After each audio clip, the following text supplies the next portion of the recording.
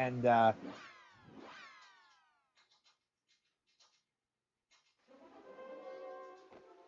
okay.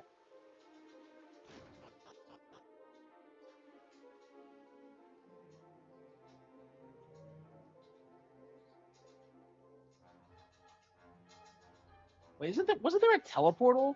Maybe you have to use it once before. I thought there was one. It shouldn't be too hard to get to the top. Well, anyway. So here we are with Dragon Quest 3. I was like, man, I was like working like crazy when I got home. I did like an hour-long workout. I got some 3D prints done. I got some like an audiobook work like done. I was just like, it is fucking insane. And like I still have the audiobook rendering, so yeah, that's gonna go up while I'm streaming actually. I don't know, man. I still haven't nailed the audiobook formula, I think, because I'm just I don't like how uh, uh the apps function. Like I feel like you should just be able to put it in to the application, like have it plugged in, have it like read it, and then just like leave it alone. Like I shouldn't have to sit here like regenerating everything all the time because it comes out like crap. I don't know. I'm not a big fan of how it of like how voice AI voiceover narration kind of works right now. I mean, it's fine for shorter stuff, but when you're doing a full book, it's like it's material that's going to be like 10 hours worth of content. Takes a ton of credits, first of all, which is annoying. And then second of all, it's like it doesn't do it as well as an actual person.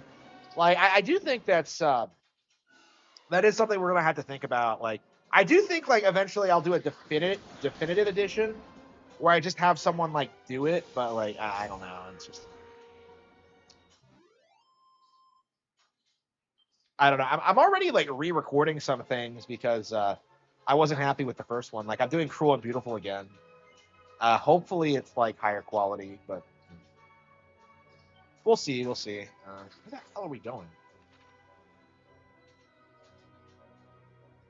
Yeah. So last night we got to the top of the tower and got our ass kicked somehow. So I guess we're just gonna keep grinding until like we're one-shotting all the minor enemies, and yet the boss just destroys us. It's just I don't know, fucking trash. Man, I do this at the end of every Dragon Quest game where it's like it just gets really, really, really grindy, like every single time. I mean, that's kind of the point, but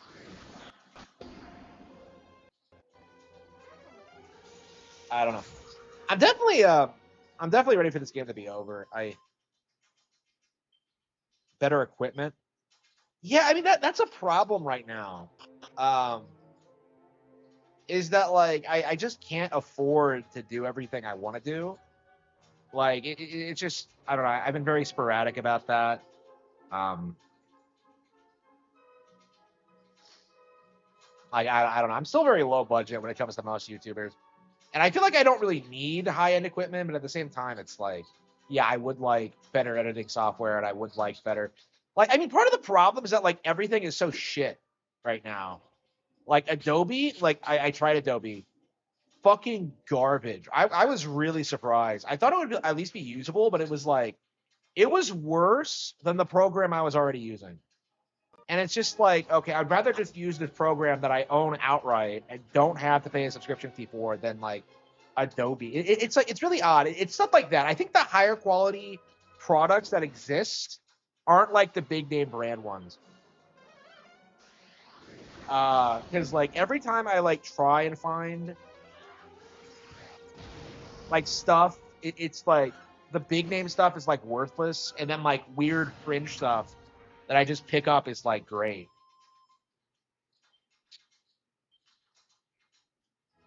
like way higher quality. Like Opus Clips has been great. Like the 3D printer has been great. A lot of people like tried to scare me away from Creality, but I've had no problem with it.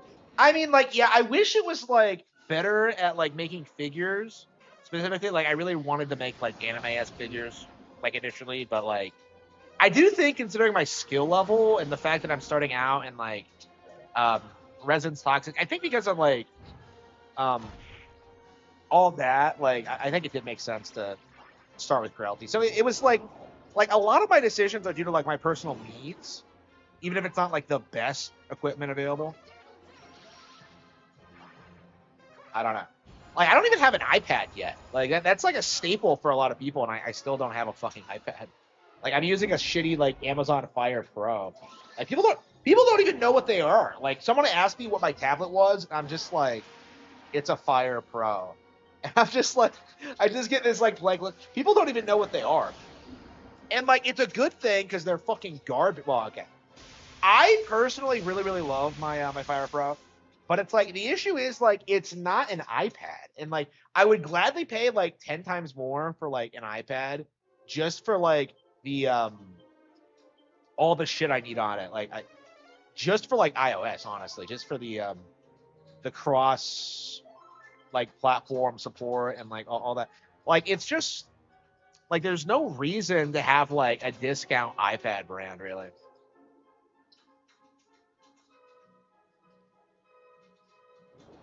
I don't know. I specifically got the tablet for like movies and like Kindle and stuff like that, and it's been great for that. I really enjoyed it, but at the same time, it's like yeah, it's kind of unnecessary. Like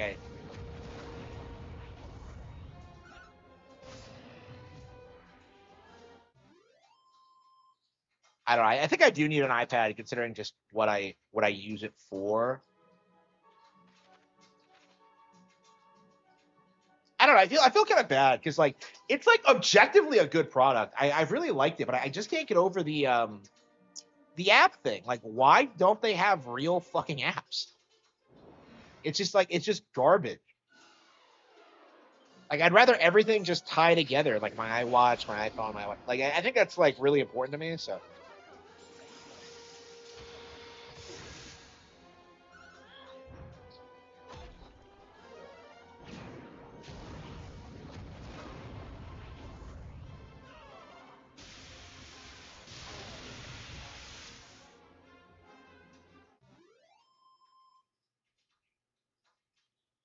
I do think that's going to be like the next step once I become financially stable. Well, actually, no, I think I'm going to get my new exercise bike actually because mine did die on me. It's no longer working.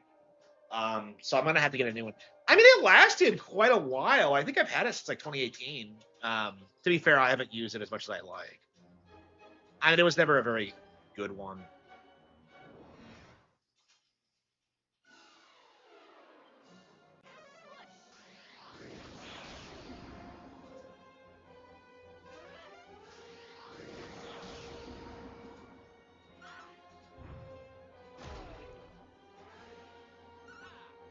But yeah, if you want to see equipment upgrades, definitely consider giving me some donations because that stuff probably is going to go straight into like upgrading equipment because that's something I'm thinking about all the time.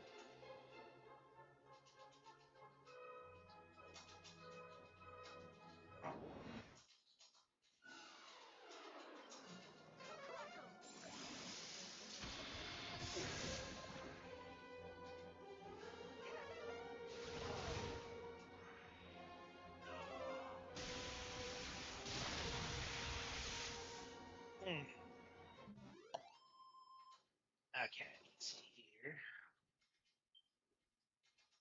Man, it's really great being able to sit here, grind through video games, and read my books. It's the life, man. It's so great.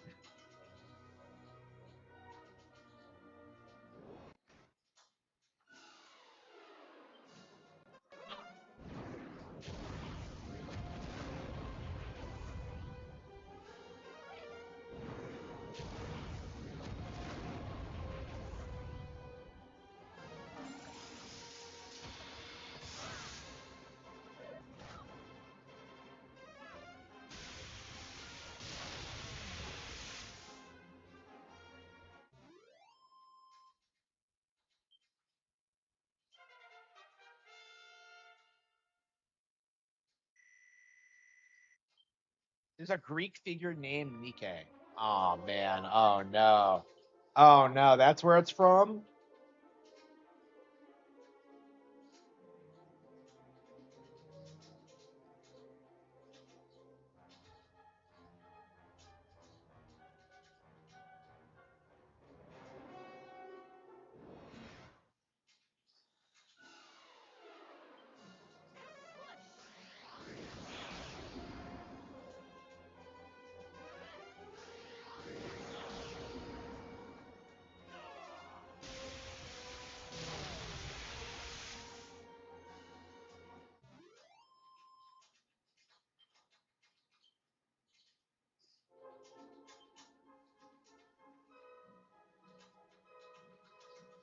And try to.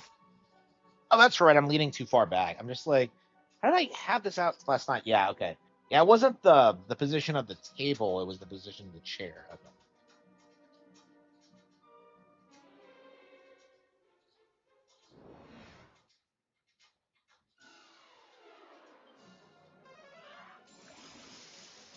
Be quiet when I get through this history book. I'm ready to read something else.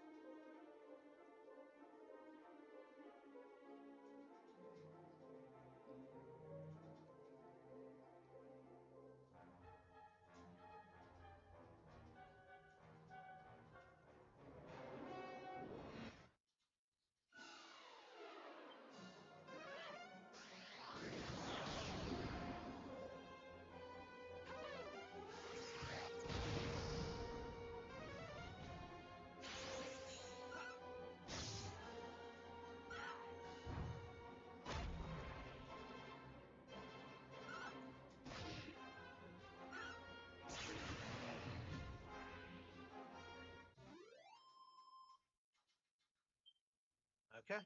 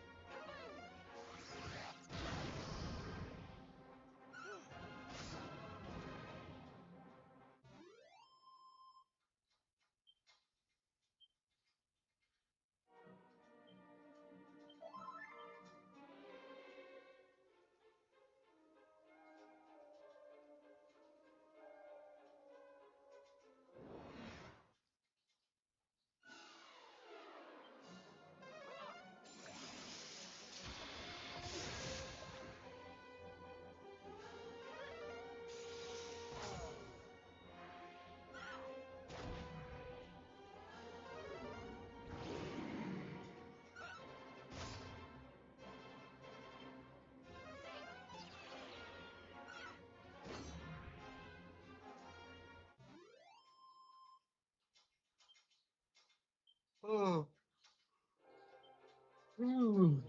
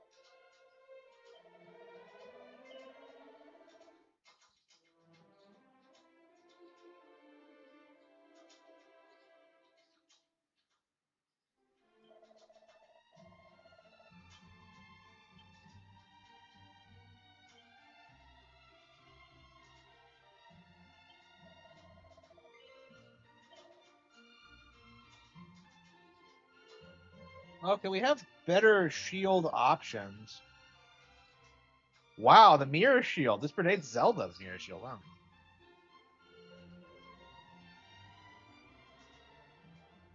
Yeah, I'd say we have to grind a little bit more, but yeah, we can get better weapons.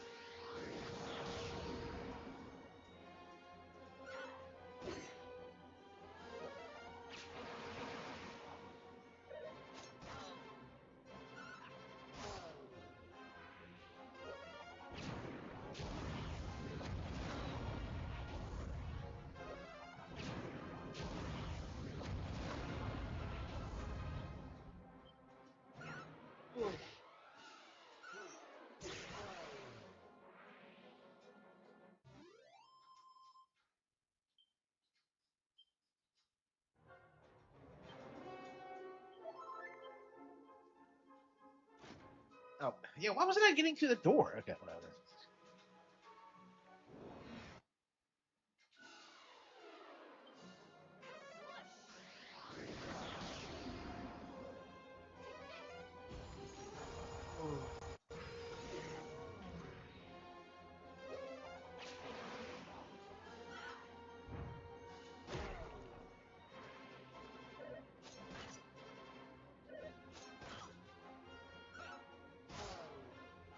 Yeah, I think I'm gonna go ahead and make dinner.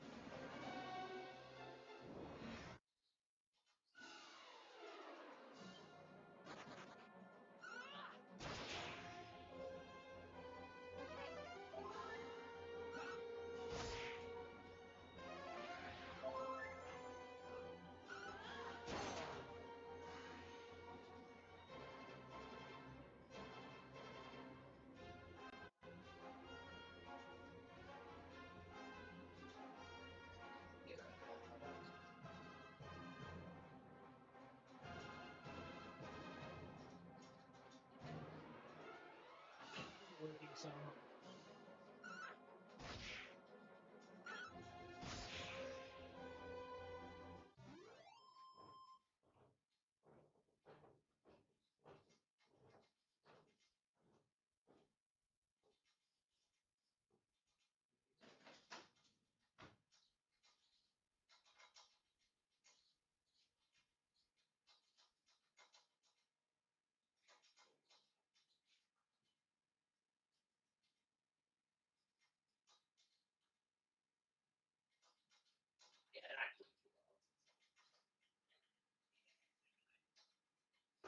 Yeah, I mean, I really feel.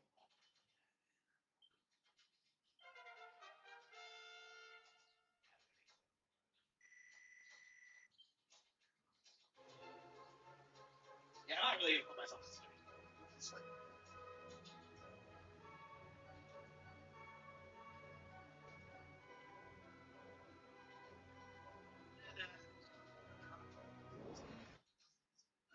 Yeah, I totally got.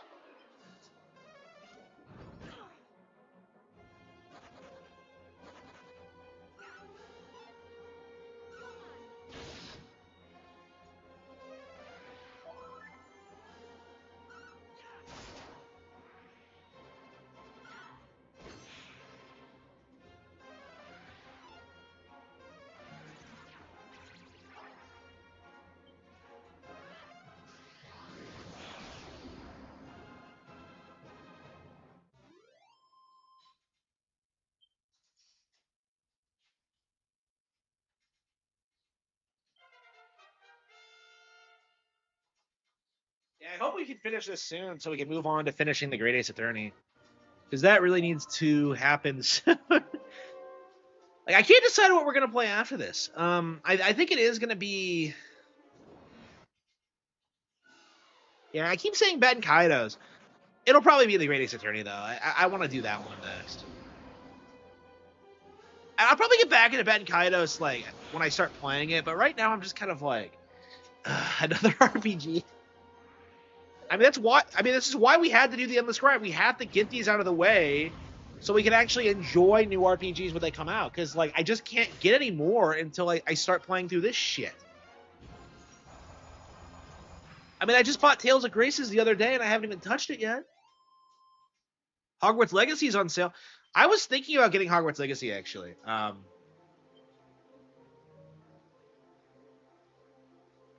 I think I'll probably do it if I get through enough of these games.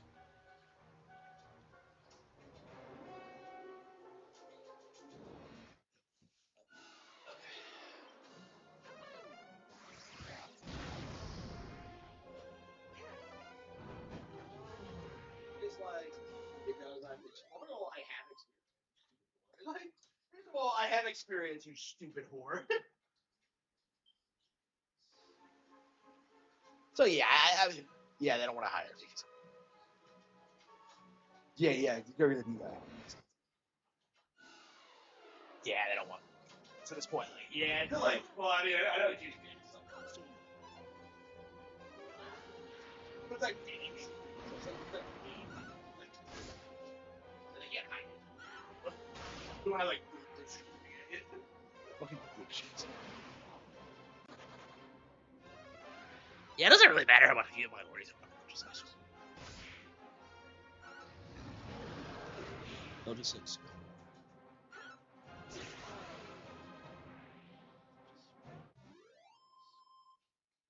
they'll just squander it.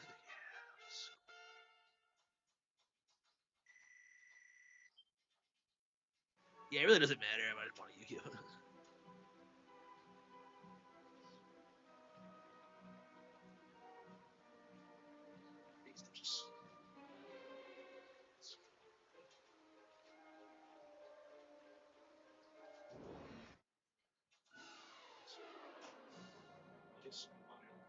They'll just squander the already. No, because I kind of like around this own way. Yeah, I really do need to accept that other people are the problem. Doesn't, but she doesn't. She doesn't. She doesn't.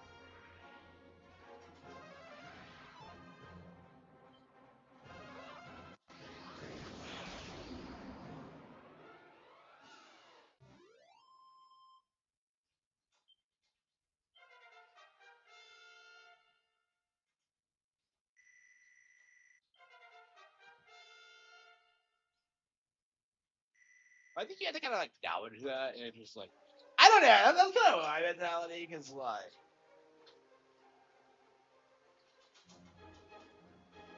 yeah. They talk shit about that. I just like, well, I talk to like, well, no.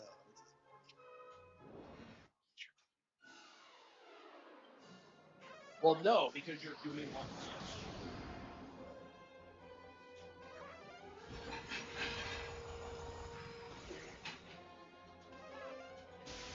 Well, no.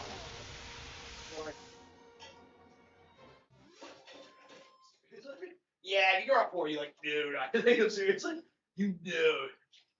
Yeah, if you grew up poor, you know I take them seriously. Yeah, if you grew up poor, you know I take them seriously. Wow.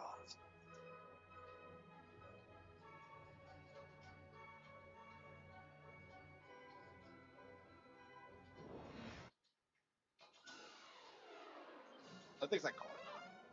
Well, that's not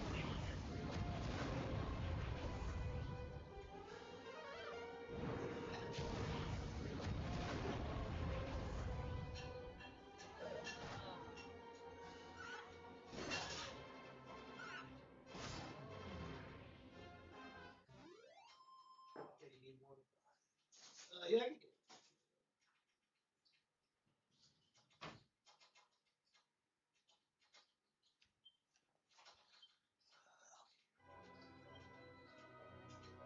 Mm.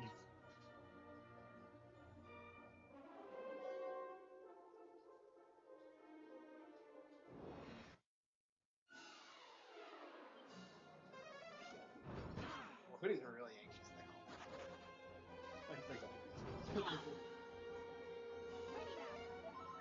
Hello. Extranet contains a ton of AI generated assets. Yeah. Yeah, so I think the reason Baldur's Gate 3 and this were shielded so hard, I think the industry is trying to like normalize AI usage in the industry so they can like justify firing people and like just creating all the slop like without having human input. Because like they don't really value their creators at all. Because like with Rockstar is a really good example. Like they fire all their developers after every cycle to stop them from unionizing and like getting power in the company. Uh, so that's probably their mindset with this is that they're trying to get rid of the work of the game dev, and it just isn't going to work because they aren't going to be able to innovate. They aren't going to be able to do anything new. It's just like Expedition 33. I think is a really good example of this because like there's nothing new about it. It's just a pastiche of like pre-existing JRPGs. Mario and Luigi, Final Fantasy. It's like it does feel like it was made by AI. Oh, thanks for the sub. I really appreciate it. Yes, thank you so much. Yeah, sorry, I'd stepped away from the from the chat a bit so I can get my food ready. So I should be ready to go now. I'll probably just eat it while I grind. Yeah, that's my thing about Expedition 33 and Baldur's Gate and Astropod. Like all of them, none of them felt organic. It was just bizarre to me how every influencer was coming out and saying, "Oh, this is totally game of the year," and I'm just like, "Okay, who are you? What do you play? How much do you play it? What are your credentials?" Like, if you see Angry Joe and like Maximilian Dude like talking about this, it's like, bro, you don't play RPGs. You never play RPGs. So like, why the fuck would I ever take anything you have to say seriously? Like that's kind of my mindset about this. And I do think people really need to start like acknowledging this is that like, do these people actually play RPGs? And the answer is, if you look into it even a little bit, is no.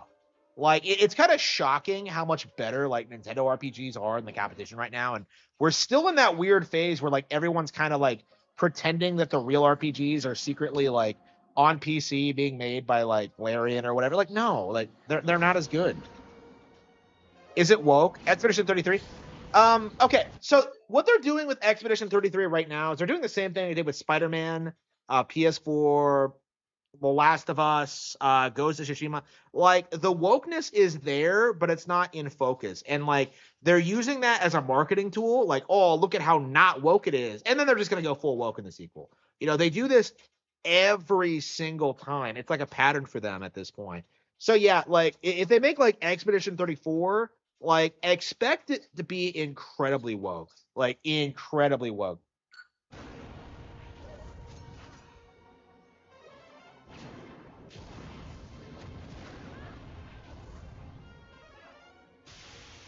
Yeah,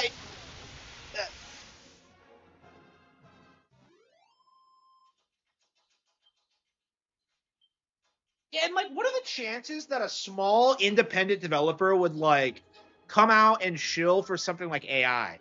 Because like people like me are pretty openly like anti AI, that like it doesn't fucking work and that people don't like it.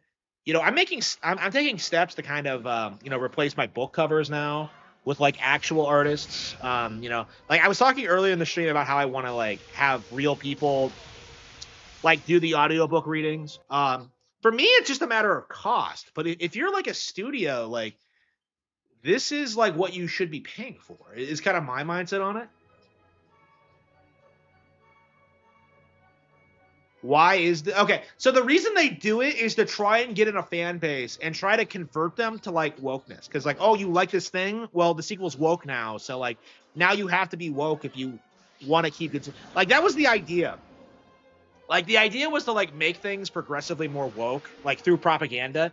And it used to work up until like 2014, but like we've slowly been getting to the point where like the propaganda is more transparent, and now people like me are like pointing out how shit like something like say Blazing Saddles is, or like Monty Python. Like it's always been this like this. It just wasn't like as transparent or obvious.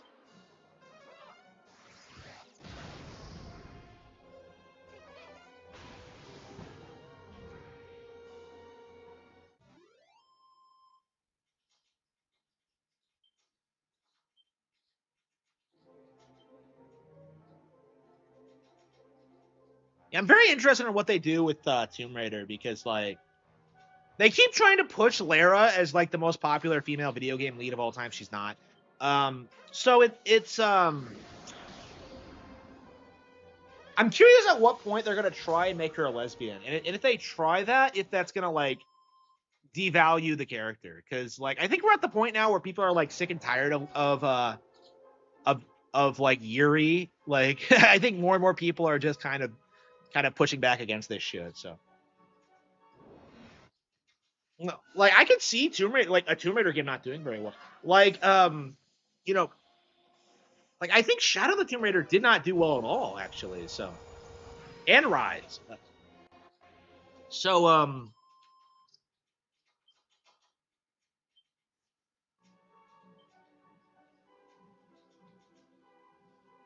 yeah, I'm very curious, like what how Tomb Raider's gonna turn out, because people are like celebrating, like, oh man, she's wearing the shorts this time, and it's like, bro, she's still like, they can do all sorts of weird shit. Was Rise woke? I've played Rise um like a couple of times. I think I never thought Rise was woke. I never thought any of them were woke. Truth be told, I don't understand like what the woke aspect of it is. Like I keep seeing people saying that, and I don't really agree with that at all. Like I actually like uh reboot Lara way more than the original. Like like that's just my personal preference. Like I just like her personality more. So like um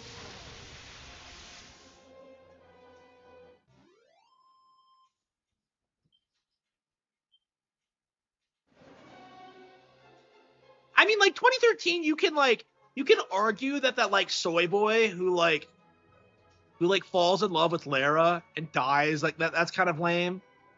But I don't know, like you have like positive male leads in there too. It's like I don't know, I thought it was perfectly reasonable personally. I didn't have a problem with it.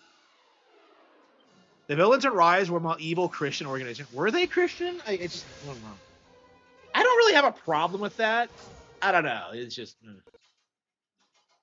I don't know. I didn't have a problem with that.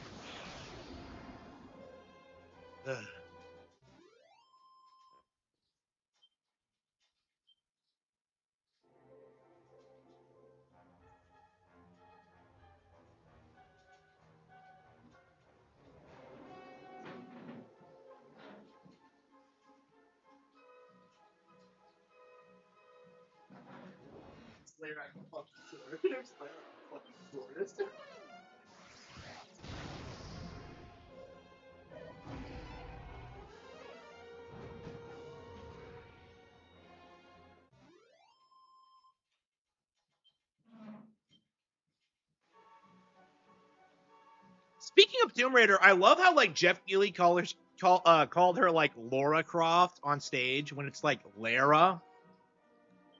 This fucker's been in the industry for like at least 20 years and he doesn't know how her name is pronounced.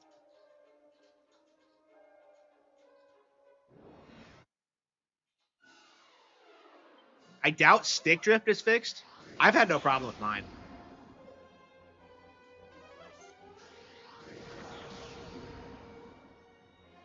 Yeah, I was just like, I couldn't believe it. I was like, I called that out like live when it happened during my reaction. I'm just like, no, he didn't.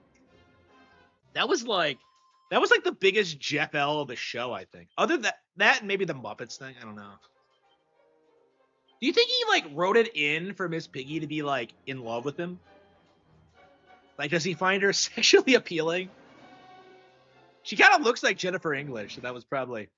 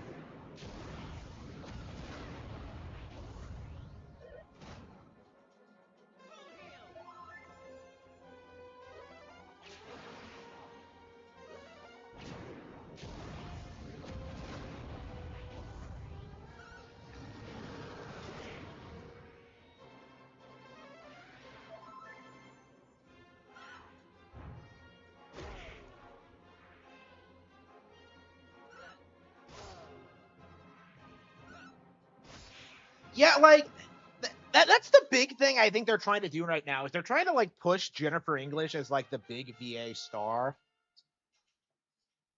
in the industry because it's just like no, I don't want to hear it.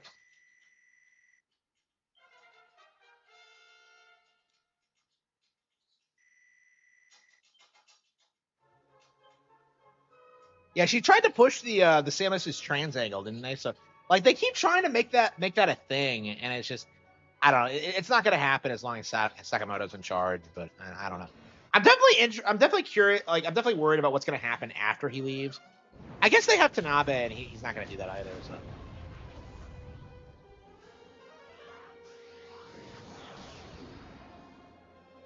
like I feel like if they like reboot a Nintendo property and like do it with a Western studio, that's like kind of a red flag in this day and age. Like Nintendo Forecast was talking about Nintendo buying majors, and I'm just like, hell yeah, I would love that. But and like the Pikmin Core studio too. And I did I say that they should buy majors? I think I brought it up as a suggestion. But yeah, I was very supportive of that idea.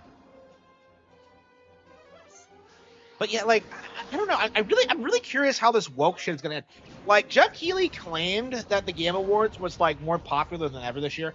It did not feel that way. Like it really didn't. Like nobody fucking watched it. Nobody cared. Um, like I don't know. I think it's a dead show personally. Just it's only propped up by like Keeley's IMAX money fund.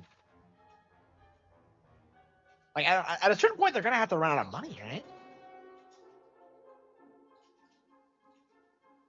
I don't understand why it's so expensive to produce because they're charging people like $1 million to have their games shown off during the Game Awards, and it's like I don't know. When I have the money, I'll probably I don't know.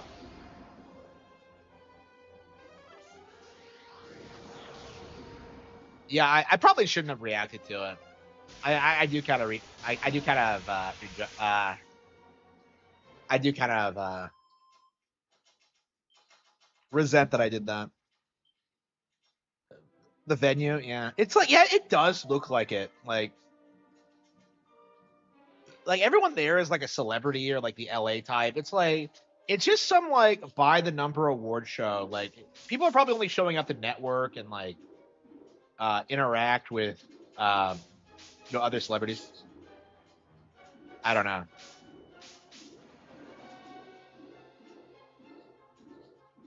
Yeah, speaking of like LA culture, the chick I was with who moved in LA. Like I looked at her like I saw her Spotify page today and she actually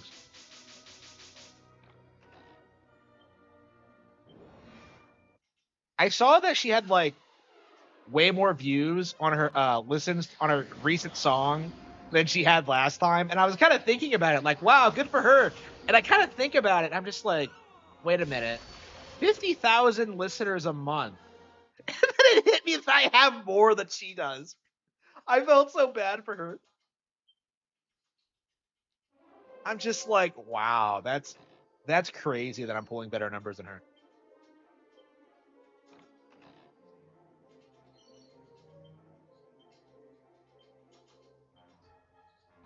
I mean, it did better than like her first single, but it's like, or like whatever. I don't know how Spotify works, but I'm just like, I'm looking at this and I'm just like, fucking really?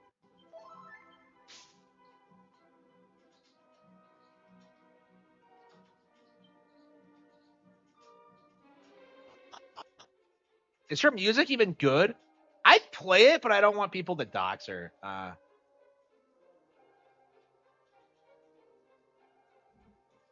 Yeah, I didn't actually listen to it, and I don't give a shit. Like when I listen to like the first track, I'm just kind of like, she sounds better in person. Like that was the thing that like really stuck out to me about it because like she's an amazing singer, but it's like, why do you need to go to LA? Is like kind of my mentality on it. Like why? Like just focus on the YouTube channel, focus on like doing what like I don't know, like Adriana Figueroa did, like, actually build your talent. You don't need to go to LA. And like it's just I don't know. Like she was just obsessed with the celebrity culture there. Like I gotta go there to be famous. And like,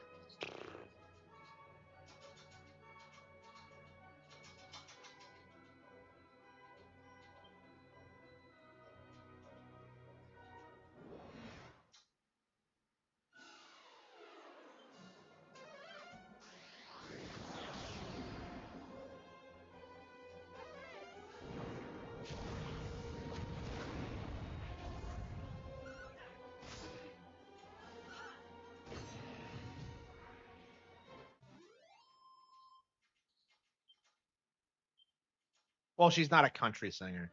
She's more like pop.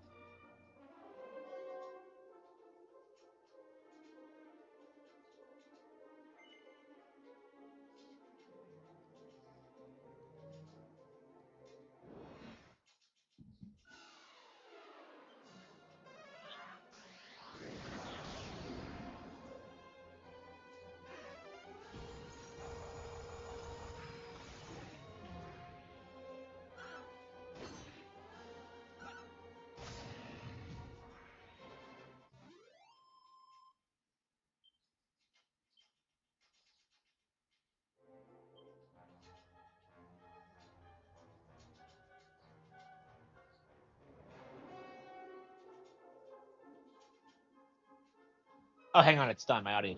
Okay. Rabbit Hole has been saved successfully. All right. All right, we got all right. Rabbit Hole by the author formerly known as Cody Lee is uploading now. Let's see. Where the hell is it? Uh,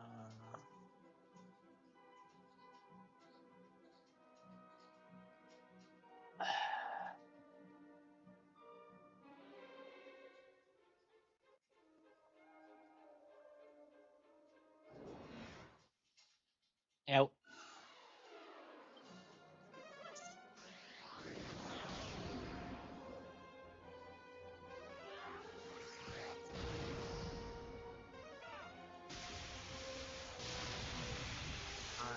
Alright.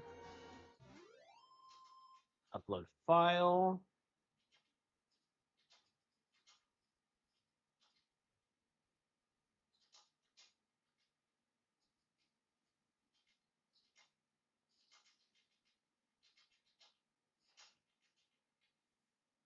Oh, I forgot to put on the playlist.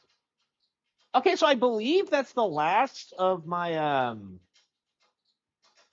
audiobooks. Books that still need to be done. I haven't done the Cattle Have Fangs yet, but that hasn't been released yet. So I think for the Cattle Have Fangs, I'm gonna try and get it done before the book comes out. Actually, so I should have plenty of time for that. I mean, it's quite a bit longer than well, it won't be when I'm done with it probably. So we'll see. All right, Rabbit Hole hat is now available.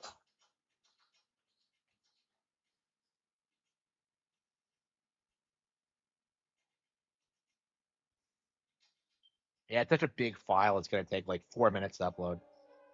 It's like, oh no. Gonna check out the casino. Yeah, I'd watch that. Yeah, I might watch it here too. Let's see. Kick.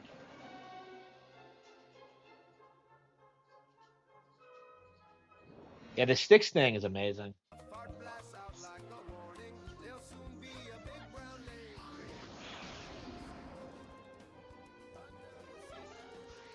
How do these guys make these videos? Is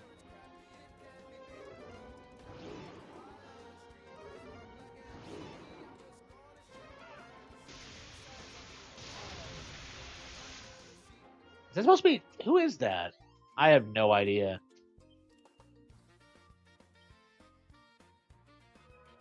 Yeah, I can't make anything like this.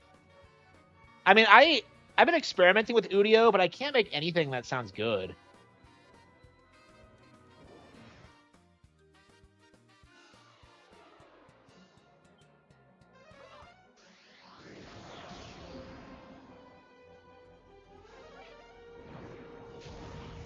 Is that Ricada? Oh, it's Ricada! Oh no!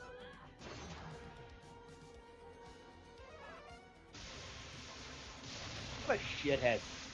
Okay.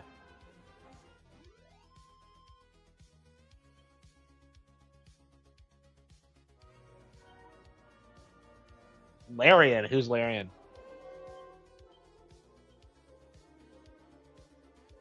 Yeah, I'd like to make stuff like that. It's really impressive, but I don't know. I just for me, like what I need to be focusing on is like making AI stuff that's like completely serious and based on my books. Like I keep trying to do that, but like they never look the way they're supposed to look. They get like, oh, AI. Oh, is a joke. Okay. Yeah, I don't talk about sticks a lot, but I do hate them. Yeah. I don't talk. I don't rage at like random people anymore like I used to. I don't think because I've hated sticks for years, and I'm just like, have I never talked about him? It's weird to me that like every time I talk about it, it's like, oh man, I hate sticks because of this, and then like my audience is just like, you know about sticks? I never talk about it. Oh, Baldo on his sack. Wow.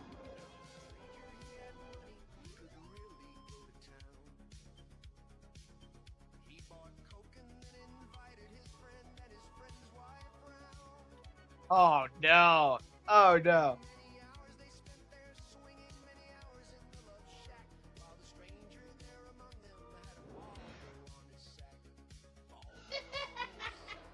Oh, that's good. That's great. That's amazing.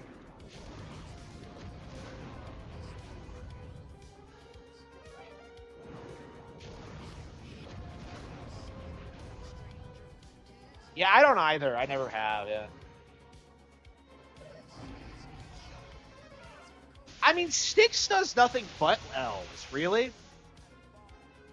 Like Styx is just like he's like the original like counterculture grifter. He was like involved before like a lot of people were, and like I think he predates the whole like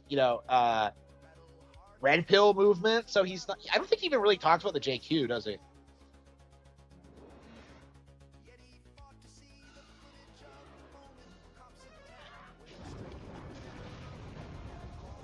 Go on a second.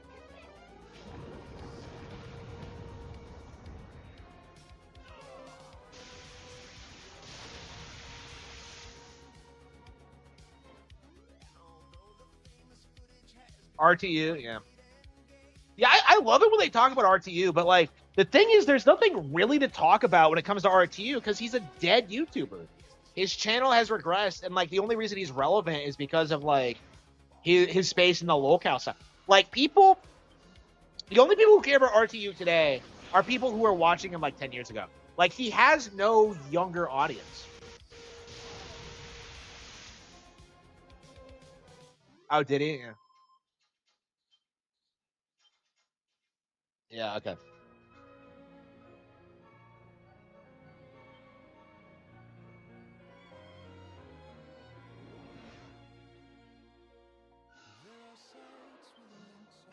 Yeah, I mean, I think one of the big problems with the red pill movement is this idea that like Trump specifically was going to do fix everything instead of like furthering our careers and like branching out into different fields and like slowly taking back the institutions.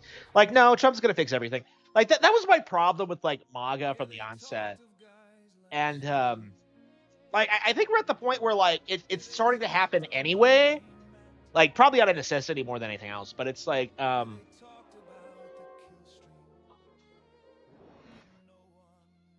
I don't know. Like, yeah, I mean, I definitely I definitely think that was a mistake. Is kind of like deifying Trump to the extent that they have. It's just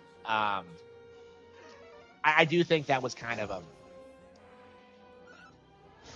mistake. I mean, to be fair though, we are at the point where like Trump's base are a lot more extreme than he is, which is like I think what a lot of people's problems are right now. RTU is a pre-local, yeah. Like, I don't know. Like, when you go after me, like one of the most hated people on YouTube, and you lose without me doing anything, like, yeah, you're a lookout. Like, it's like, wow, I didn't do a thing to RTU, and yet he still lost. Like, we never even got to the debate stage. Like, debate me, debate me. Like, he just lost. He just got destroyed without me having to lift a finger.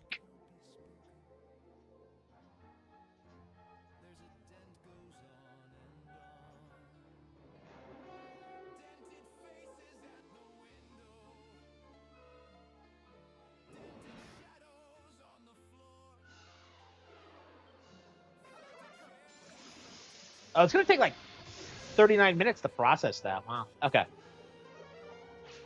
RTU went after you. Uh, this year I think it was. I had like an entire like. Hang on. I have an entire supercut of him talking about me. I think it was in May. I think he was seething about me quite often. Let's see. RTU.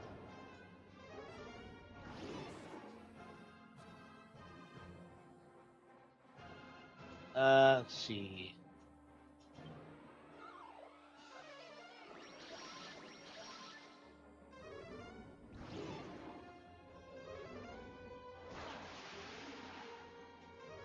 Yeah, where is it?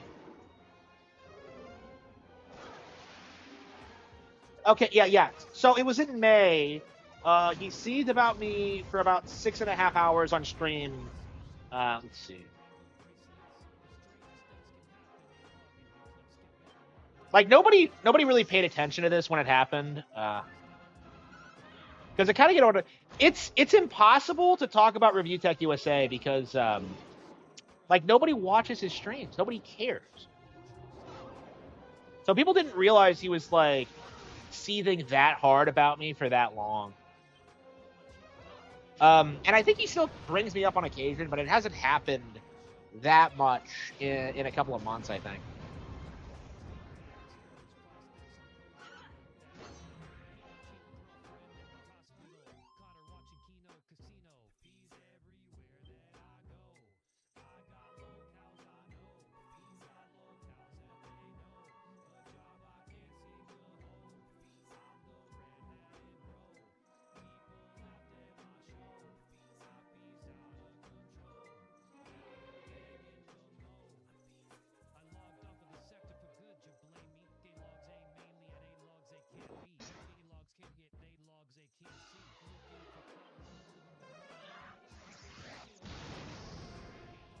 Oh wow, I completely forgot. Like wow, okay. I completely forgot that happened. Yeah, Review Tech USA said he wanted to jack off to one of my videos at one point. Yeah, I completely forgot about that. Ugh. Like, I was just kidding, bro. No, you weren't. I don't think he was.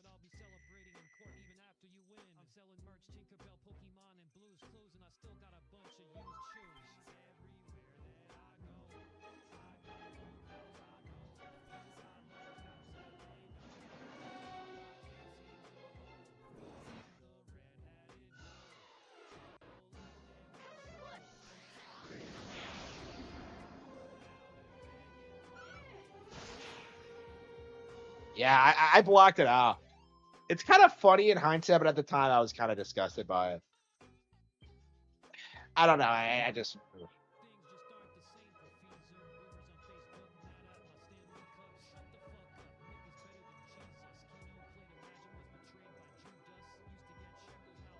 That's like one of the worst things anyone said to me on stream ever. That shit shook me.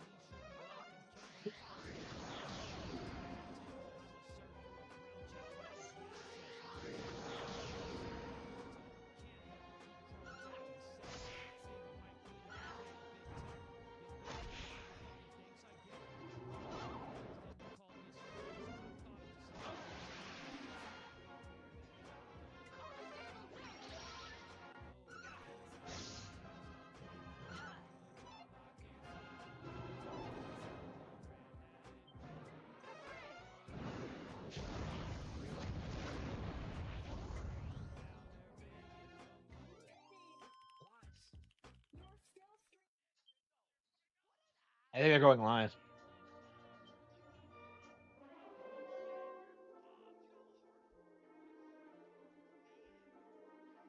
No, it's just nonstop intros.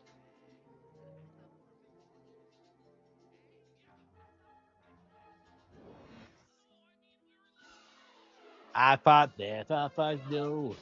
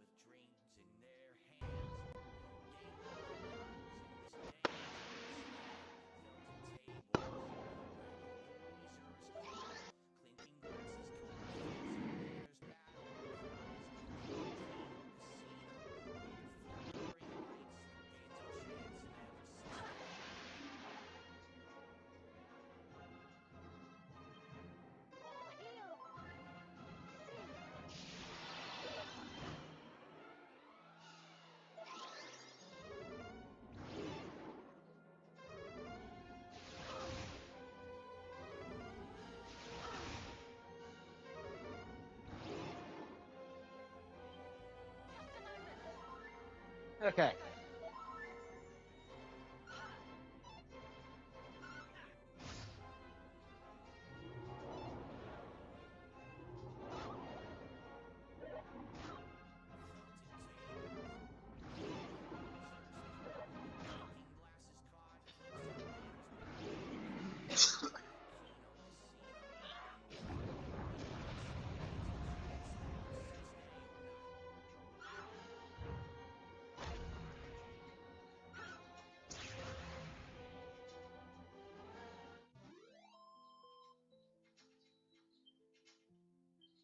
What levels are we at? Why does it take that long to get like?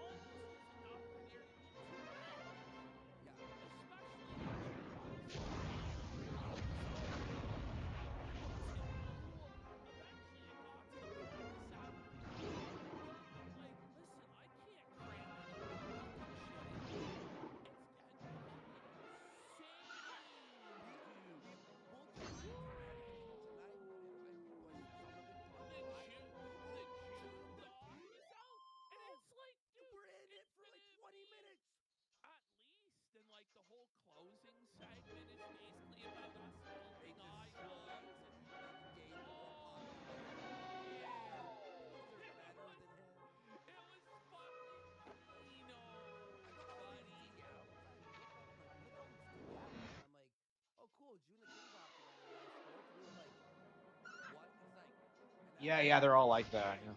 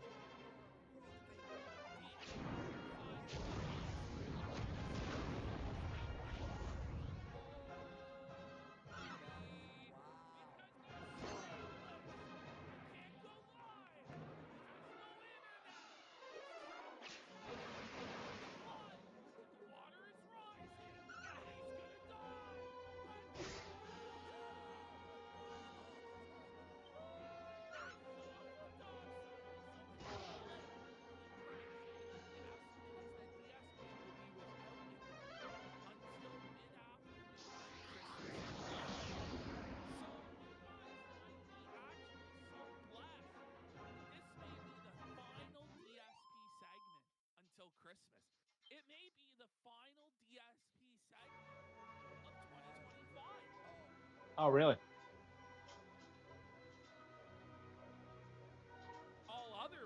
Yeah. And we may have to resort to that, but We've I don't know. Ash. Now, I almost cheated and watched it, but I didn't, folks. Want to watch a review?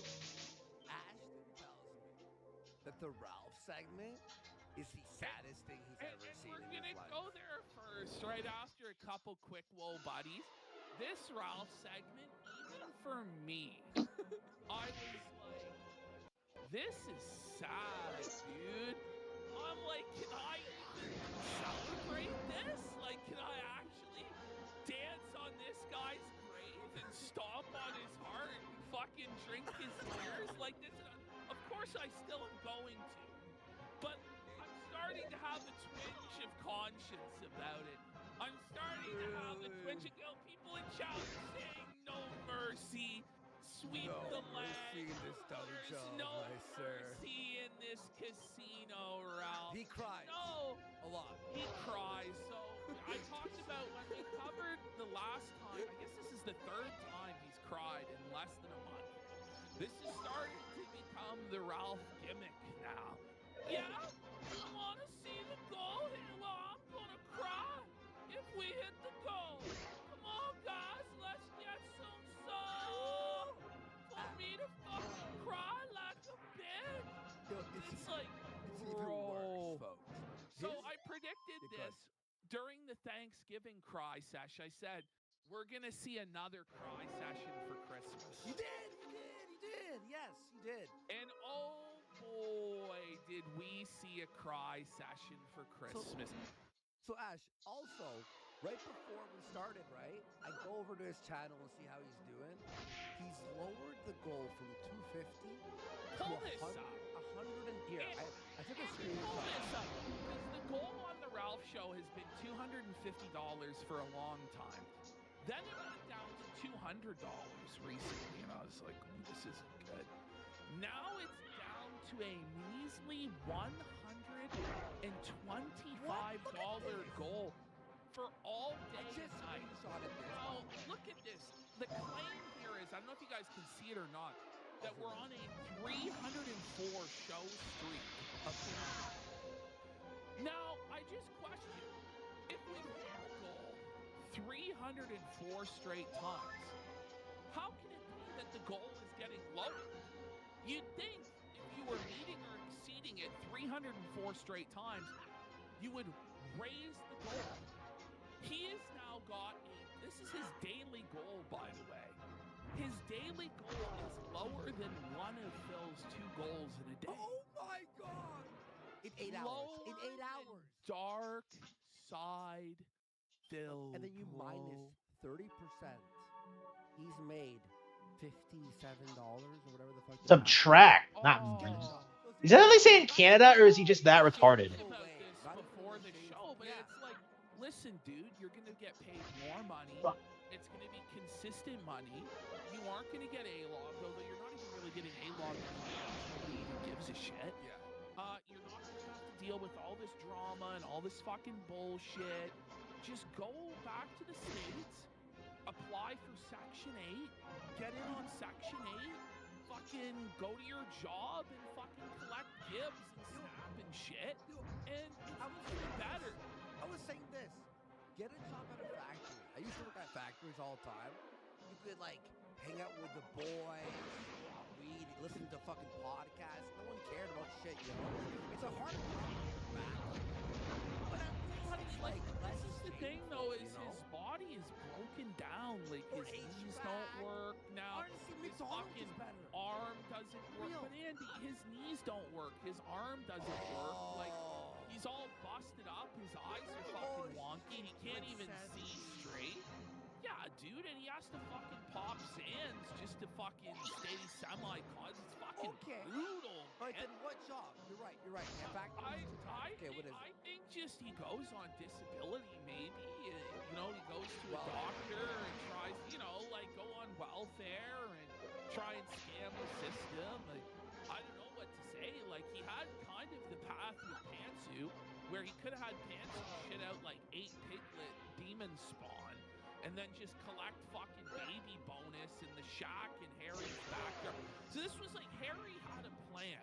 He had a vision. He had like a guest house that Ralph was gonna stay in. Who? But Ralph, remember Harry Morris, Pantsu's father? Yeah. He had a guest house? Okay. Yeah, he had a plan for Ralph and Pantsu to live in the guest house, but they would have to share it with Harry's ex-wife. So Ralph was like, fuck you! I'm not fucking sharing shit! I'm a fucking king, bitch! But like, he wouldn't have had to pay any rent or anything. It would have been all taken care of by his father-in-law. And he could have literally just streamed, shot out a bunch of these demon spawn piglets with his horse Pantsu, and just collected fucking Section 8 as his retirement. I don't know, man. I don't know. Also, he could have just not betrayed and doxed and tried to ruin people's lives. That was always an impossibility. He was always going to do that. If he didn't do that, he wouldn't be Ralph. He wouldn't be the Rage Pig. But I'm warning you guys, you know, when Andy said last segment of Ralph, like, this is sad.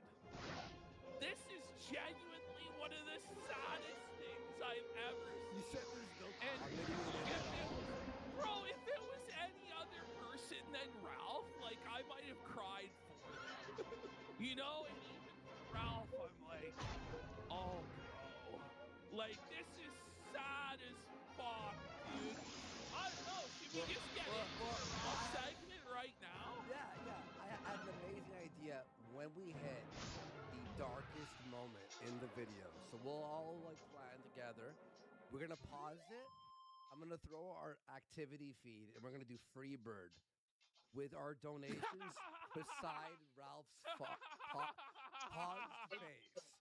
So hold your donos when you hit that point. By the way, we have got a bunch of donos. We got the Joe that knows for 10 subs. Let's go. We got Steedberg Stein Golden with a pack it up. Phil wished he could spend more time with his wife. And the Monkey Paw Couriers, a singular finger. Bad Luck Ryan with a sub. Devin Williams Jr. for high for 5 subs. We got Rare Tricks with a yak. Just as God struck down the F-flows of Sodom. So struck down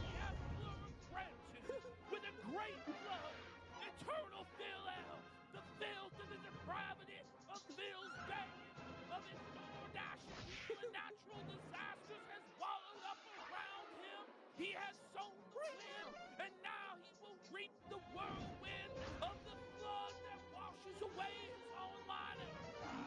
Hallelujah. Sophomilla. Mediocre for 5 subs. Bony Pants for 25 subs. Let's go! Merry Christmas! Woo! 25. Buddy, do you know that? Is that more than Do you know that whole? somebody? Yeah, it's more than his whole show.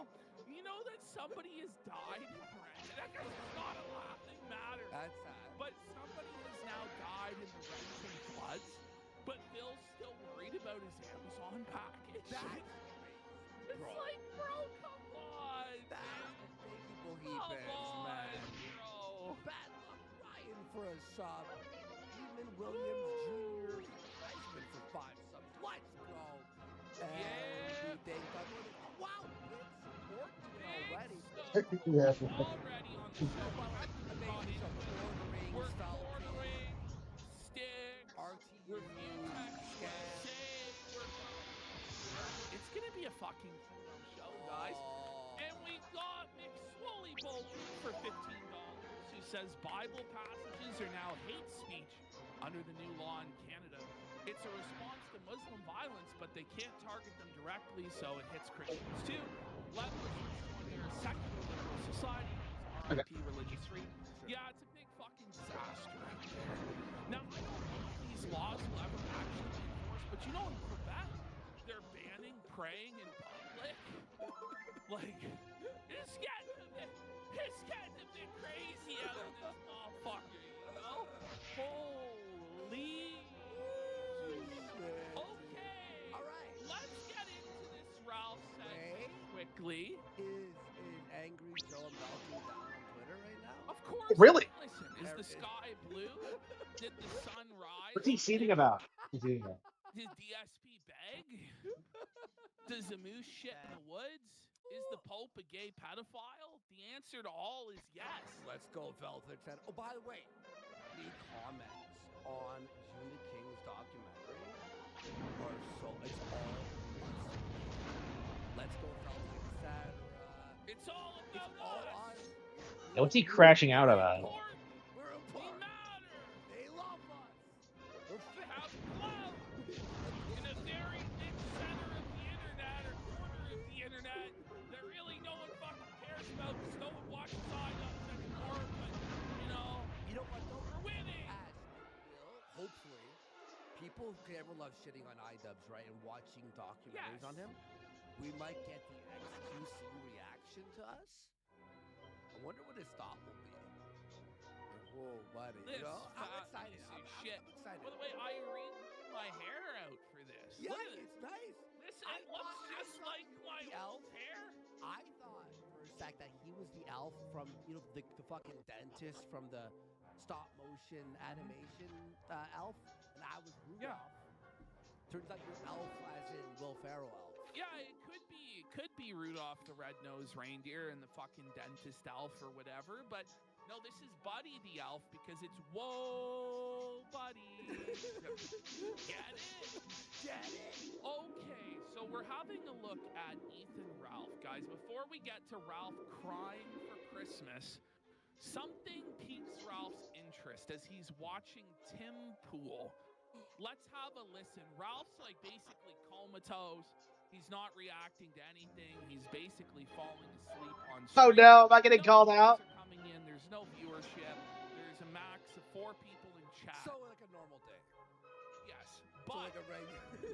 but there's one moment of joy and solace for Ralph. One glimmer of hope. You know, because you can't truly suffer unless there's hope. It's like Pandora's box when it was open. It unleashed into the world hope. This is Ralph's hope. This is his light at the end of the tunnel. This is what Tim Pool is letting him know about. Okay. Now we're gonna make sure we destroy that hope. We crush it. We ruin him. You know what I really want to do? I want to buy everyone the most delicious filet mignon they've ever had. That's what I want to do. You know what? He jumps up to it. Wait a minute.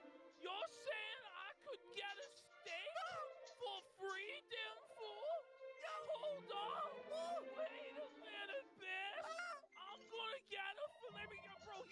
from like a corpse, like still in silence as the grave. To when he heard filet mignon, hit like as a jolt of lightning hit him. Oh, holy shit! Oh my God, there's hope. I might get filet mignon. So you're saying I might get a steak? Because in Ralph's mind, he somehow believes that steak is this unobtainable, super rare luxury item, and maybe in Canada it is. Oh, well, yeah, I mean, yeah, the But price, yeah. you know, but not really. But Ralph believes like this mythical thing. So he's like, really, Tim? A filet mignon? I remember when we were at war, we saw, obviously, with Ralph, and I remember I know Bibble. just what you're about to say. Oh, Bibble go ahead. goes, they live in Canada. They don't have steak there. I'm like, No, Ralph said at one point, he goes, I'm barbecuing Warski. And this was his IRL barbecue. He goes, you're from Canada. You wouldn't know anything about that. what are they You do know, like, we have barbecue in Canada. Like, everyone has a fucking barbecue There's in Canada, farms you up fucking here, there's idiot. cows, there's Even fucking Randy from the Trailer Park Boys has a fucking barbecue, buddy. Like, what are we fucking talking about here, bud? Oh my God! But they're like, oh, they don't have steak in Canada. I'm like, what? You know what? Look at his mouth's watering. His mouth opened up. He's like, no way. I just won the fucking lottery. Damn fool's gonna provide me filet mignon. What a fucking bum! Oh, he's What a hijacking over fucking dim fool's promise of filet mignon scraps from the table, buddy. What was Tim saying that in regards to? Do you know? I He don't know. Okay, yeah. So, I have no fucking what, is he idea. gonna mail you filet to Mexico? He's claiming that every American will receive a filet mignon courtesy of Tim. But he's not in America. Well, this is the thing, but Tim, I know Ralph's gonna miss out. This is why Tim Pool is broke right now. These crazy lavish expenditures, buying 300 million filet mignon. Like, this is crazy, bro. Like, I know he makes billions and billions a day. Whoa, buddy. Wait. Hassan mentioned Did they that launch this shit. sticker?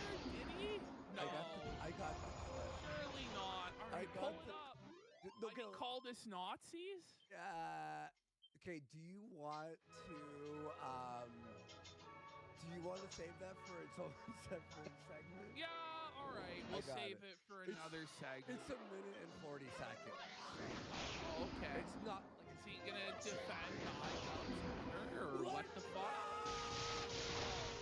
What All is right. happening? But guys, I really would love to. I really would love to. Now, we need to hit our savings goal of X amount of widget sold. Ralph disappointed. Ralph disappointed.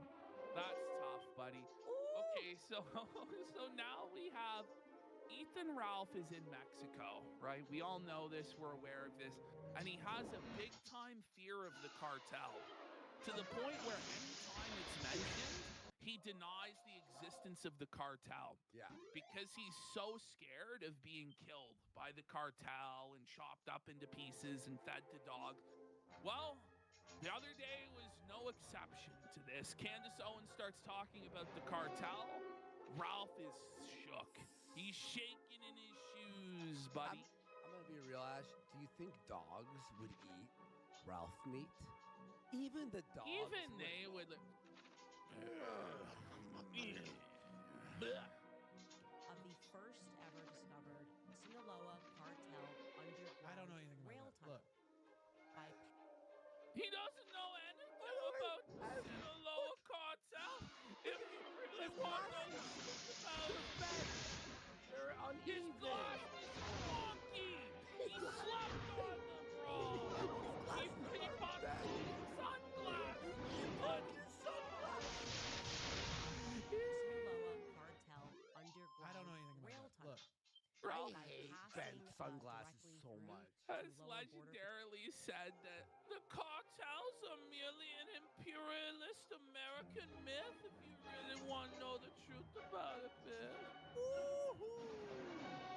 I skipped command and The asymmetrical. No, Okay, no, so his, it his sunglasses are the busted. asymmetrical nature of these glasses. All right, we have another moment here with the cartel. Bro, he's looking rough. He's looking fat.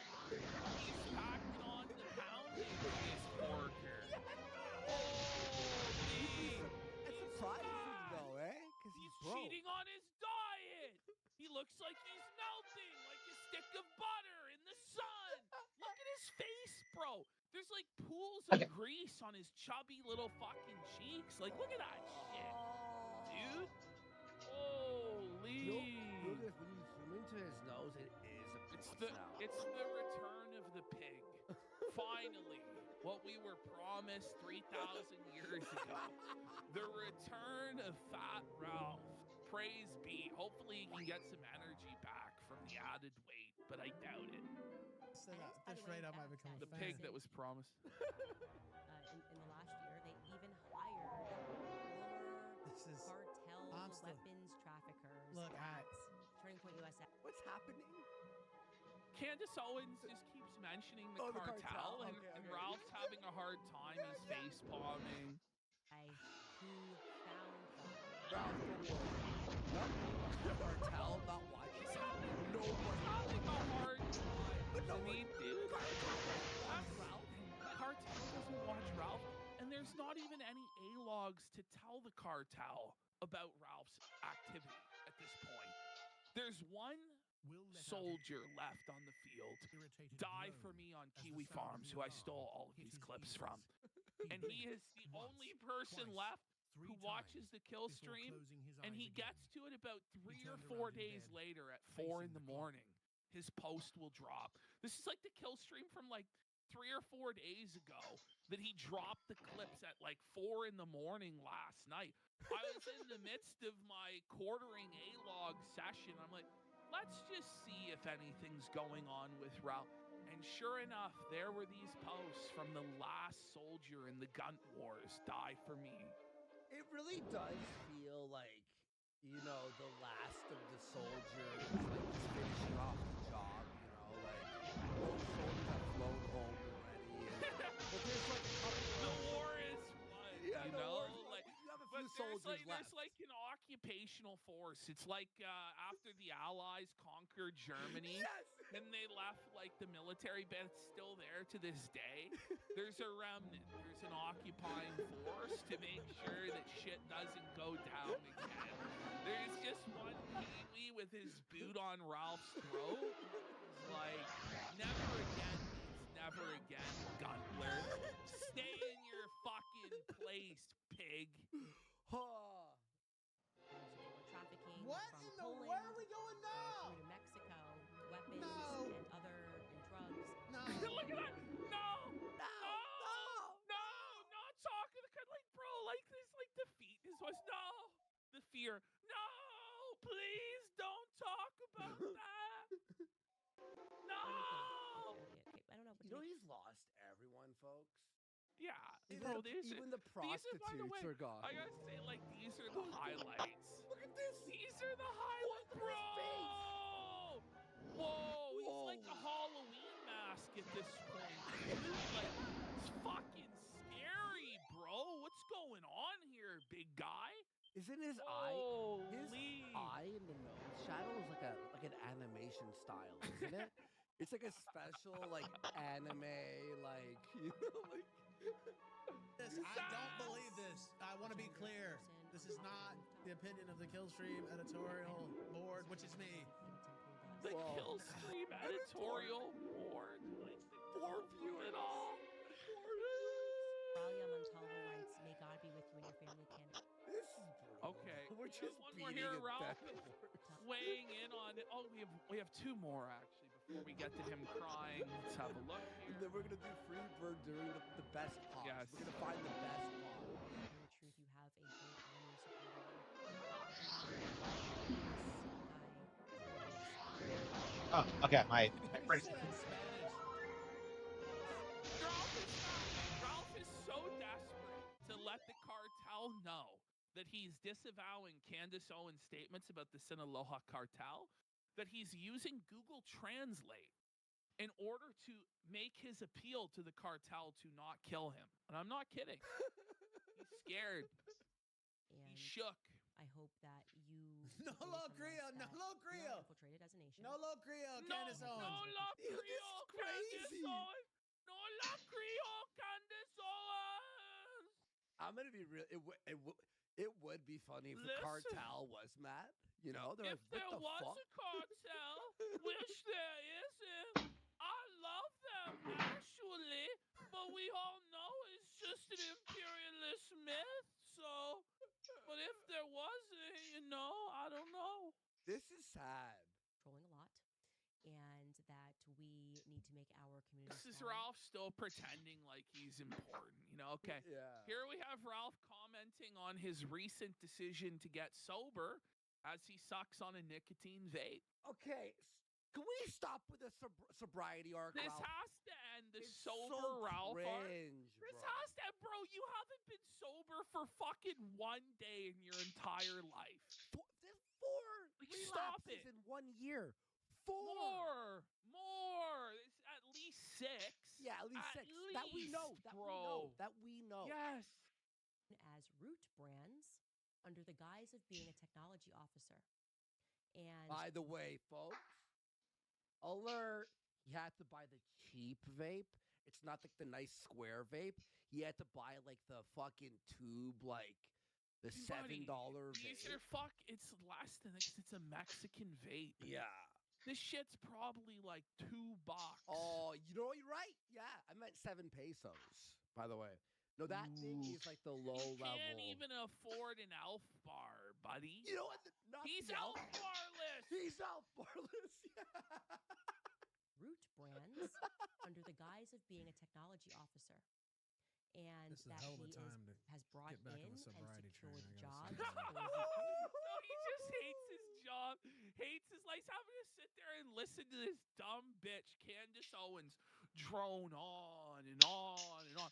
And Ralph doesn't care about politics. If he ever did care about it, the passion's been beat out of him. He doesn't give a fuck. Yeah. And it's so boring, and he's just sitting there. It's a hell of a time to get on the sobriety kick. It's like, bro, you're not fucking sober.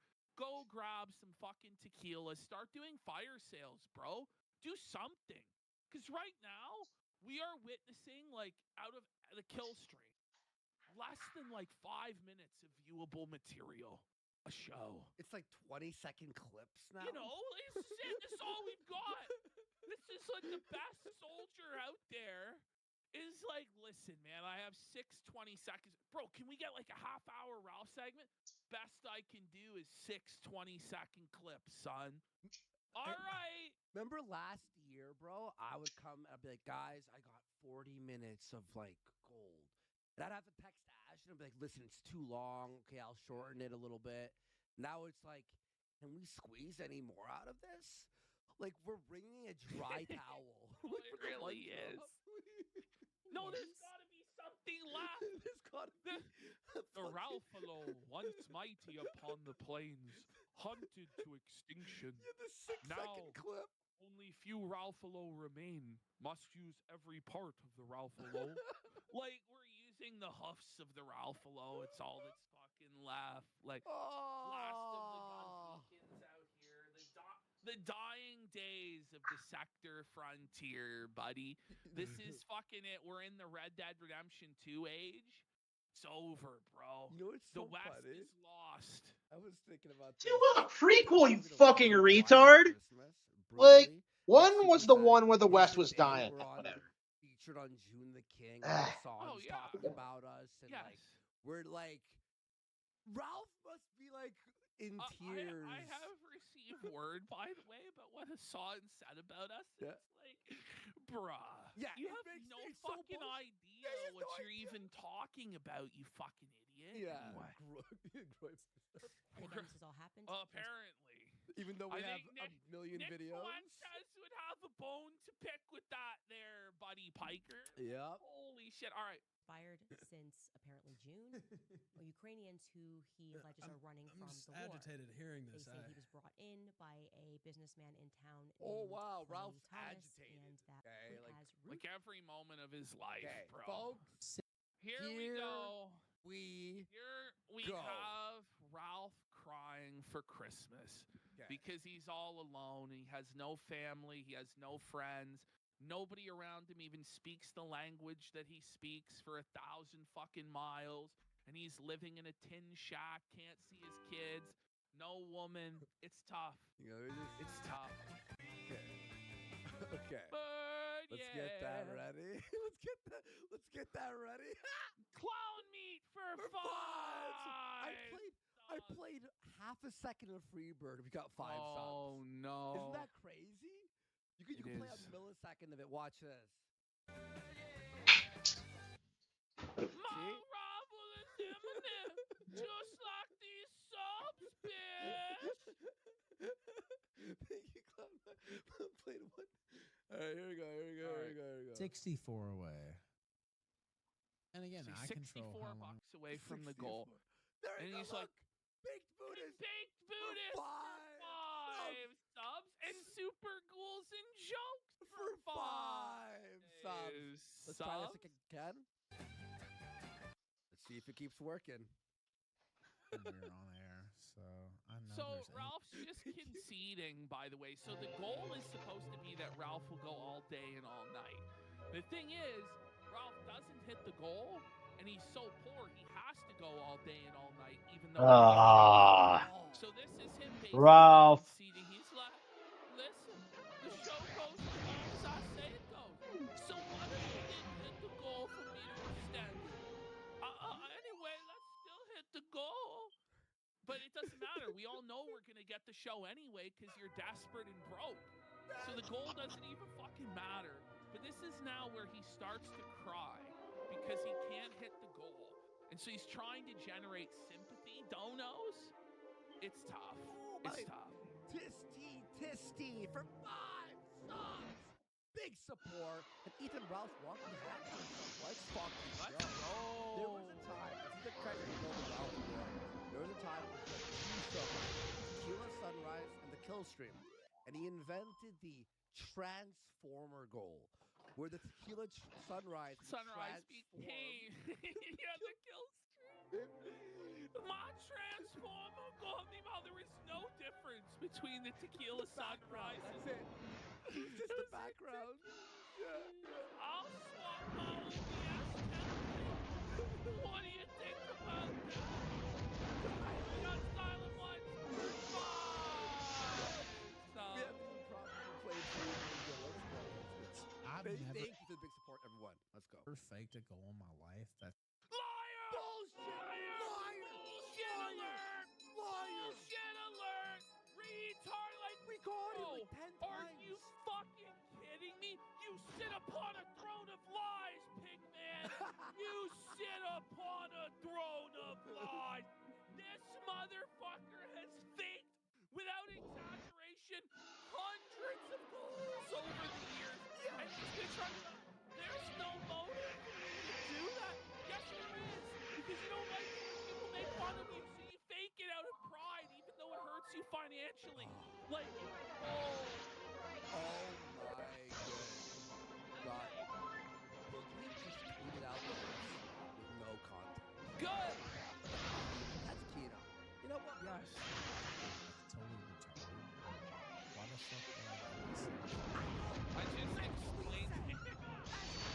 No, why would you? When you look, this could be an national issue. When you fake it and you hit it, they go, I hit it. Now we gotta I do don't it need to anymore. fake it. You're Yeah. making the money. That's good. It's like completely counterintuitive. You guys are Yes. my family.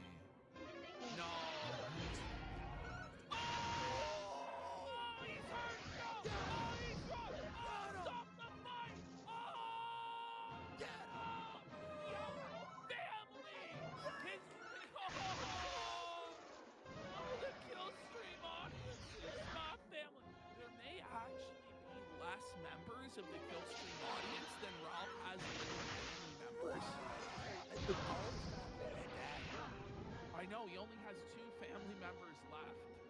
uncle and there's brother. his brother who's retarded.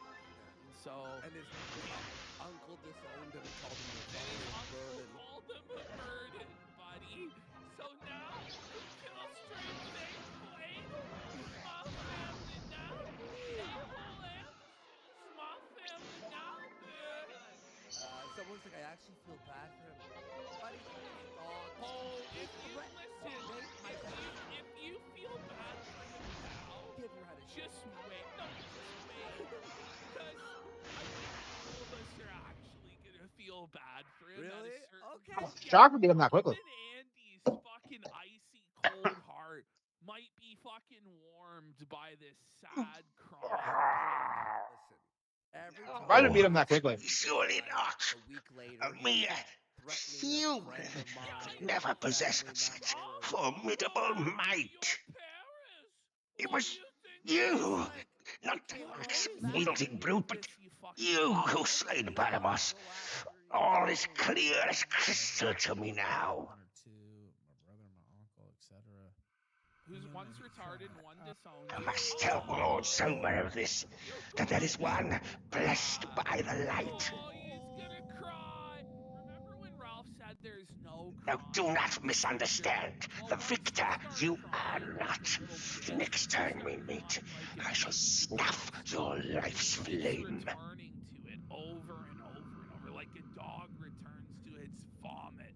The disgusting swine that he is. He cried. Oh, I'm so sad because it's Christmas and I'm all alone because of my bad decisions. Woe is me, bitch. Suffer, Ralph. It's okay. Suffer, bitch. Oh, Wait. he's Hang on, hurting. wait, hang on. You're gonna make me cry. Does he have rain sound effects? Like, my tea is gone cold? Like, Oh, do you hear he that? basically does. Do you hear that? My tea's gone cold, I'm wondering why I got out of bed at all. I'm all alone at Christmas, and I have no friends. It sounds like. Is he on a train? Like, what So, the fuck is this? it's just like the ambient sound of the rain hitting his tin shack roof. Mother. It's the goddess. All right, we're finally making some progress. Thank you. 1,000 times over. But allow me to introduce myself. I am Rubis, mother to the land of Alfgard. Long have I waited to lay eyes upon the one who might save the realm in its darkest hour. Ah, I see you hold the sphere of light. It seems we are all in the Dragon Queen's debt. When confronted with that orb, the veil of darkness that guards Zoma shall clear like clouds after the rain. We must stop the Lord of the Underworld, whatever the cost may be. His very existence threatens not just Alfgard, but life as we know it. Alas, my powers are not returned as of yet. Thus, it falls to you to put an end to his ambitions.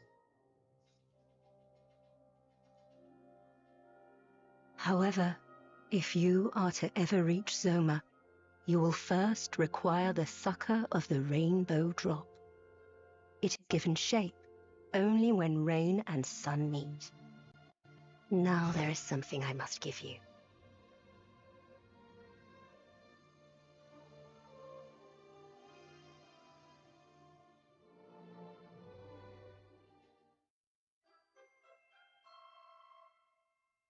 And with that, you must depart. Seek out the most hallowed of sanctuaries, bearing the gifts of rain and sun. There, speak to the descendant of those who once placed their faith in me. But before you take your leave, allow me to imbue the sphere of light with what little strength I still possess.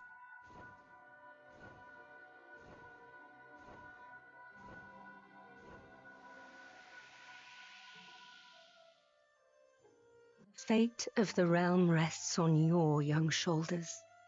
I know it may seem daunting, but you must persevere.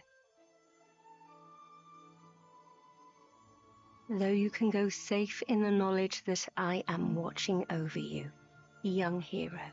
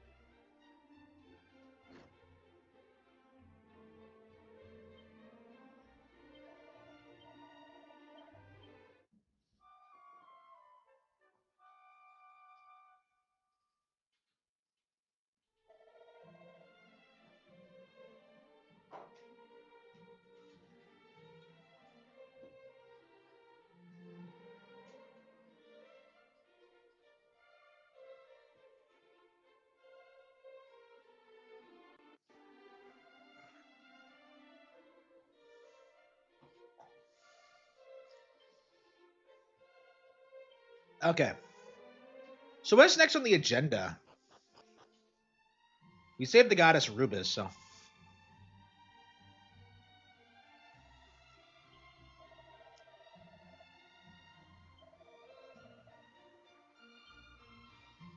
I'm not sure exactly what we're supposed to do next.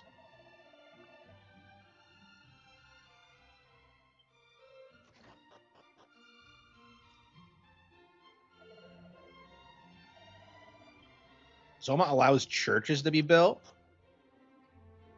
I guess I said the church is on the surface.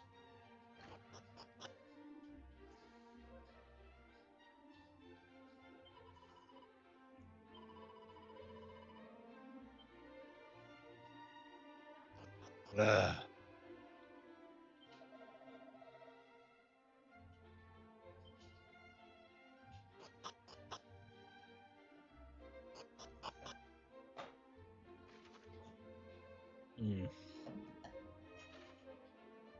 The castle, I suppose. It's crazy how grand these cities are.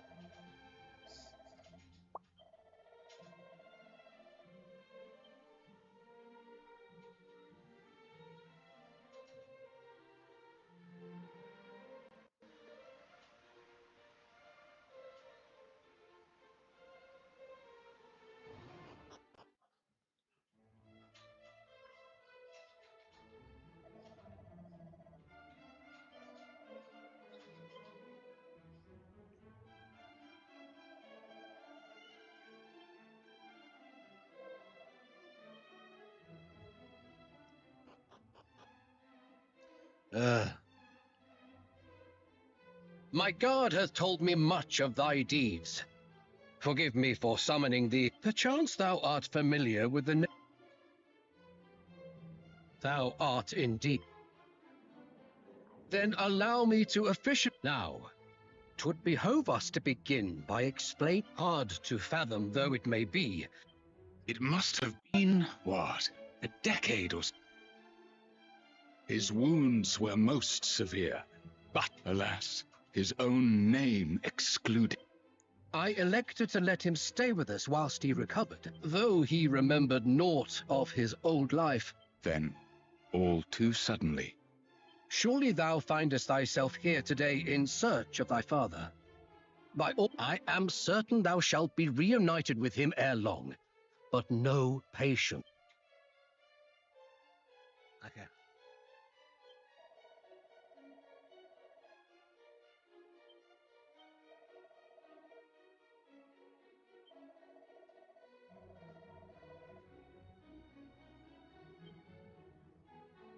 Robin Hood.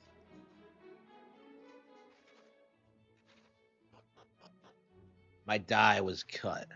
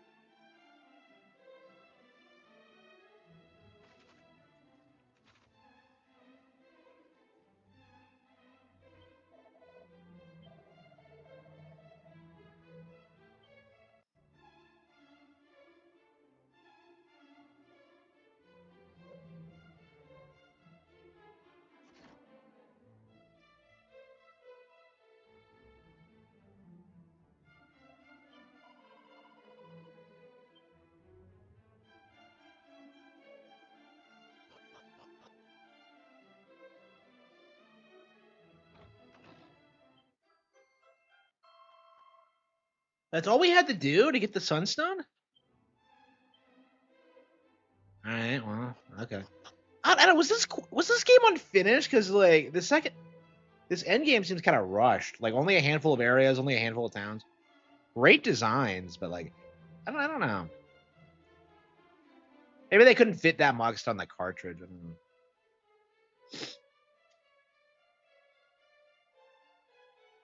Yeah, what do Famicom cartridges even look like? I don't think I've ever seen one.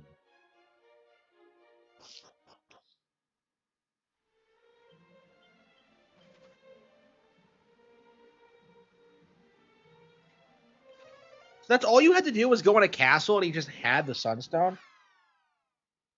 Like, you're telling me I saved the goddess and I can't immediately go fight Zoma? I had to get some exposition from some guy about my dad? As our divine mistress did.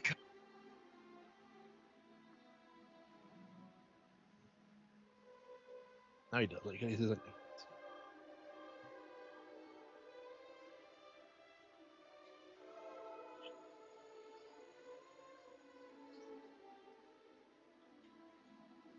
Raise thy hands and receive.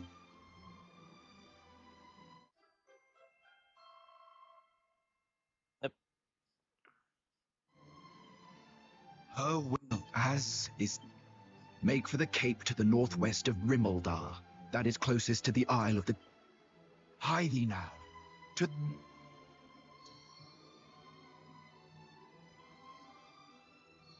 all right. It seems like we're nearing the end. Okay.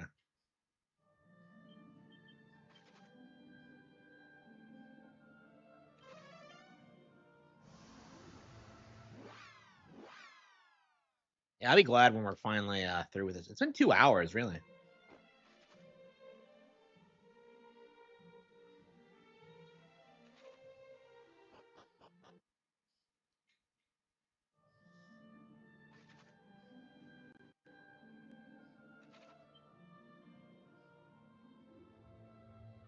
The Cape Northwest.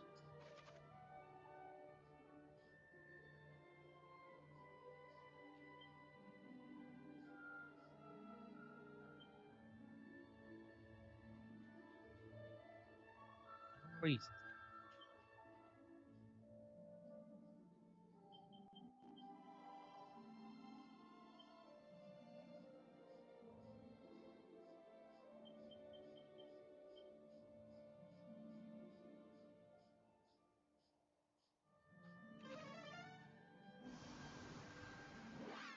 The Epstein files? I don't know. I haven't been paying attention.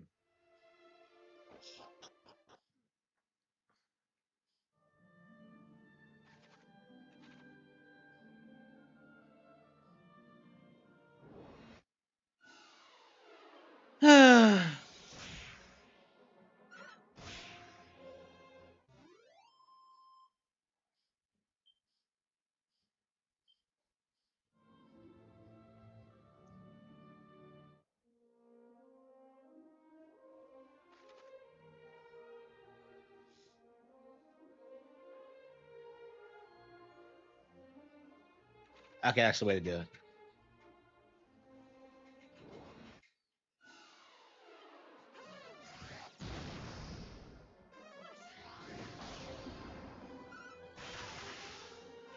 Yeah, it's pretty late. I don't know when we're gonna.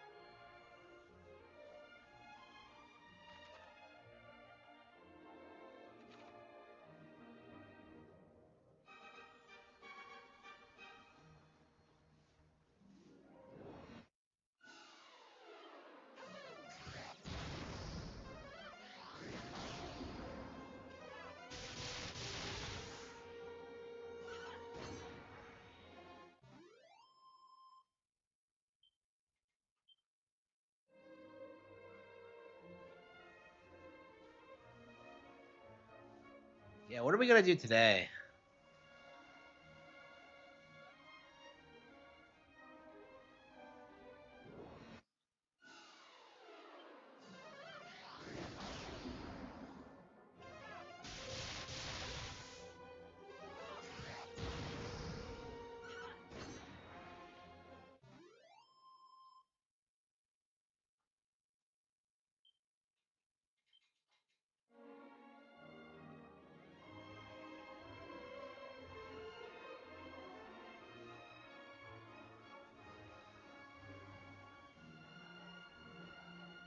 Watch the casino. Brutal. They're still on Ralph? What the fuck? Guys, he needs to crawl in the mud, naked, begging for forgiveness in Mexico. He needs to just get a job. He needs to just go.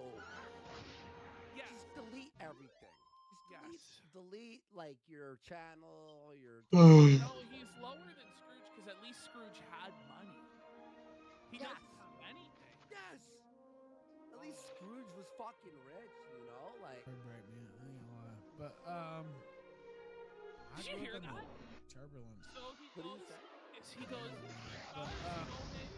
for amazing grace, it might break me. So he's baiting crying. He's paywalling his tears behind Amazing Grace for $10 and literally begging for permission to cry for $10. Two people. This is how low the kill stream has fallen. If you play it, it might break. You're a grown man, dude. Like, you're gonna fucking cry because a Christmas song was played? Someone said, "Is this lower than Get Phil?" a fucking grip. Yes. Yes, by a lot. By a lot. Beyond And like, you know, people have to be, Phil is worse than. No, this guy is a lot worse than Phil. By 10 million times. 10 million times more evil and reprehensible than Phil. Like 100%. Beyond. I grew up in a turbulent You're gonna need some help to get you a beside. Okay. Christmas. We're now at the point where Ralph is telling us about his childhood trauma, how he grew up being molested and beaten, and his parents were abusive. Oh, whoa, Rainbow Road. Whoa, so Zelda ripped this off too? Oh man, this ruined Zelda somehow. Of content in the ocean of turmoil and trauma. And Christmas made him feel. It was cooler in Ocarina of Time, but anyway. Now it's ruined, and he can't even enjoy Christmas. Yeah, this is exactly like the original Dragon Quest, isn't it? I swear it is.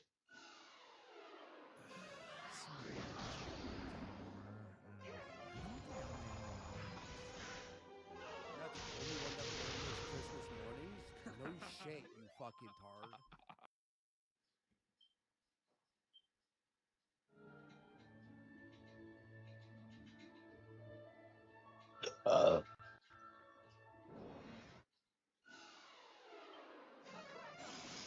Yeah, we should be able to beat this tonight, no problem. So after we're through with this,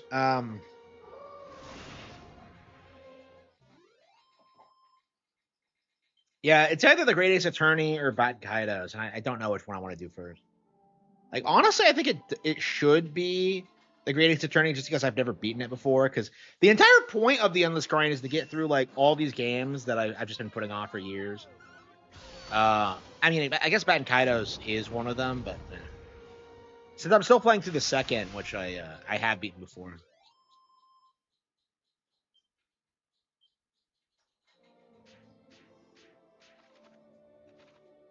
Still one of my all-time favorites. I love Xenoblade. Okay.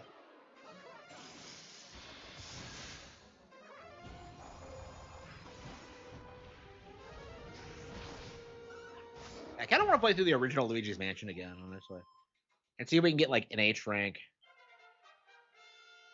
Like, I don't know, you can like play Luigi's Mansion whatever you want and just have like a great time with it because it's only 4 hours long. It's just what the hell is this?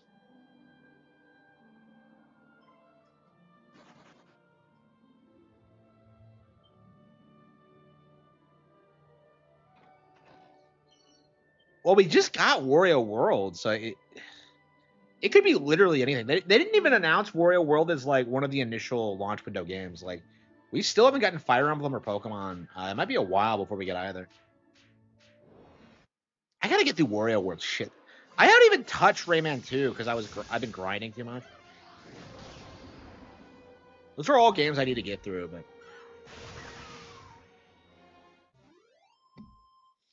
I never beat Pokemon TCG either, and that's like one of my favorite games on the console.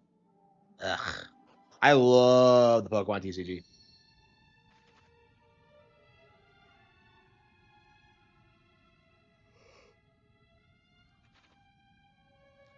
Yeah, it's a really interesting game because like I think a lot of like modern people, like a lot of GameCube gamers, forget just how hated that game was initially. What do you mean it's only 3 hours long?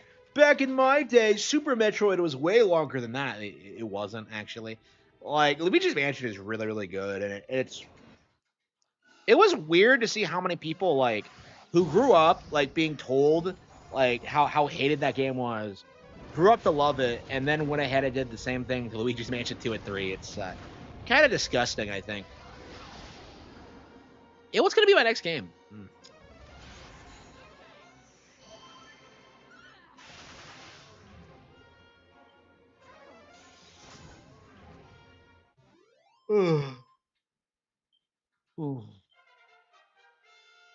I guess we could try to get through the Final Fantasy VII demo just so we get that out of the way. But I don't want to play that on day one. I don't know. I never got through the Ys 10 demo. Honestly, I would get through that first, but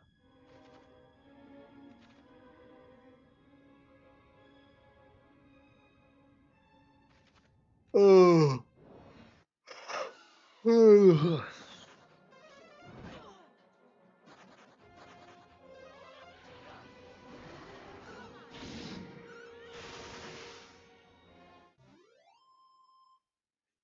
Yeah. Yeah, what's our next game gonna be? What's our next game gonna be? Reminds me of Metroid Discourse. Yeah, exactly. Everyone who showed on Prime 2 and 3 now pretends they always love them. Yeah, it's interesting to kind of see like Prime 2 and 3 suddenly become super popular because of Prime 4. Like this is I think is going to be the discourse for these Nintendo games is that like in order to legitimize themselves as real fans, people will go back and like reevaluate games like Prime 2 and 3 and like suddenly realize they were actually always very very very very very very good. Like this is why I think the Nintendo Cope is doomed is because like you have so many people who are going back to Prime 2 after like 20 years and discovering it's actually a really good game. And like that also happened with like Dread, Fusion, like Metroid 2 to a certain extent. Like it's really interesting to kind of see how this happens. And I think we're gonna see I was talking earlier in the stream about like how Nintendo might acquire Mages, the company behind Emiya the Smiling Man. Like if they do that, you're gonna see a lot of people pretend to be huge Famicom Detective Club fans, and it's just like again, I was there when these people shout all over Emiya. It's not a real game.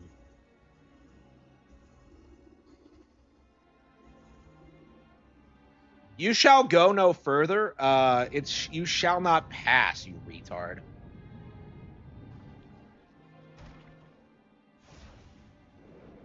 What did this look like in the Famicom version? Like some of these visual effects seem way too sophisticated.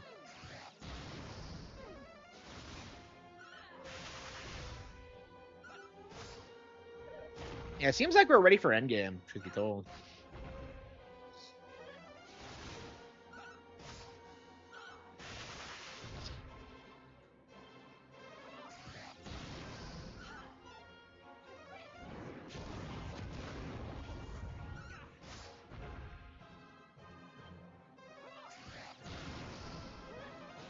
Some news came out how Square Enix is struggling right now. Yeah. I mean, they've been struggling for a long time. Like they merged with Enix because of Square merged with Enix because of how badly the movie did. Like people never talk about this. Like they put out Final Fantasy VII, they backstabbed Nintendo. They had their biggest release ever, and they very quickly, within the next couple of years, like declare bankruptcy. That was always very specifically like, well, not declare bankruptcy. They merged with another company to avoid bankruptcy. Like people always like to blame the movie for that, but it really was just a byproduct of just pursuing graphics and not actually making more interesting games. Yeah, why did Enix merge with them? We always talk about like the Square merger, but never the Enix one. Like, did Enix ever do anything outside of Dragon Quest? Because I feel like Square was able to like make Final Fantasy like popular worldwide, and they were able to leverage that to make like a bunch of other like crazy shit. Switch 2 revitalizing Final Fantasy. I would not be surprised, honestly. Like, I think Nintendo could do it. Like, I think in theory they could like acquire the Final Fantasy IP and then just hand it to Monolith Soft, and they would make like something better than what Square's been doing. Like, I already think Xenoblade Chronicles 3 is the best game we've seen in years. So yeah, I think it's doable.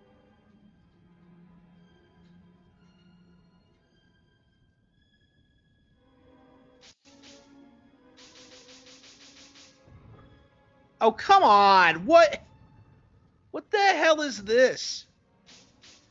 I don't,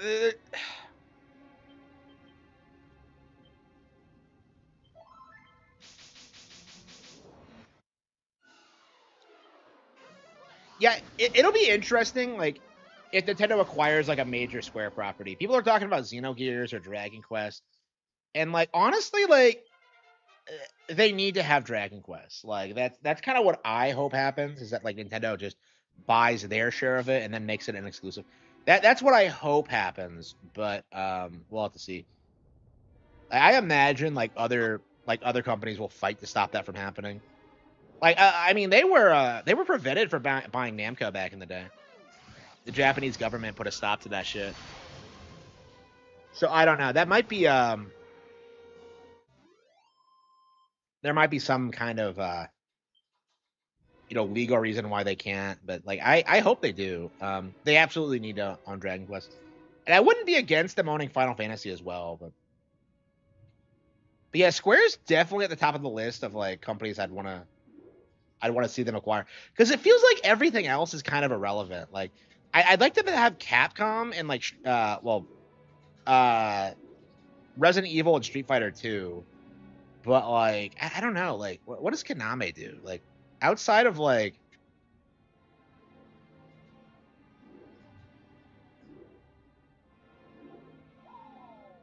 outside of Metal Gear Solid, like what does Konami have really? Sony would have a huge say. I mean, that's what I would like to happen, is like for Nintendo to get Dragon Quest, Sony to get Final Fantasy, and then Sony would like just run Final Fantasy into the ground like they have been, and Nintendo would just make Dragon Quest bigger than Final Fantasy. That's what I think should happen. But like, I don't know. Sony's traditionally like put a lot of investment in Dragon Quest as well. So I don't know. Like it's possible they might fight for Dragon Quest too. But like Sony's like so anti-Japan right now that I mean they're trying to salvage their reputation, because like they've seen how badly they're getting like destroyed by Switch in Japan, and so like the last PlayStation showcase they did was pretty Japan focused. Actually, it was actually the best PlayStation showcase I've ever seen, because it had such a focus on Japanese games. But I don't think they're gonna recover. Like Suda51's already talking about like how he wants to put Romeo as a dead man on Switch 2, and it's just, yeah, I'll get it when it comes over. Like, Stellar Blade, I'll get it when it comes over. Like Expedition 33, I'll get it when it comes over.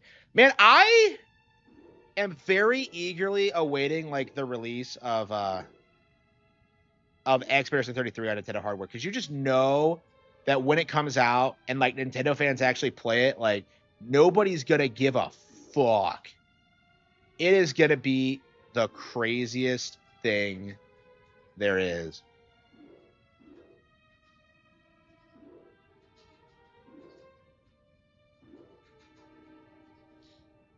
Like, I I'm just, like, the more gameplay footage I see, like, you know, you always hear people talking about the combat system, right? And I was looking at it, and I'm just kind of like, this is a less sophisticated Mario and Luigi. And like you see Expedition fans say the opposite. They're like, no, it's way better than Expedition, bro. But like, no, it is less sophisticated than Mario and Luigi. Like, not even the newer ones, like the 2003 version. Like, that's just crazy if you think about it. That it's getting mogged by Mario and Luigi. I wonder if that's why so many game journals went after Brothership in 2024, because they knew Expedition was coming and that they would have to shill it.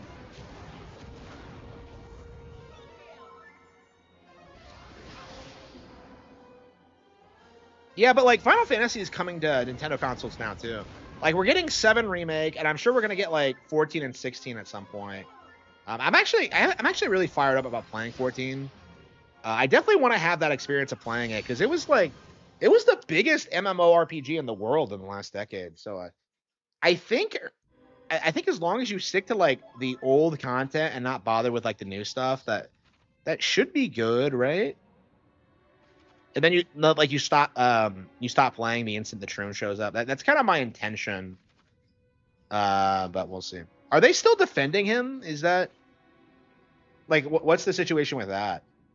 Because I feel like Final Fantasy 14 fans are like very, very anxious to protect their game. Because people were in like denial about like how the game was dying for a long time.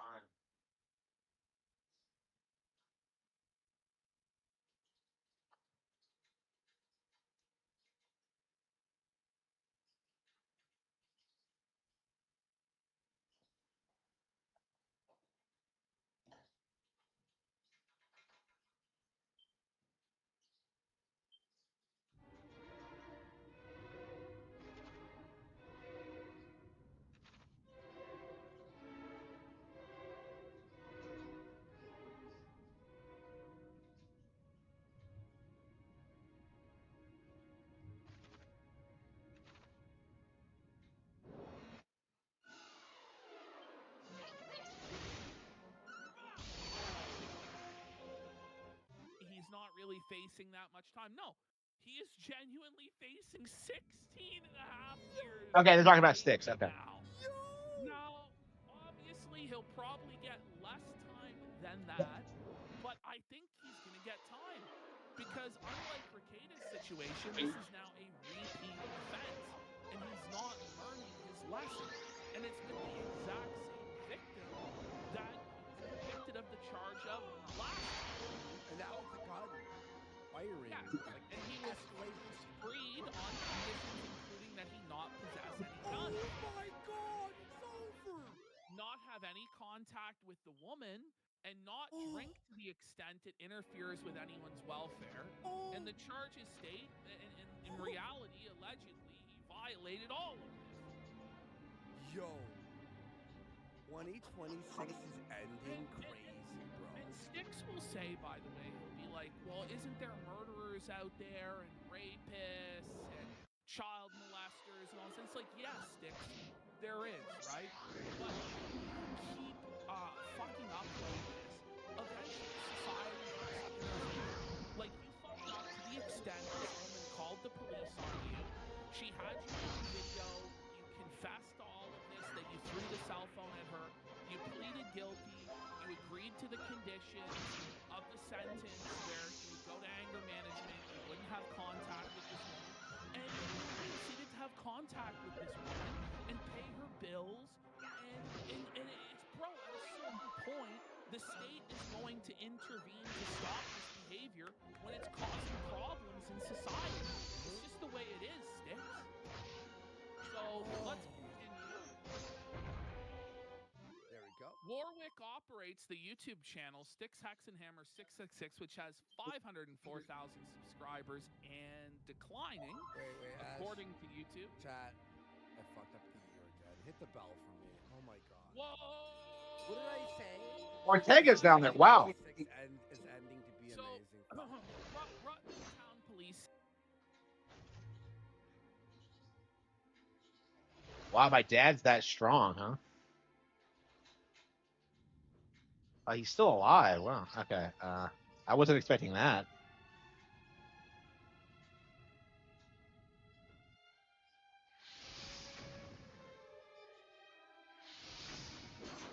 Ding.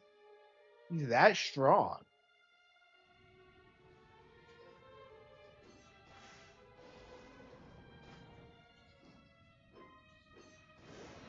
What are these guys doing? Well, there were only two of them on the screen. Ah, whatever. So they probably found the guns in question. So he doesn't have really a fucking leg to stand on regarding a lot of these fucking charges. Yeah, so police said they found damage in the room's floor consistent with the bullet hole described by the woman. So now they have hard physical evidence of this happening. This is crazy. And we're going to compare it with how we described this. The second incident, according to affidavits, began with a discussion of an acquaintance of Warwick's family who had a history of pedophilia. The woman said she had been drinking and that she told Warwick it was good that individual was out of the picture because if anyone was going to do anything like that, it would be Warwick.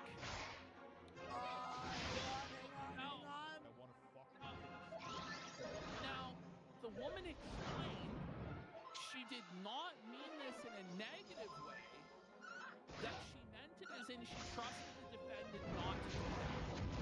Now, I guess we have to take Sam's word on that. She didn't mean this in a negative way.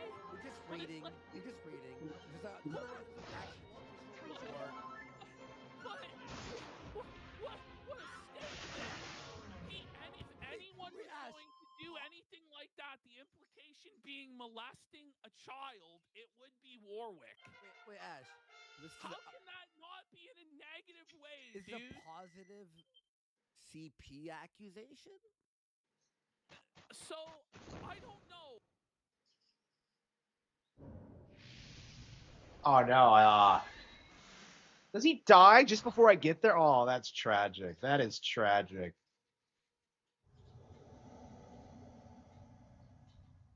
Quick cast sing. It seems my eyes and ears. Oh, praise the goddess. Oh, listen, you probably had been living under a haze until recently. I left behind what I wouldn't give to hold my little one's hand. To give them something to remember me by. You don't even know if it was a boy or a girl. What a retard. She did not. Oh, the way this journey.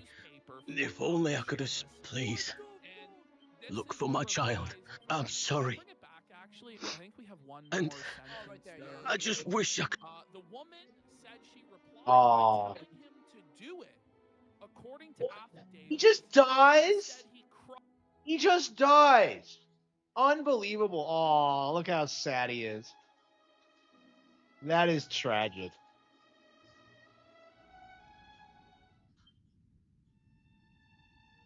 About if anyone was gonna diddle or whatever the fuck this family member, it would be Taro. Taro then pulls a gun, points it at her, threatens to shoot her. She says, "Do it, bitch. Do it, pussy." And then he cried and pointed the gun at himself. Allegedly. Well, these are the charges that to the charge. come up. And by the way, Styx is paying this bitch's rent. After all of this, after he was brought up on charges by this woman for domestic battery in a fucking hotel room, okay? Like, this is fucking wild, dude. But I just want to make clear, just for the purposes of this, because and the thing is, Styx, I don't really think can afford litigation and his threats of litigation. But just to be clear, Sam does not allege that Styx is a pedophile. There is no proof that Styx is a pedophile. Okay. And I'll just be honest, I think what happened was Sam was fucked out of her mind on drugs and alcohol, and so was Styx. And she said some crazy out-of-pocket shit, and then Styx escalated the situation and went fucking crazy. Yeah. Okay. We'll be What was that? fair, What definitely. But like, what the hell was that? crazy fucking statement that Sam fucking made, and then to tell the police that and that she meant it in a positive way. I don't know how anyone can construe that in a positive way, but we're letting everyone know that she did say it was a positive thing.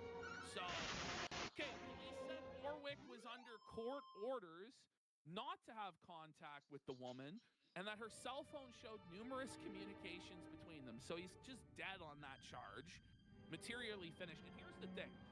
So Styx's defense to all of this is, well, she contacted me first, so I'm able to communicate with her.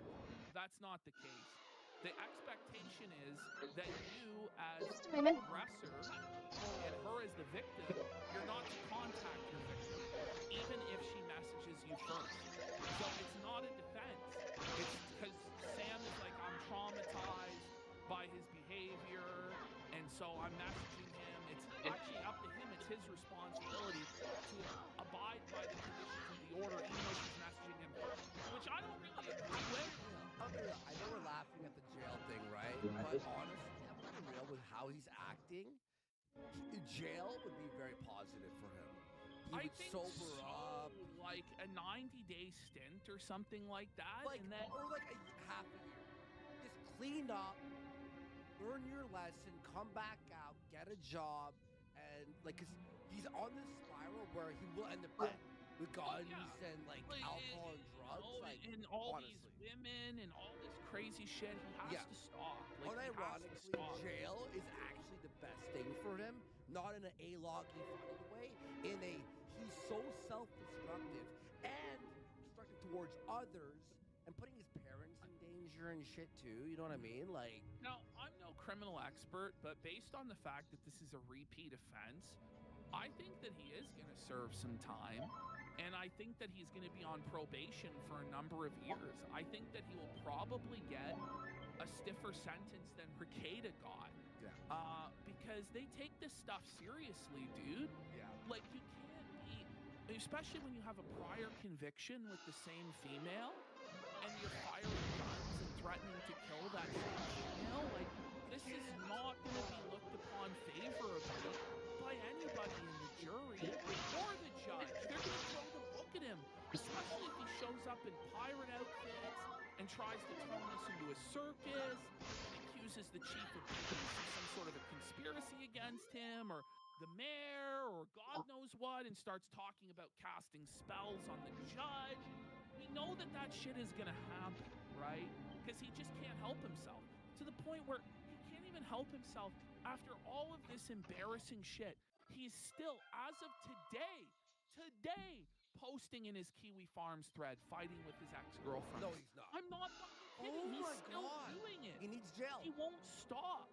Jail and then rehab. Honestly, Sticks. It's not even a trolling. Like, we're not even trolling. It's like dangerous. Now, people will die. Now, police said when they arrested Warwick, he denied having ever pointed a gun at the woman or himself. Oh. A prior criminal case against Warwick had just been dropped the day before his arrest. Rutland County State's Attorney Ian Sullivan said Warwick had been charged with violating a restraining order issued in another state, and the case was dismissed because the original jurisdiction could not provide a certified copy of the order. So it wasn't that Styx was found innocent because he didn't do nothing like he's trying to say. It's literally the stage state is of song. New Orleans was so incompetent, they could not fax over a copy of the restraining order, okay? Yeah. This is the situation. Oh, man. So Styx is now, for whatever reason, going after New Orleans because I guess there's now some legal issue in New Orleans now.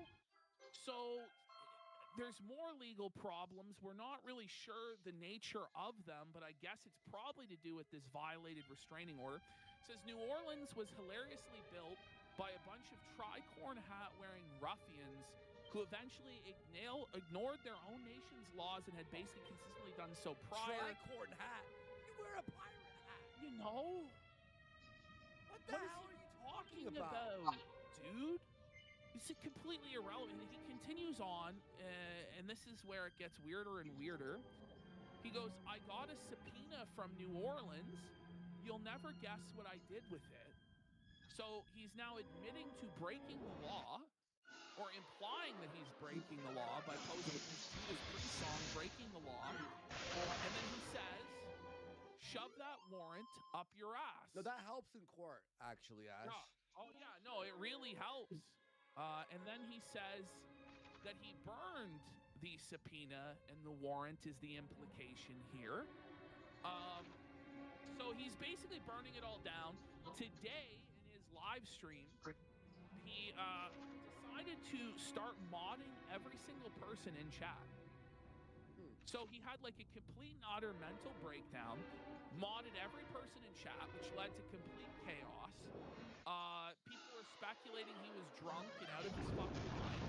Now he's in the Kiwi Farms thread again, saying, I am not going to prison. I am going to spend time pondering how after almost a decade, you randomly show up to dogpile me. This is him arguing with Sarah, one of his exes. Is there a logic in this? Some higher power told you to do so. The world may never know. Good night, Sarah. And Sarah said to him, stainless steel toilets, bologna sandwiches are in his future. It's going to be tough. Oh my god. So shit. we're now at the point where, you know, in traditional locale fashion, Styx is now threatening lawsuits against Google. Wow. So he's threatening to sue Google because Google Gemini has information incorrect about his case, and he believes that he will receive a multi-million-dollar settlement from Google. Oh yeah, no, it's Mind you, primary source of attention and online viewership is on Google's platform, YouTube. And I believe the standing rule is that if you're in litigation with Google, you get banned from using services. So not a very wise decision from Mr. Warwick, but he has not been acting in a very wise fashion as of late. Let's have a look. This is the worst spiral I've seen in a long time. Like for real. Subscriber. Let me just put it a little bit lower here. Asked Gemini, this is Google's AI assistant, about my recent arrest. And oh boy, oh fucking boy. Did you know Gemini takes from the article that's posted online and it comprehends that and then posts To be fair, they did fuck it up. It's AI hallucinates though. AI hallucinates. But this is the thing, is it's like Taro's delusions of grandeur that he's actually going to be able to extort Google for millions. Like, it's crazy, bro. Yeah. Sorry, I haven't laughed that hard since the Chaz Garden incident, honestly. I was like, what the hell am I even reading? At first I thought I was a swordsmith until Orochi. She came for my wife. I lost everything. Alas, with no tools. Very, very low. Especially your executive decision-making skills here are like in the toilet, dude. The sue AI, that's so funny. Don't worry, we'll be reading that out verbatim, because apparently Gemini believes that I am currently incarcerated in South Carolina. Yep.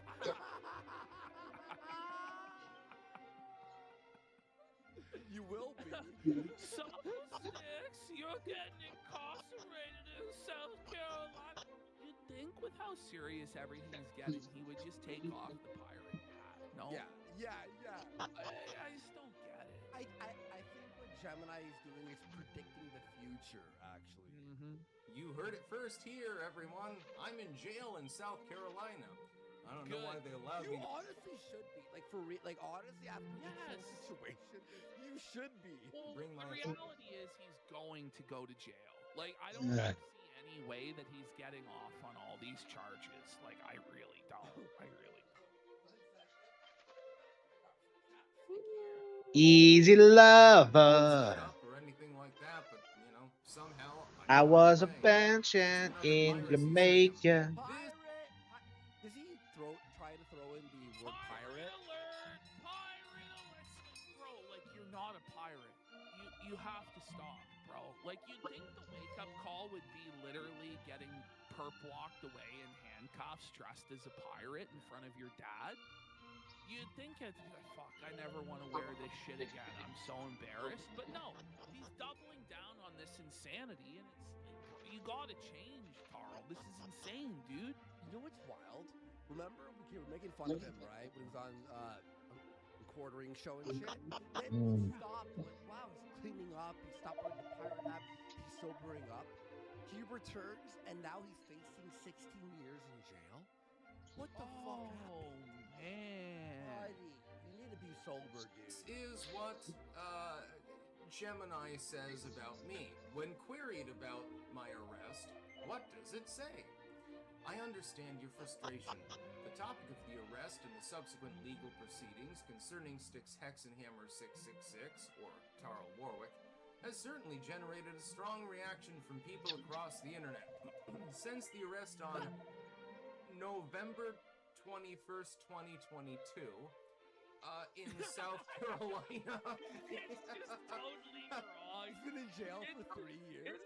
It's what he deserves, though. Like, he's so irrelevant. He's such a lowly little worm on the totem pole that they just doesn't even care. It just doesn't even matter. All right, final area. Let's go.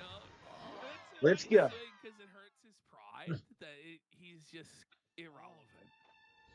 Buddy, those teeth, like, he needs to get to the fucking dentist, dude. It's like fucking in South Carolina, Sydney, I've never physically been there, on charges of possession of child pornography. What the fuck? Hang on.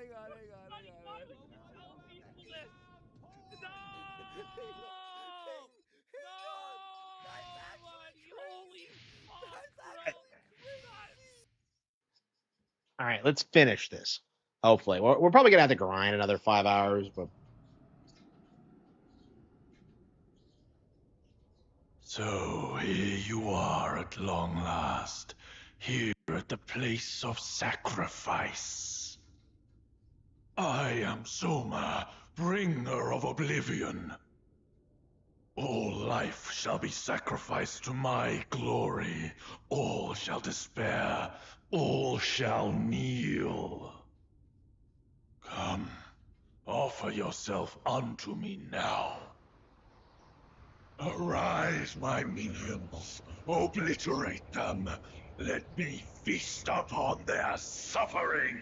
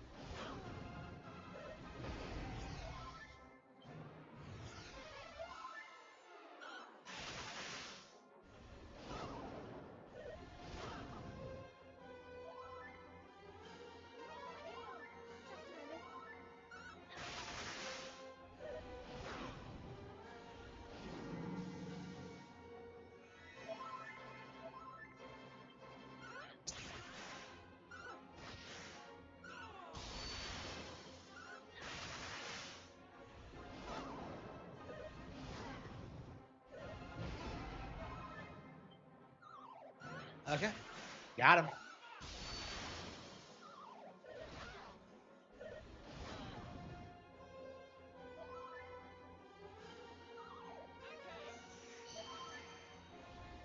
Yeah, on the heel is like so OP.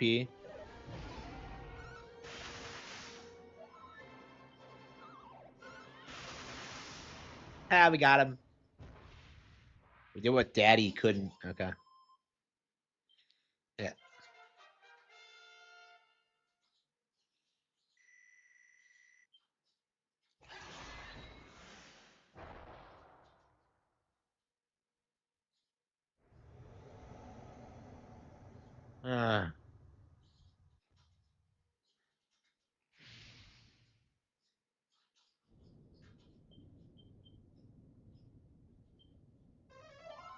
Like crush the Hydra, but there's no way I'm gonna beat the.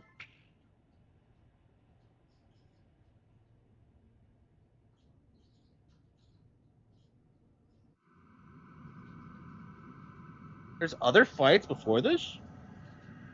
Truly an honor to be in your presence again. This guy fucking hates me.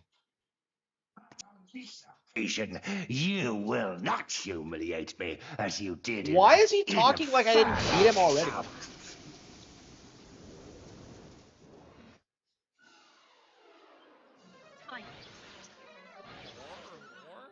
You're going into the territory of Google Gemini. It's true. It's all completely false. Oh shit, I heard him scream it's true for a second. It's true! Chill. Dude, like, clean up your AI. If you query Grok, at the very least, you generally get, you get some quips that are maybe slightly sarcastic because it's claim to be from the Mandela timeline where Styx was arrested in 2022, and they say they remember it.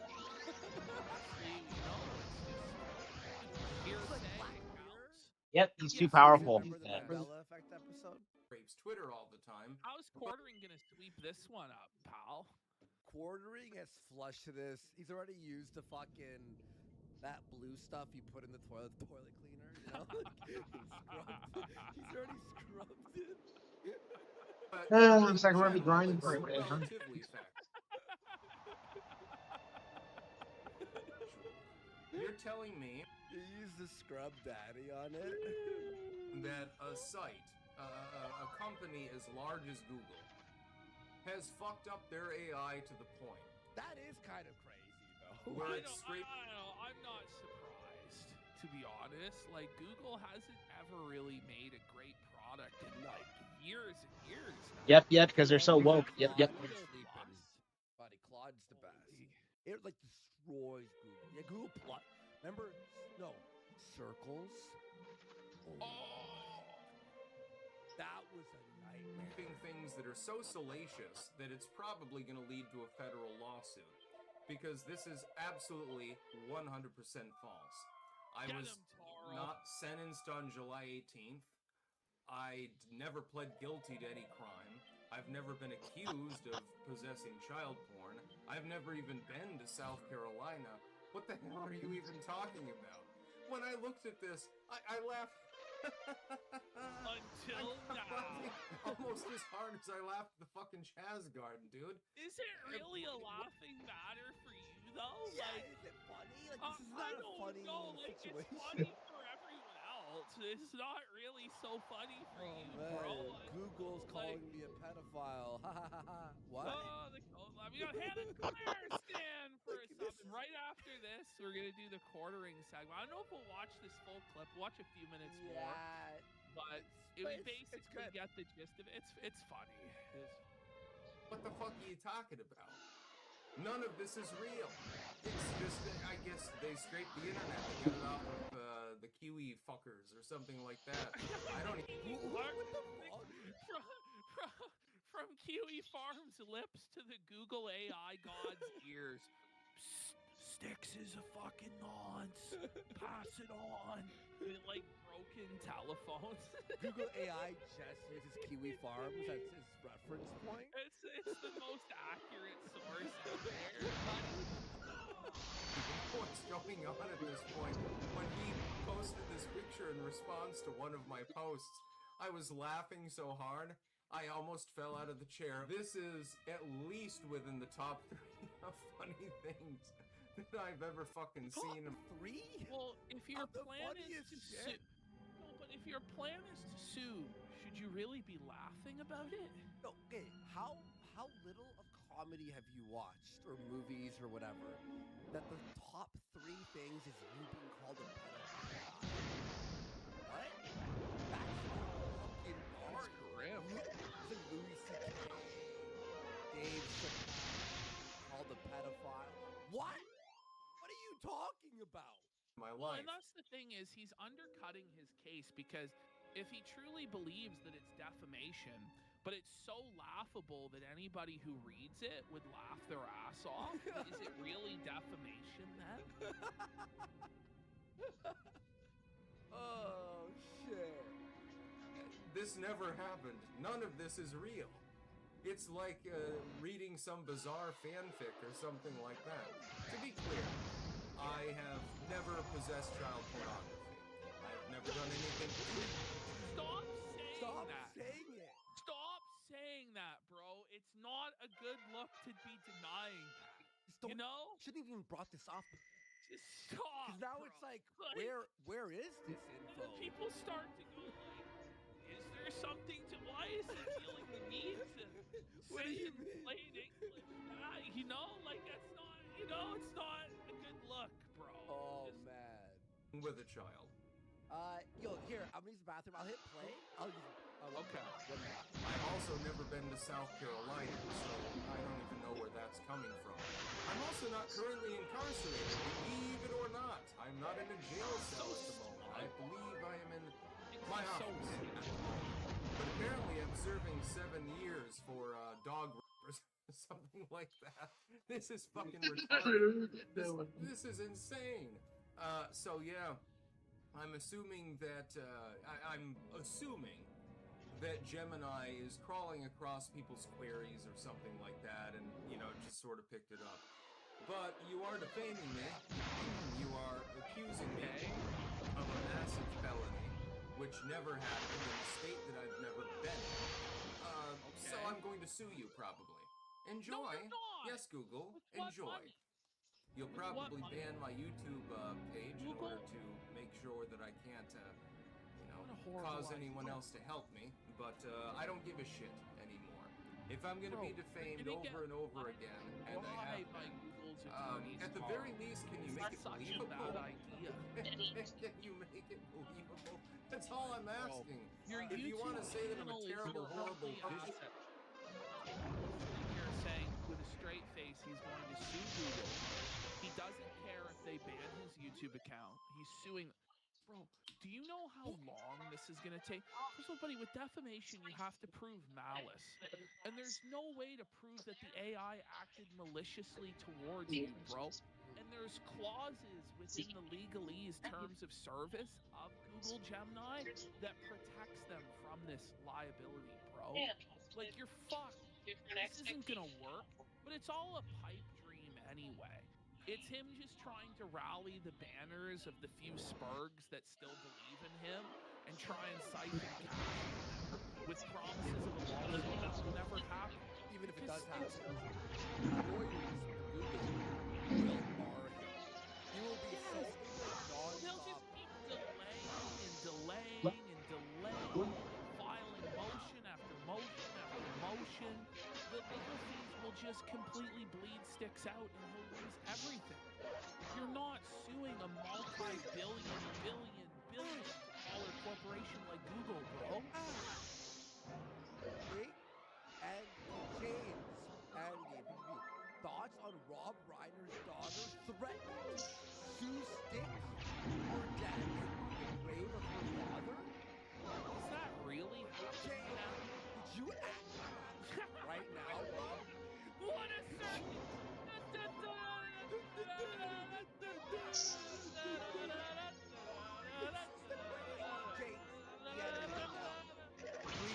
James is not the most incredible source in the world. James literally never has backup for any of his claims, even if they did happen. You have no idea. I don't believe that. James, prove them all. Please. Come on. Oh my god. Just criminal or something. Can you at least stick to the cases with the allegations that have already got against me instead of literally making something completely up? You're gonna get sued, dude. This is a... Does he actually think the Google engineers know who he is and did this on purpose to fuck with him? Obviously, this is some fuck up within the AI, and it happens all the time. Sue AI for messing up something. This is a cut and dry case, by the way. I'm gonna take you to the fucking cleaners, dude. Prove the damages, Sticks, you fucking moron. It's never cut and dry with defamation. You have to prove malice, and you also have to prove damages. So even if it is ruled as defamation per se, because you were literally labeled a fucking PDF, okay? Prove that this cost you any money at all. You can't. So you're fucked. He says you could sue, but it'd be Oh, she's not dead. because of AI hallucinations. Because if it is true, no, if it is actually per se defamation, I'm actually wrong. If it is like that, he could get some financial compensation. But I don't know. I feel like Google has their ass covered when it comes to the terms of service of Google Gemini. And on the face of it, the resources that they have, this isn't going anywhere. You know what? There's probably a thing when you accept the terms and conditions that says AI might cause hallucinations that are not real, therefore do not take it 100% serious or da-da-da. About it. Again, I've never even physically, to my knowledge, been in the state of South Carolina. And I'm not currently incarcerated. Why is he going over all the details of it as though it matters? All right, let's continue. Let's do a little bit more here. I have a feeling that this Guys, involves the ordering segment you do not want to miss today. A third party who, I mean, I'm hoping that this is true, that he was arrested because he was a fucking pedophile. There was another individual that lived here at one point. Although what? I don't think Here you go. Wait, Ash. Whoa. Wait, Ash. Real fast. There is a disclaimer in the TOS that says Gemini may provide inaccurate or offensive output, and that does not represent Google's view. Now, rewind. I didn't hear what it was individual. I think he just said that he lived with a pedophile at one point. Or that a pedophile lived at his house? Like, I'm not really sure. It was fucking unhinged. What? What was that? He was arrested because he was a fucking pedophile. There was another individual. Wait, how many pedophiles is he currently incarcerated? What are you talking about? I have a feeling that this involves a third party who, I mean, I'm hoping that this is true, that he was arrested because he was a fucking pedophile. There was another individual that lived here at one point, although I don't think he ever was in South Carolina either, so... Well, name him! How many pedophiles? Some pedophile lived at your house, and how do you know he was a pedophile? Like, what do you mean? Wait, what? Bro, I don't know if that has anything to do with it. Like, even me, who are like, fuck Stick, like, in good faith, and be like, okay, this is obviously fucked up by Google Gemini, this is a disaster, so this wouldn't be nice. But then, he just walks himself onto admitting that some weird fucking pedophile lived at his house and he knew he was a pedophile? Two like, of them? Sticks, explain, what?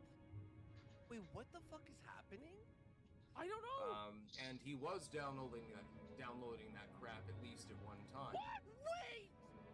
Are you talking? You caught this guy downloading CP on your dad's Wi-Fi?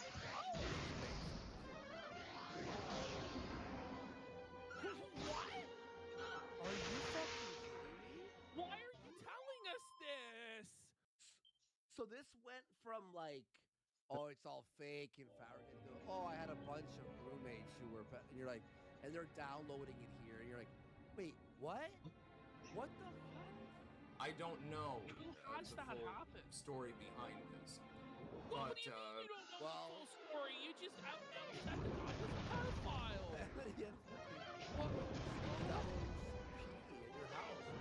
Yeah, he was a pedo, and hopefully he gets his. I hope that he suffers. I hope that he gets raped in prison. Actually, Why did you not do anything about it? You had a pedophile living at your house, downloading material on your ISP. Are we misunderstanding him? I hope they were like, Easy lover. this is just Yeah, kind of. Well, I won't take one. Yeah, I don't think we're in trouble. I don't think we're in trouble. I don't think that's what we're in trouble. 2025, we have not had to kill the Lily at all. You know what I mean? You really been faith lately? but that being said, I don't understand any of this. I literally don't get it. I don't know what the fuck is going on with Gemini, but yeah, there's probably going to be a lawsuit involved. Yeah. I'm sorry. I fucking can't even say it with a fucking straight face. You're gonna get sued, dudes. And you've got lots and lots of money, so I'll gladly take a little bit of a stipend from you. But you're gonna be in jail before this is done. I don't know, but I don't feel like you're gonna be able to wage this case in your jail cell, pal. Like, I think you have bigger problems than this, honestly. Does he have the screenshot? Oh, yeah, he has the screenshot, obviously, Gem. I pled guilty to the charge of sexual.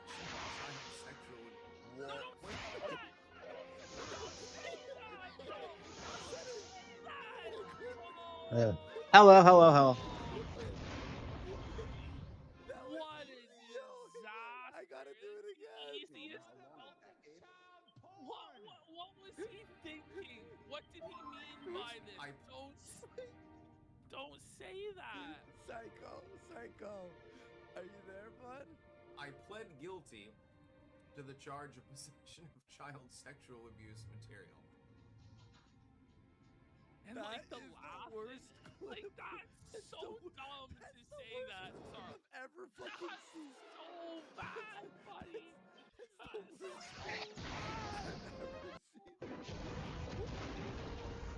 That never happened. Okay, there we go. None of this ever happened. Figured it out, but that's out of context. That's not a sentence you want to have said. Happened. What are you talking about? I'm sorry. If I seem giggly today, it's because when I saw this image, I was like, "This is one of the best days of my life." This is the best day of your life? What do you mean this is one of the best days of your life? Oh, retard alert! Retard alert! Bro, what do you mean you're giggly and it's the best day of your life that you were accused of pedophilia?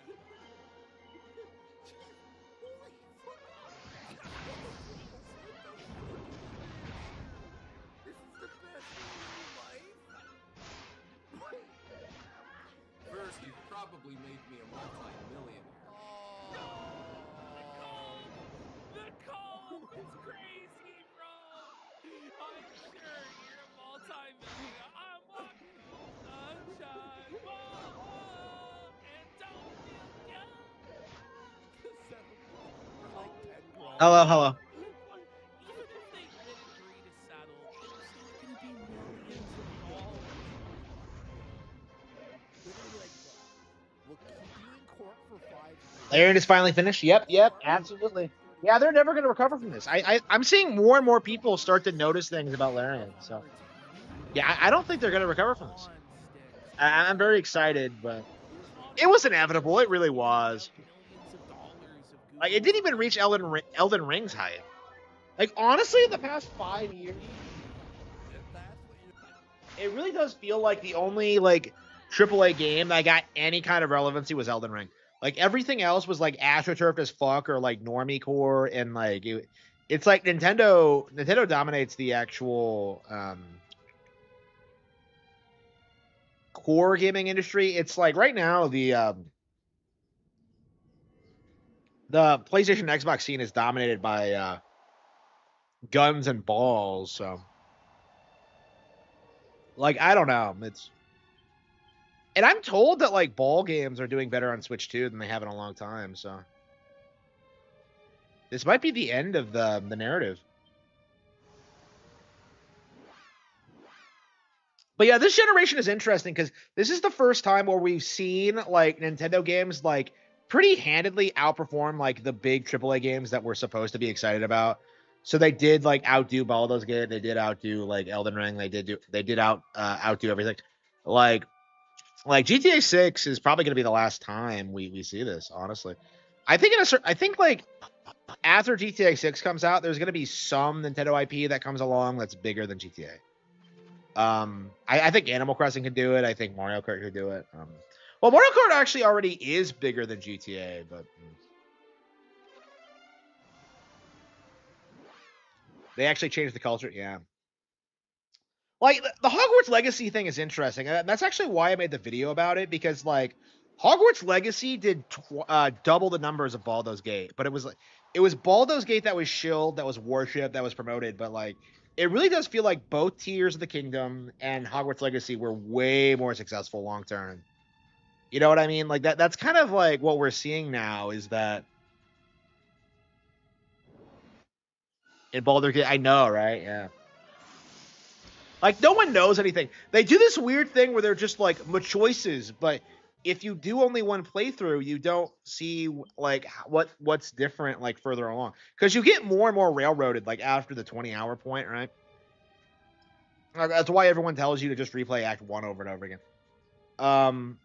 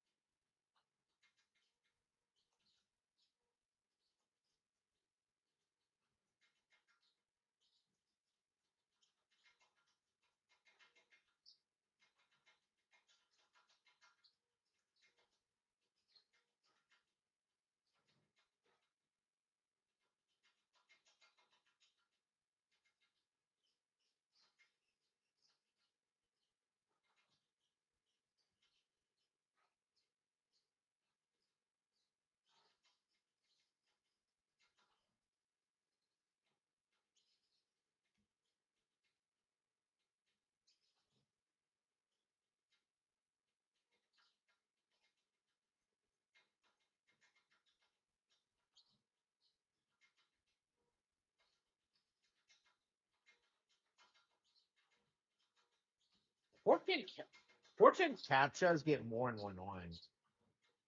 So now they're like having you.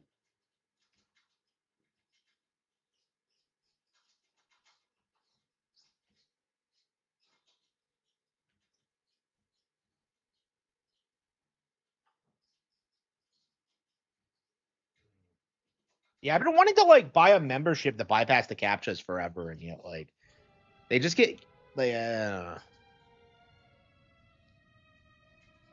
the only redeeming factor is the combat, and it's really just a poor man's Fire Emblem. Yeah, that really confused me when people started talking about it. Is that like, oh man, like Nintendo fans could never get into this strategy RPG gameplay, and I look at it and it's just like a shitty Fire Emblem. It's like, what? I don't know. It was really cringe, honestly. It's definitely glad to see it like. I'm definitely glad to see it fall off, but I mean, that's kind of my joke now is that, like, Tears of the Kingdom was Game of the Year twice over. Oh, and, like, Baldur's Gate 3 is just never going to have that kind of success. It's janky as hell, yeah. Yeah, that game has a ton of problems that people just don't talk about. Like, I'm sure there's all these, like, plot holes and weird things that you can have. You know, people talked about, like, the player's sexuality and stuff like that. It's just, like, it just seems to me like something that's just doesn't deserve any kind of attention or respect. And, like, we are reaching the point where it is going to be forgotten about, but it's gonna be like Ultima. I feel like where, like, you're gonna have boomers like 20 years later saying it's like the greatest RPG ever made when, like, nobody's ever heard of it. Like, that's kind of high for me. I mean, honestly, that was kind of the original Baldur's Gate, because I actually owned Baldur's Gate 1 and 2 on Switch, and I played it, and I was just kind of like, yeah, I don't like this, and I stopped. So, you know, but there's a Baldur's Gate game on GameCube, and I never checked it out because it always looked lame, you know? Like, you know, I've been exposed to Baldur's Gate for years before 3, and I never had any interest in it. Like, Divinity Original Sin 2 is on sale for $25 on Switch right now, and I'm not buying that shit. Like, it's getting outsold by Kirby Air Riders, actually. So it's like, yeah, I'm not buying that shit.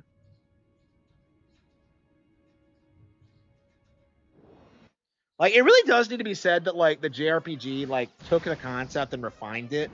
Like, this is so much better than any, like, CRPG I've ever played. So, Divinity Original Sin 2 is better than BG3. Well, that's not hard. I don't think. Like, I'd believe that, but it's just like, well, that's not hard.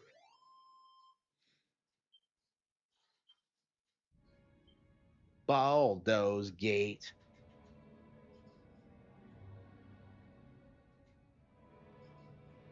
Shit, I haven't read anything in a while. I've been listening to Kino Casino. I guess I could get back to it. I mean, I was making progression with the plot, so it's really difficult to read while you're, like, not grinding. So,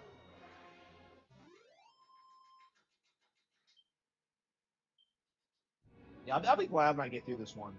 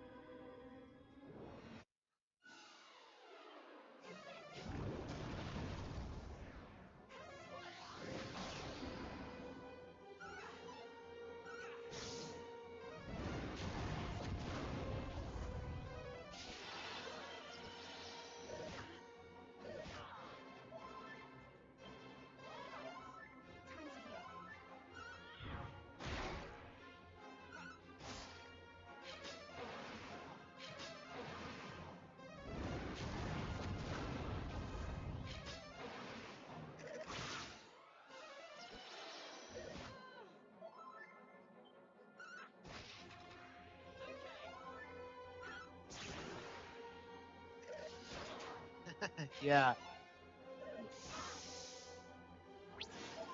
Yeah, I mean, like, I hope this is gonna be something we look back on as like an example of just how desperate the community is, the PC gaming community is, especially at like downplaying Nintendo properties, because like Baldur's Gate 3 was never gonna beat out like Nintendo that year, and yet like we were told to think it would.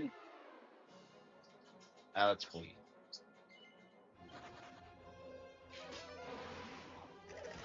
One man army.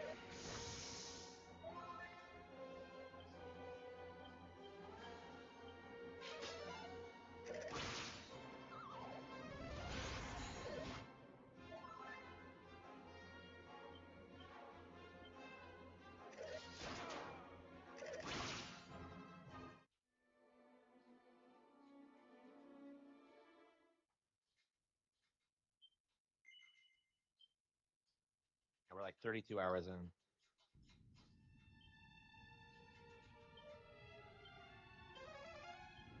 I hate how quickly I run out of my NP.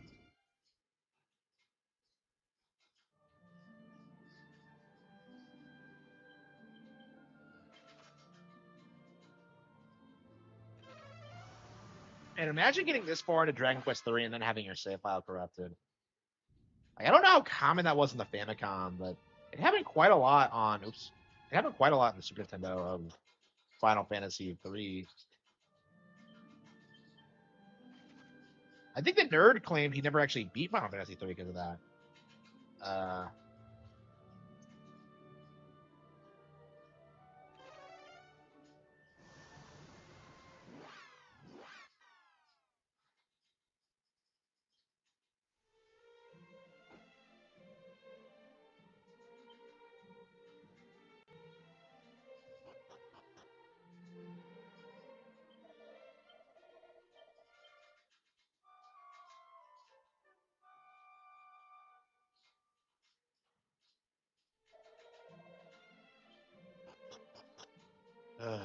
oh, oops, what the hell was that? Why does it do that? Zoma's Citadel.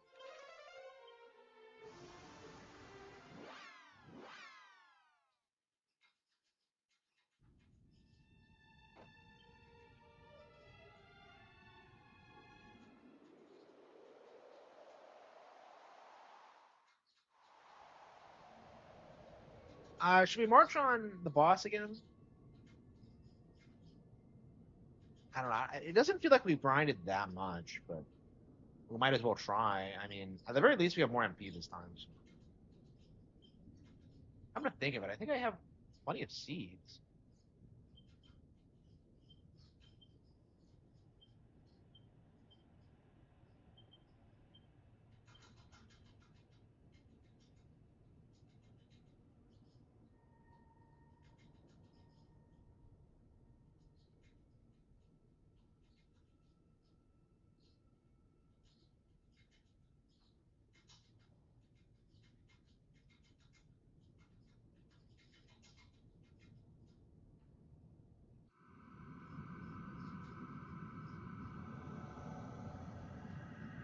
Truly an honor to be in your presence again.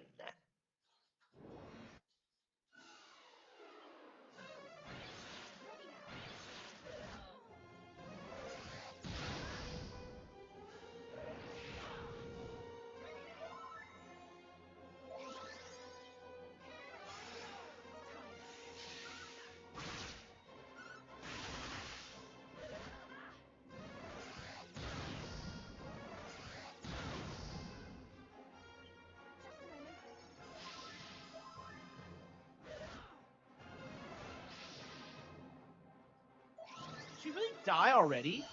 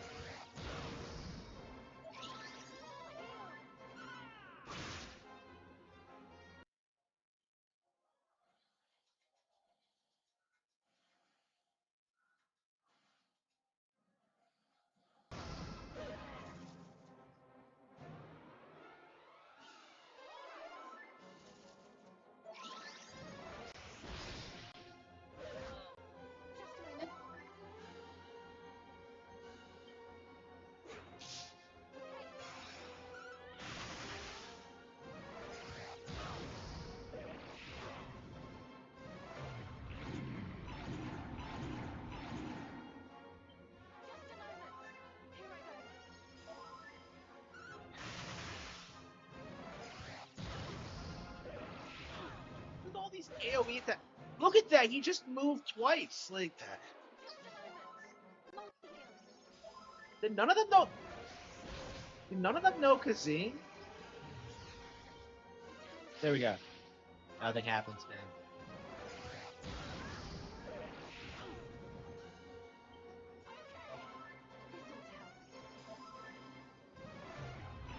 Yeah, they can only move once a turn, and like he moves like 3 times. It's just, come on.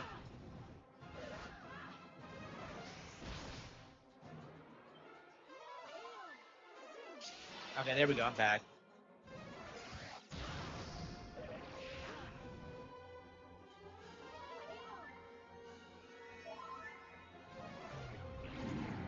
Yep, he got swacked. Yep, he just killed me instantly.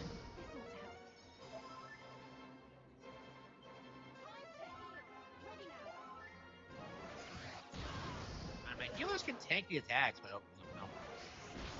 Yeah, it just, I can't bring anyone back. Yeah, it's always some status condition or some bullshit thing. Yeah, it looks like we're gonna have to grind a lot.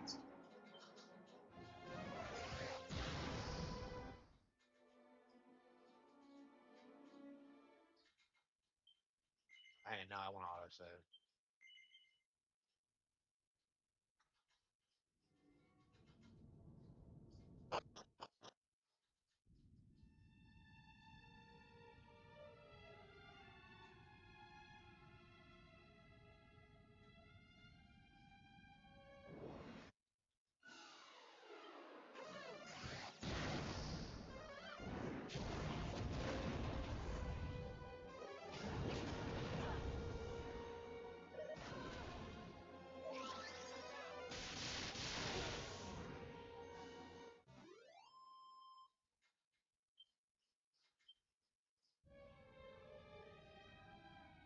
You're not Alexander.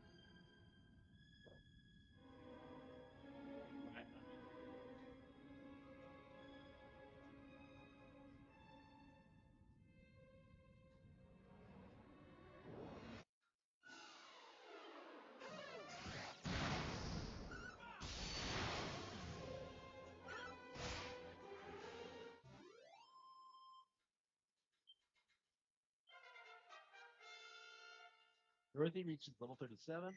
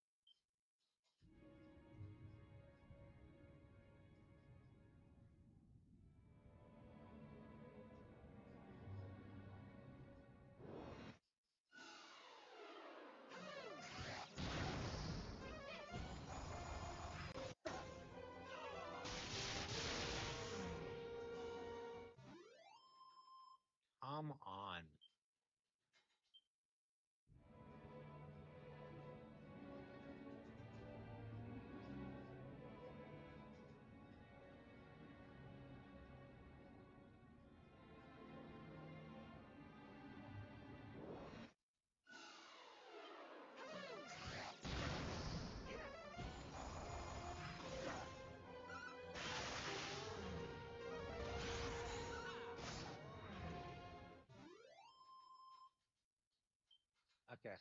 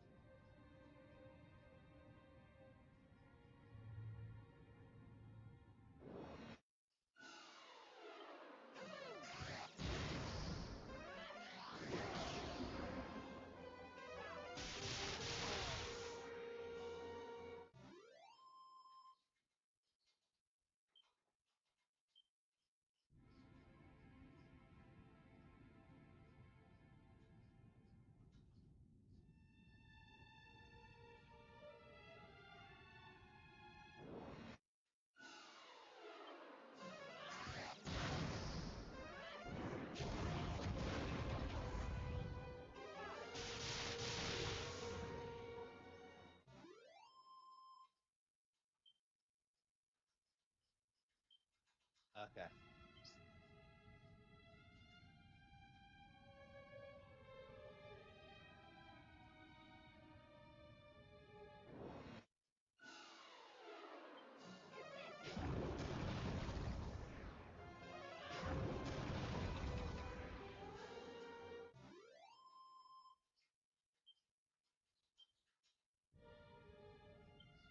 Okay.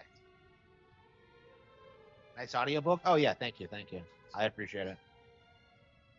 Yeah, I think it's the last one. I'll have to look through my back to my playlist, but I think that's everything that's been published so far. Maybe not Clover Volume 4, but yeah, I think everything else. So yeah, I might like I'm doing Cruel and Beautiful again next. Hopefully with the higher quality app voiceover, it'll be a little bit better. I don't know. I think it was fine already. I don't honestly. I'm not sure I should do it again. Honestly, I think I am gonna do it for Cruel and Beautiful though, and experiment with it at least. If it's good, we'll do it again. But yeah, we might call it quits. Yeah, but by the time that's over, we should be able to do the Cat'll Have Fangs, and like I think I'm gonna do that day and date with the actual release of it. So that'll be something to look forward to.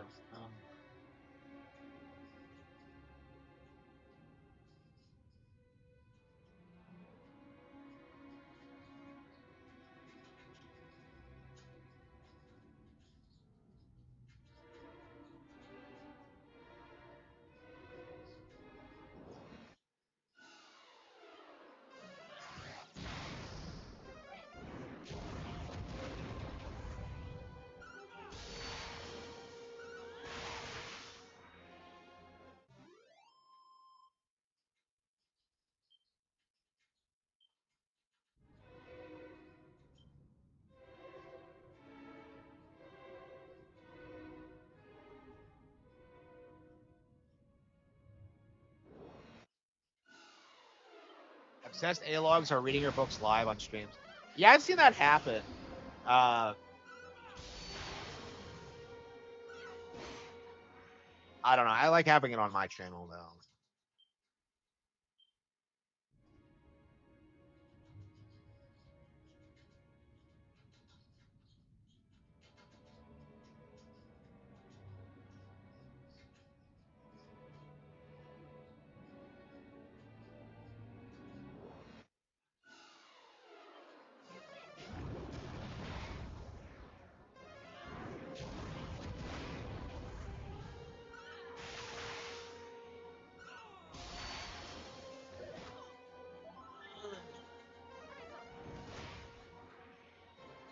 To buy my mother Christmas box, only to learn that although CBC ships all the way to Australia, they don't ship to Canada.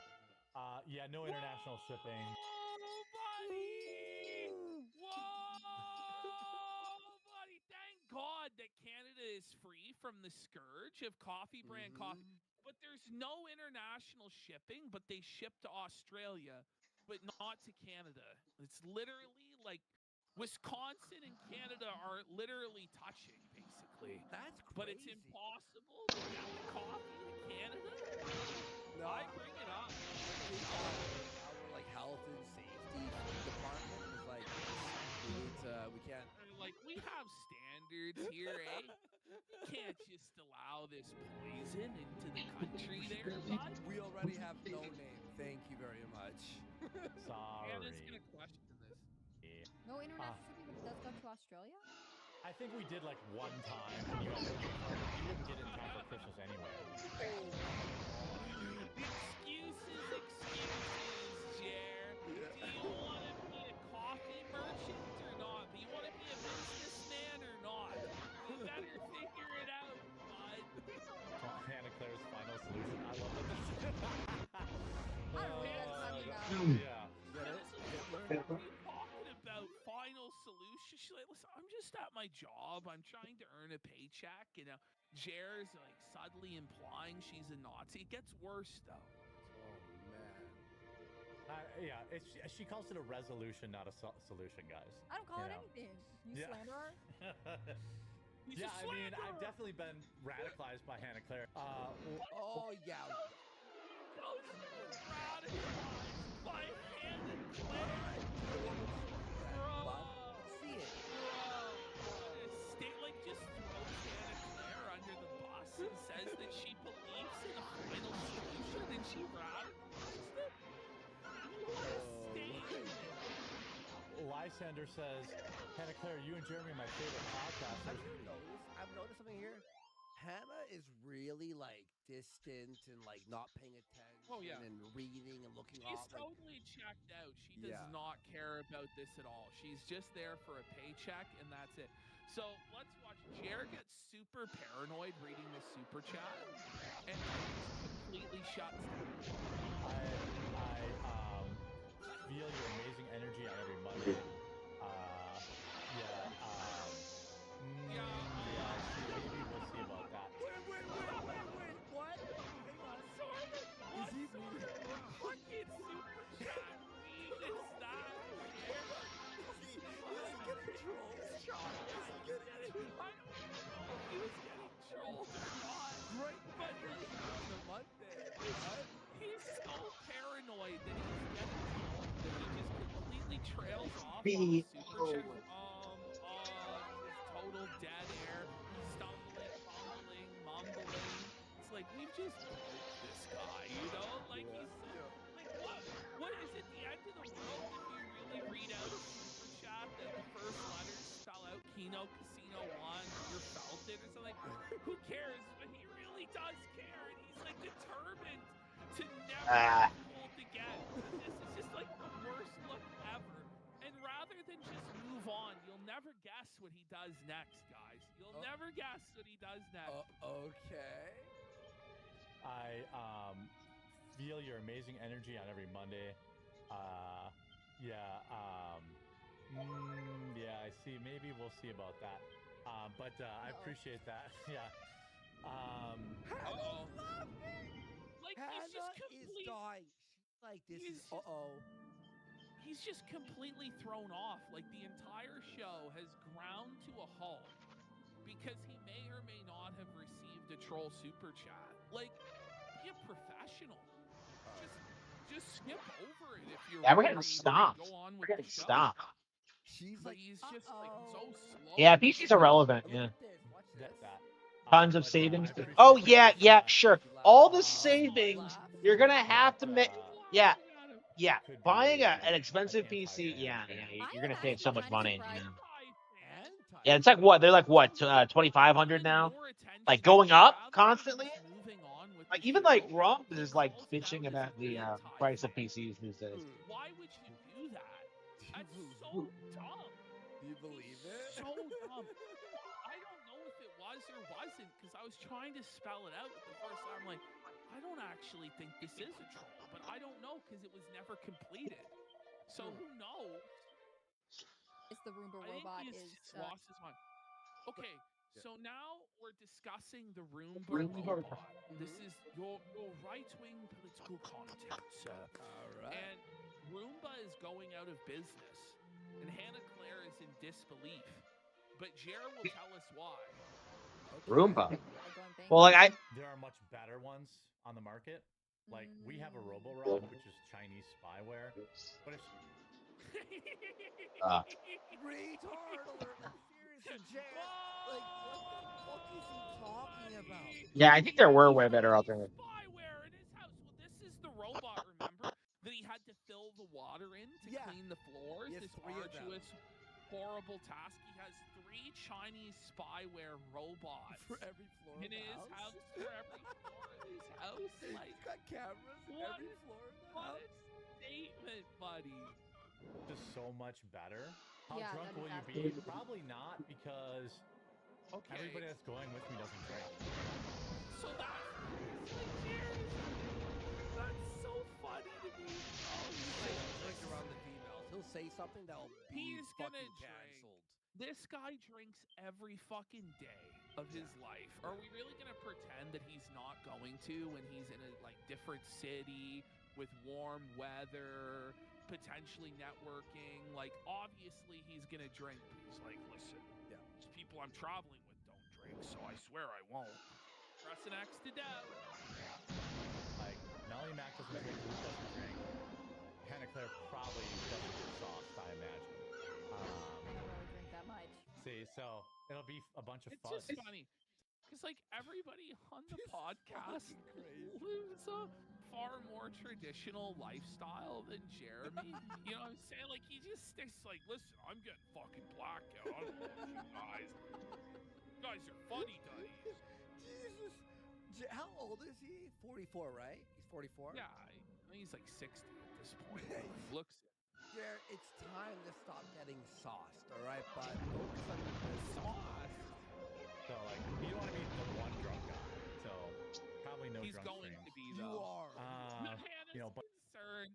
Hannah's concerned. One She drunk knows guy, he's going to so- be the one drunk Oh my guy. God. Look at that. Her eyes. She's like, oh, no. He is. He is getting... That's if only you knew how bad things really were, isn't it? Hannah looks fucking weathered there, dude. It looks like she's been through some shit. She's seen some shit. Yeah. Probably no drunk streams. A bunch of in-person stuff. By the way, I'm not going to do the meetup because I just couldn't. The meetup is canceled. We won. The meetup is canceled. We told everybody this meetup would never take place. He didn't plan it out at all. Just on the spur of the moment. Yeah, guys, this is going to be a meetup.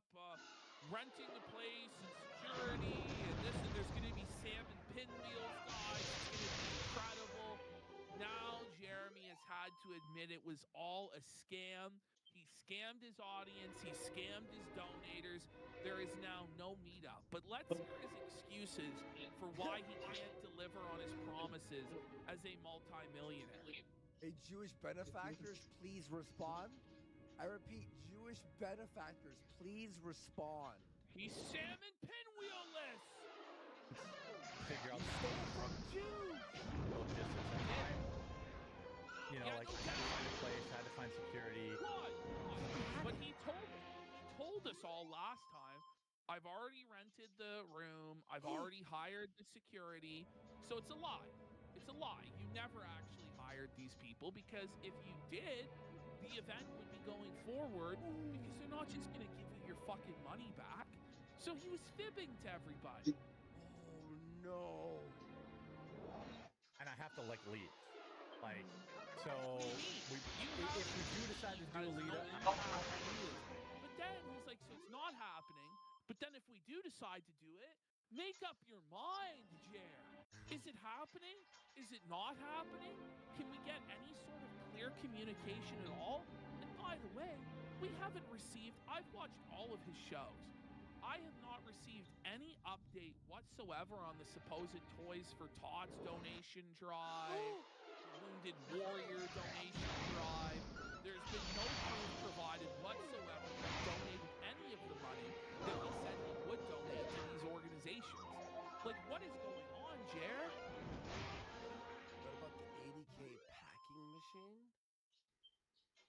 Oh, the coffee brand coffee. I'm not ruling it out completely, but right now, like, I can't find, you know, I found security, but then I'm like, well, I need. How hard is it to rent a fucking security? hotel room? A hotel, like the Just basement fucking, party room? I know it's a conference room or Conference whatever. room, yeah, Like, it's like he said that he already found a room to rent. So if you found a room to rent and you found security to hire, those are the two big obstacles. The food, people didn't ask for food. It's not a valid excuse. You don't have to cater this meetup for 10 fucking people, dude. Like, get a fucking grip. Buddy, like, what are we doing here? You know, though, if you showed up there, the salmon paleo plate would be fully empty. He would eat every fucking before he even opened. You know. Well, I was just snacking. To get food, drinks, and There's a lot of variables. it's just too much. I'm also the IT guy, so I've got to bring all the tech out there. Like, what sort of excuses are this? Are you so there's no one that could possibly figure this out? Like, because you have to set up equipment at AmFest a microphone on the day of. Yeah, you have to set up a microphone and a laptop, right? You couldn't possibly arrange to rent a room, which you already claimed that you did, and hire security, which you already claimed that you did, and then order like 2 pizzas from Domino's? Are you fucking kidding me, bro? Like, what is this? If he needs an IT guy, I'm pretty sure RTU needs a job. He does. RTU's suffering, buddy. We're gonna get there in a minute.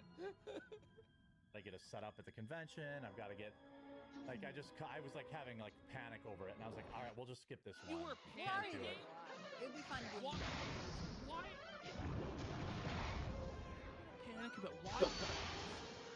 No one was saying that this had to take place. You out of nowhere said that this was gonna happen. Said that you had it all figured out. You were telling people to email you at thecquartering@gmail.com to RSVP for this. And it's like there's guys allegedly that gave you tens of thousands of dollars for this event for you to fly out there. And now you're not even going to meet up with them? The guys who gave you the $15,000, the 2 Jewish Canadian guys? Are you fucking kidding me? Like, this is crazy. No Canadian guys. No, this never happened. Bullshit. He got called out on his bullshit Christmas card scam, which he's not going to deliver on now. There is now no plan to produce the Christmas card and sign it. So the 11 people that ordered it for $100 a pop are just fucked. They get nothing. They get a membership to thecquartering.com that isn't worth fucking anything because there's nothing on there for you to enjoy. I'm gonna be real. There's access to a Discord server that no one's in. We're obviously on the top of his brain all the time. He's always thinking about us, right? I'm pretty sure the 2 Jewish guys, he was like trying to make a joke about us. I'm pretty sure that's what it was. Like, I don't think Jewish that he stuff, received this money. But it was like a cult because he couldn't actually raise the money from his audience, but he didn't want to admit failure. Yeah. He instead came up with this story that these 2 rich benefactors paid for the entire trip. Well, he's trying to say that we Okay. do videos on him so much that it's like promoting him and he's making the fucking money. No, I know. I honestly, I don't think he's that clever.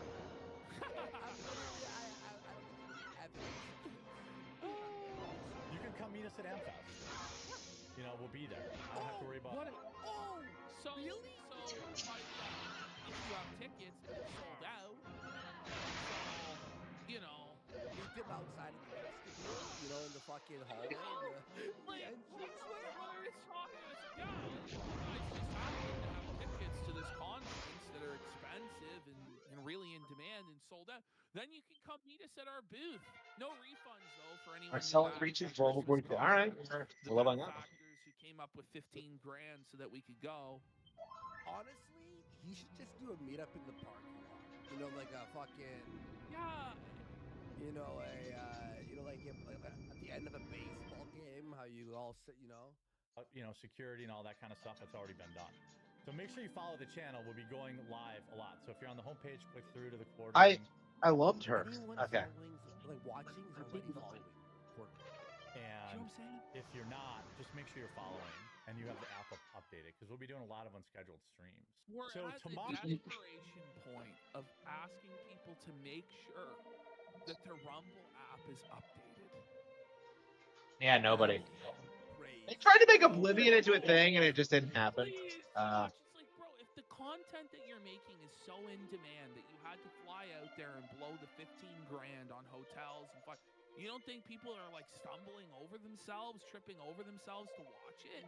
You wouldn't have to beg them if there was actually demand for it, but there's not. So you're literally begging on your hands and knees for someone, anyone to please watch this that no one asked for. it'll be just Hannah Claire and Melanie Mack. Hannah Claire's having panic diarrhea over running the show.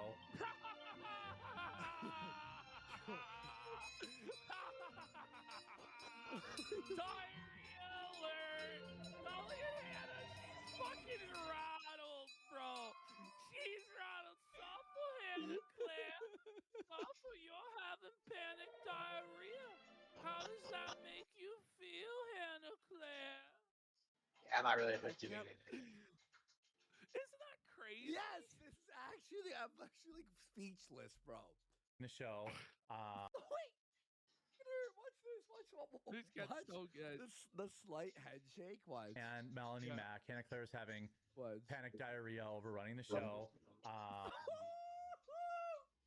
eyebrows furrow. Her eyebrows furrow. Like, what did he just say? What? Wait, what did he just say? So annoyed, She bro. hates him and she hates her life, bro. Bro, she gets her revenge. We're gonna see her and Mel get their revenge on Jer, buddy.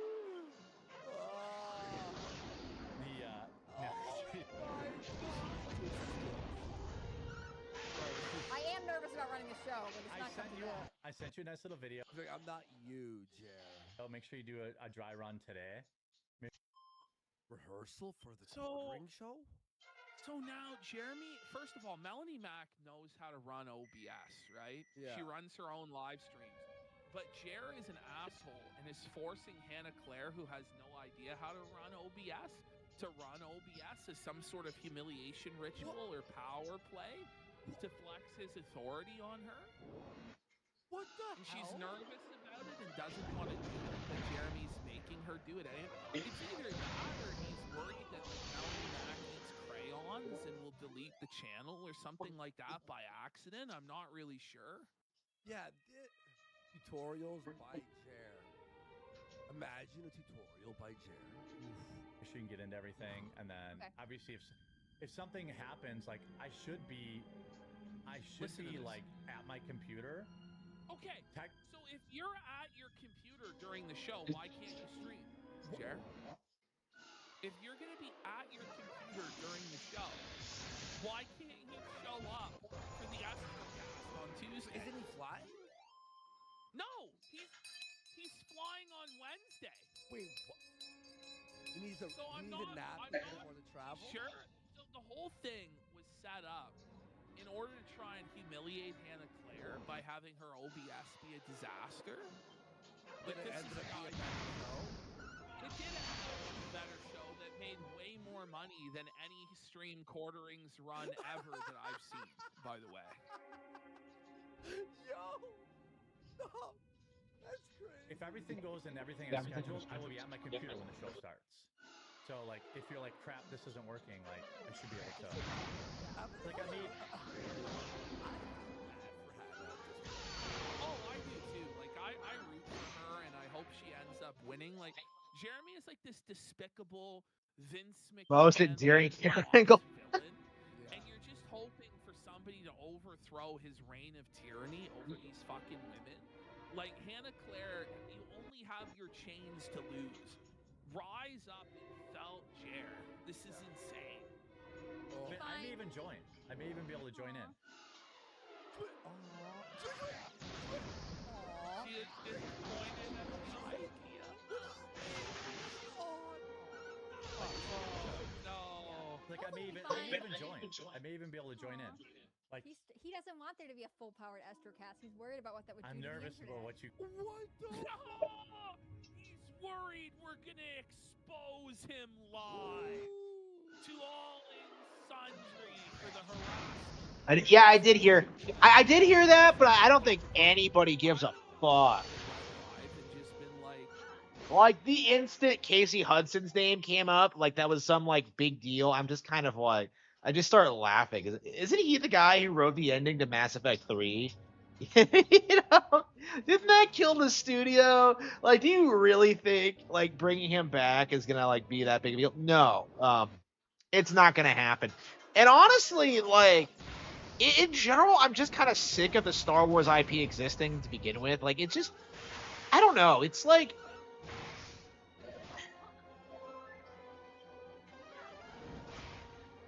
it's really interesting because like you read, like as I read more and more like ancient myths and like stories and fantasy and stuff like that, you really do kind of get this sense that Star Wars is just kind of trite and just doesn't really have anything meaningful to say about like overcoming adversity or like becoming a better person or evolving. It just feels like it's a product to make money, and it's like that. It's relatively soulless, and it has been for a long time, and yet people keep eating it up because it's Star Wars.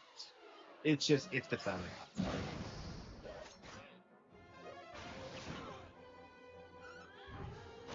It's bizarre how many people today will like try and say they're nostalgic for like the prequel trilogy, and it's just,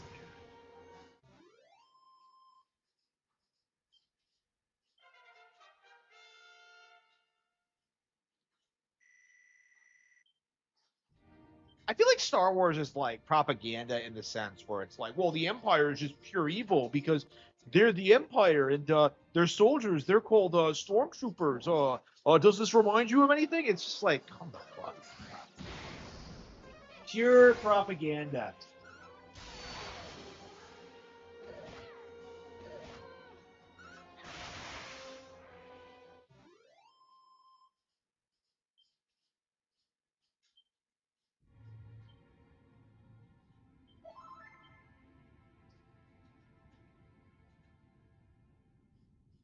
I mean, I can see Star Fox like when it comes back. Like I can see it being bigger than Star Wars once they like, really refine like the flight mechanics and really evolve it. Like it's gonna be a better flight sim. You know what I mean? Like there's just nothing Star Wars does that Nintendo doesn't do better. Is just my mindset on it.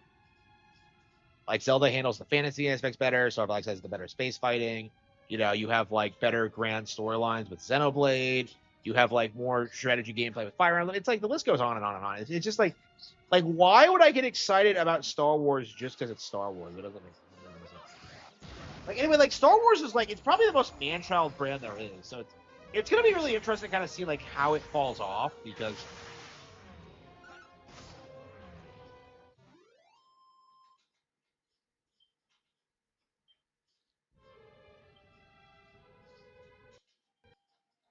I don't know. BioWare really was like the Larian of their time. Like I feel like it really they really were hyped up as like the JRPG killer studio.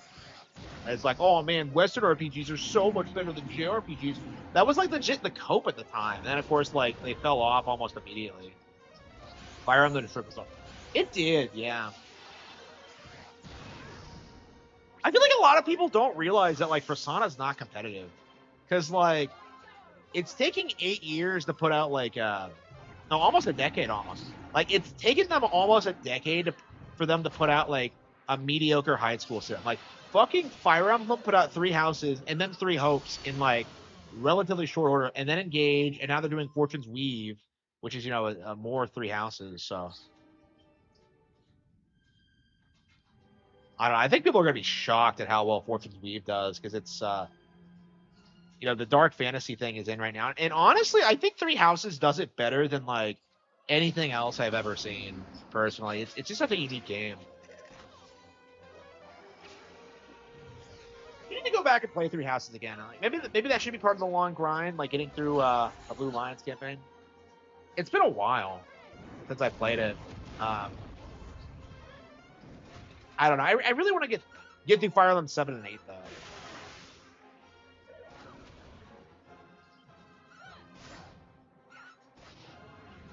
Yeah, let's get through Tactics Ogre Battle first, and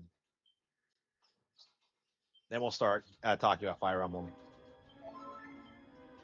Yeah, how long is it gonna get us to? Is it gonna take us for us to get Ogre Battle 64 on NSO? I have it on Wii U, so I think I'm just gonna play it on that. Speaking of Wii U, man, we need to get through Yoshi's Island. We dropped it again. I was so anxious to get through it and play some finish it.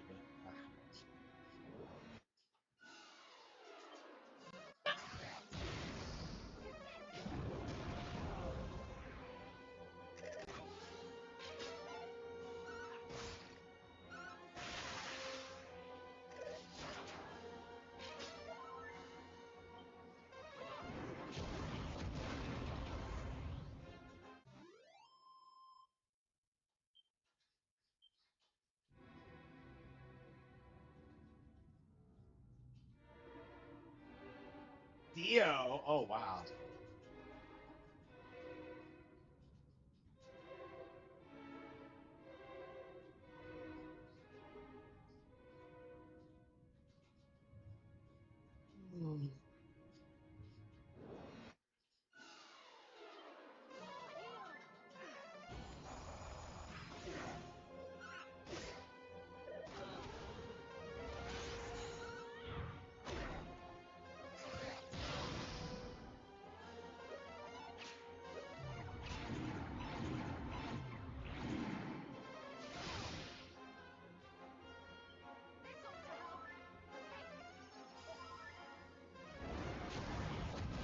People who play Persona 5 don't play past the first arc.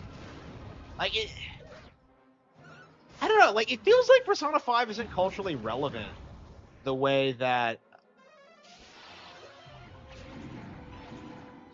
4 was, because 4 was like a big deal. Like I remember hearing all sorts of things about the ending and the twist, and with 5 it doesn't feel like like weird fandom shit in regards to how people felt about the ending. Like 4 felt like this really big cultural phenomenon. I remember reading all these essays about it.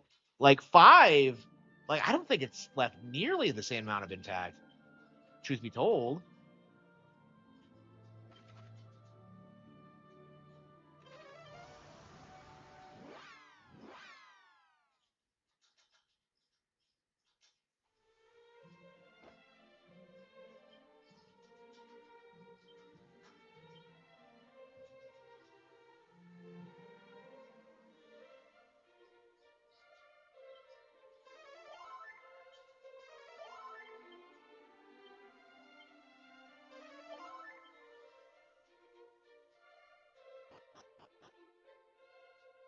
I mean, I still haven't done the final arc, so I do need to go back and do that. So I'm through with Persona 5 again.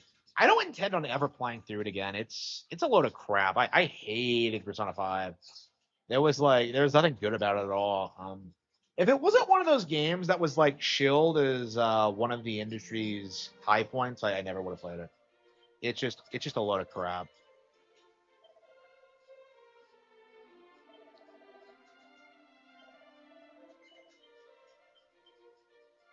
Should we try it? Are we ready to try it again? Here we go.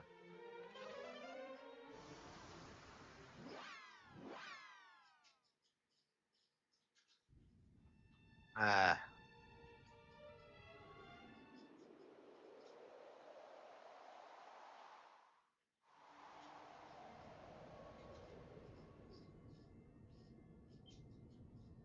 I mean, we got a couple more levels. I don't know. We got wrecked so badly. I don't know if we can't do it.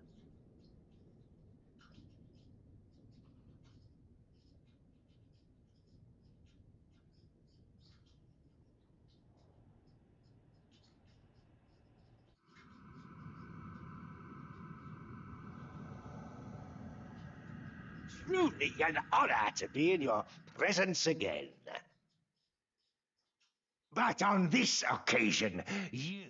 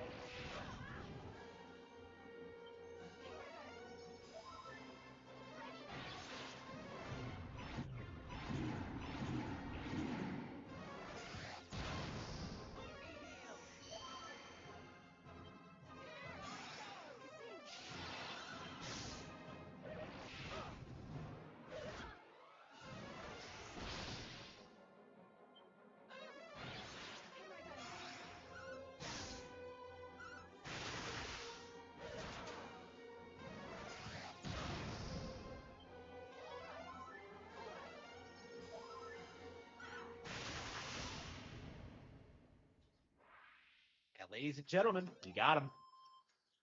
Yeah, so all we needed to do was tank his crazy attacks, and we would have just won. Like, really?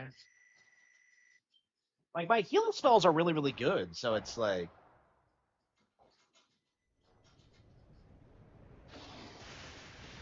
So I had to beat this guy 3 times, like... Alright.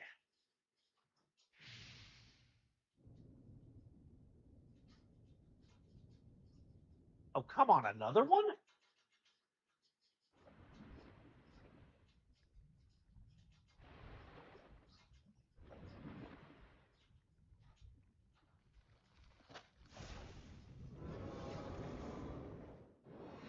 Bosses come in deep.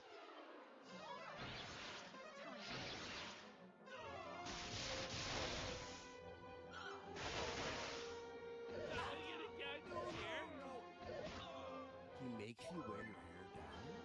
Yeah, so this is the issue. Cannon Claire used to show up with her hair up. And Jeremy said that's not acceptable. You have to wear it down. What? So this is the point of resentment for Hannah Claire.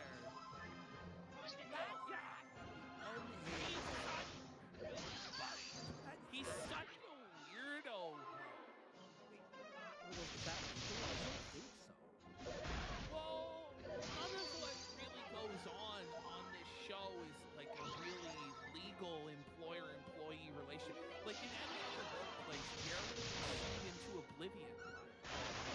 So, Are they just like making a case on him? You know what I mean? it might be. We got him. Look at Hannah. Bit See Hannah's face there? bones of him. So you're telling me this guy just came back as a soul? We killed his soul. We killed his bones. What's next? This guy really doesn't want to give up. I mean, props for trying, but like you single-handedly dragged this game out for another 5 hours.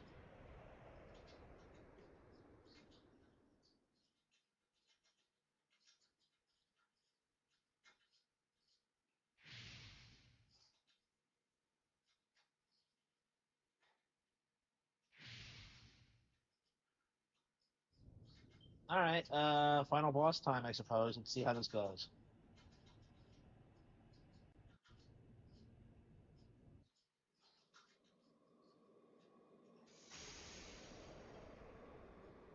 Still, you cling pathetically to life.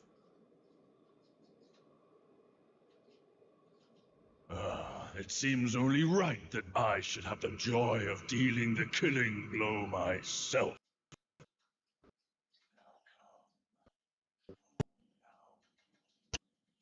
Die.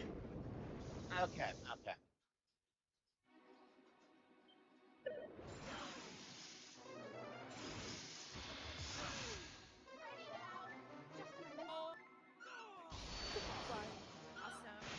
And we have Tinfoil Hat with the $5 who said, "No Jeremy today. This is your chance to have a talk about Austrian art appreciation."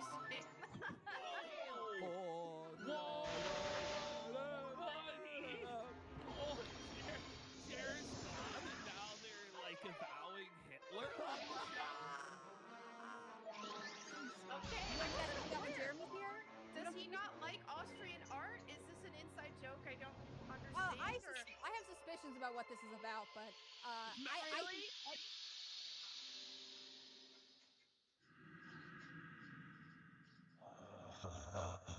It matters not.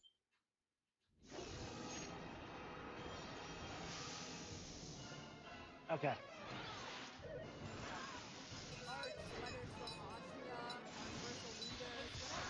He does like art if it's She doesn't know. No, she doesn't know. No, Melanie takes this opportunity to drag Jared's choice in. No way. He does like art if it's German Shepherd paintings. He does like that. just openly dragging and dissing Jared on the show as he pays to be insulted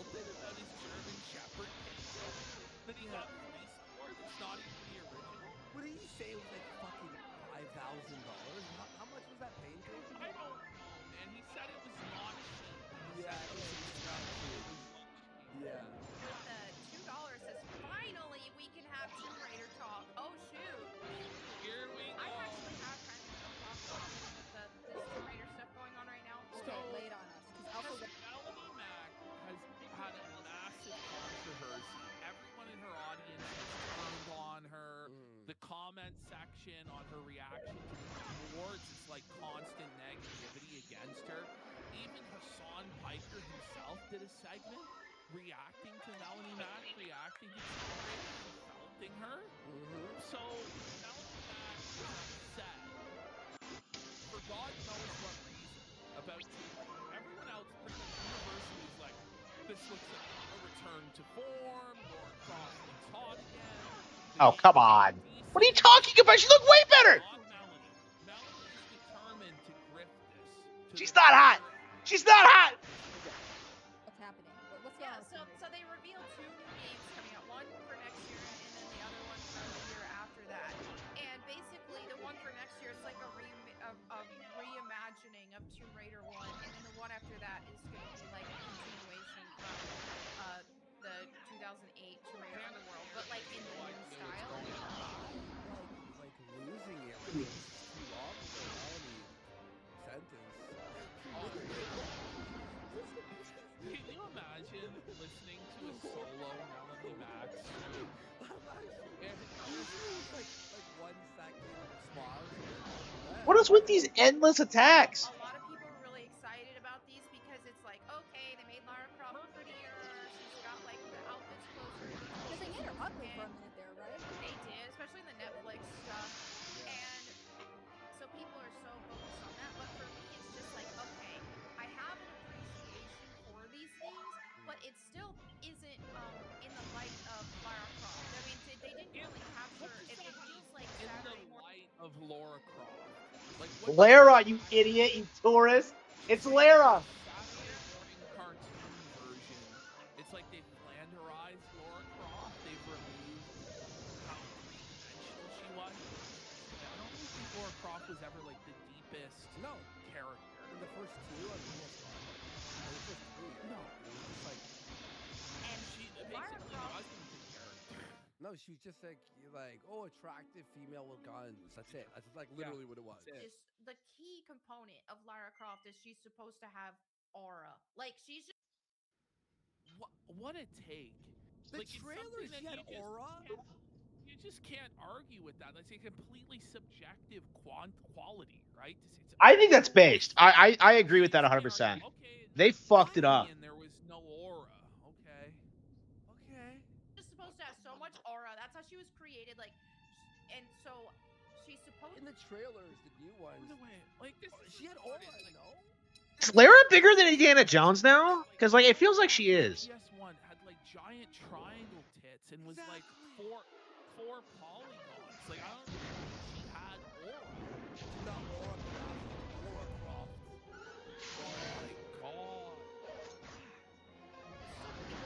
A character where it's like, okay, no guy can get her, and no girl can be like her because she's just next level, and she kind of thinks she's better than everyone. And I know that sounds insufferable, but there's a way that it can be. This is complete bullshit. This is a lie. No, it's a lie. What do you mean? I don't know, man. Like, but here's the thing: how can you truly judge this She's off of like insufferable.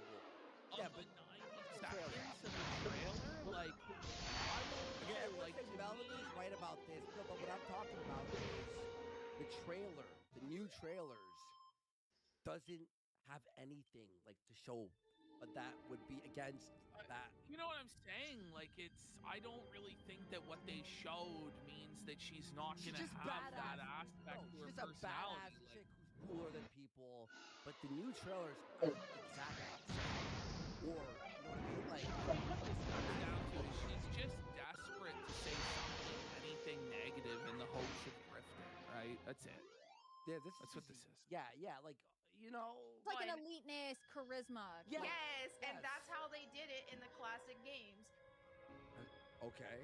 And so to me, it's just like, okay, now we. I mean, women are really big Tomb Raider fans. Tomb Raider that seems really likable and fun and like a good character. What do you mean? What? It doesn't even show any of that at all.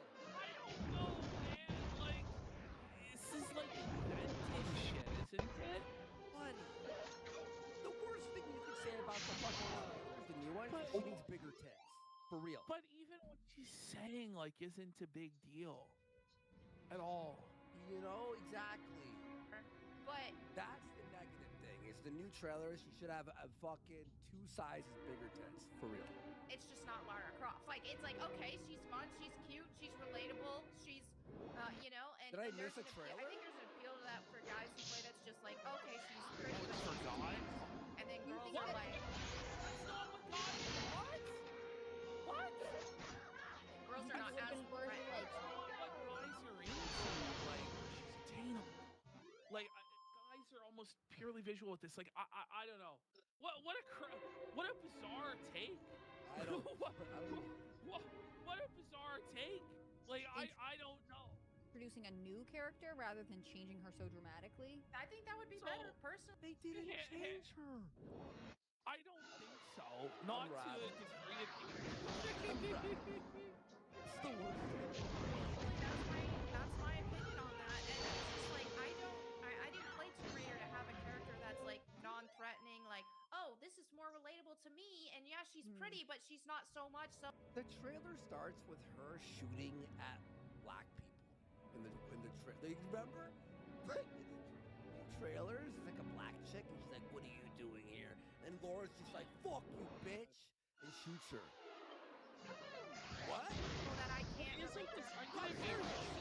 Is the new Sonic has blue arms bullshit, or Sonic is supposed to have black eyes instead of green eyes? Like, at the end of the day, this is a really autistic thing to really care about to this degree, no? Like, oh my god. I think it's just not Lara Croft, and that's How about this, Melody? Make your own character then. Make your own game. my take on that. So it's Yeah, just consume the newest Tomb Raider slots. Don't ask questions. Just consume. Bounce back and forth. Sire would. I've lost. Well, I'm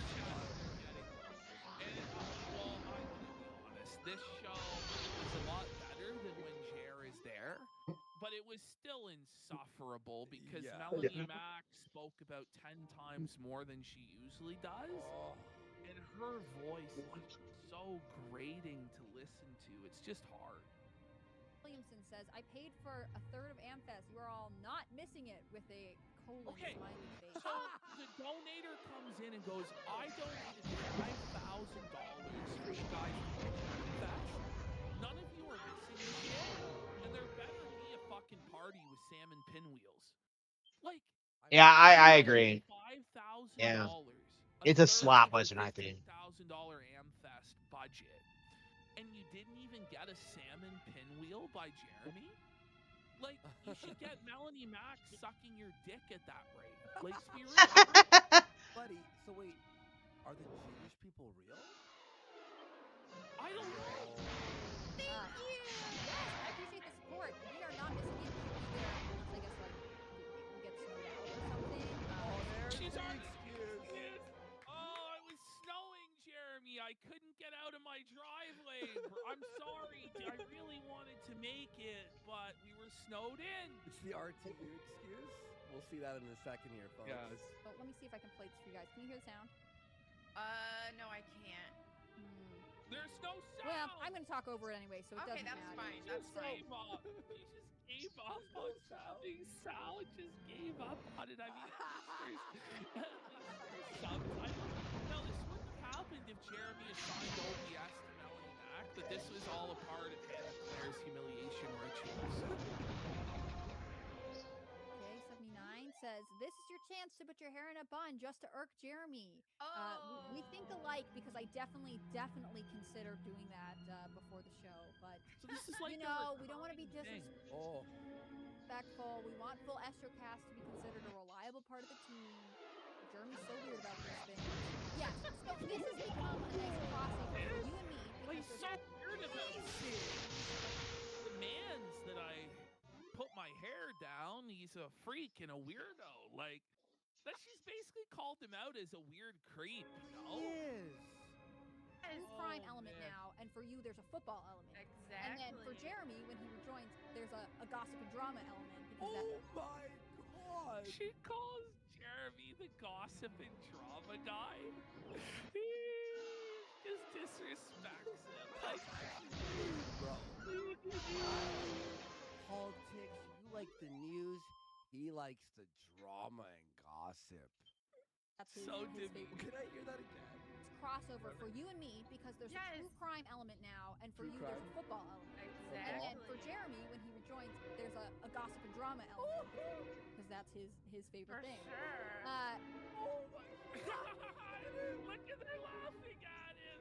Hannah's elated. Rose house following. Dunking the chair. I'm getting fired. This is the end. You're not getting fired. They have no respect for him. Jared has no respect for himself, so he'll never fire him. All right, let's have a look at Review Tech USA. Okay. So, for those of you who aren't Yep. aware of this latest Review Tech USA scam, Review Tech has been struggling financially for a long time. He's been struggling to hit his goals.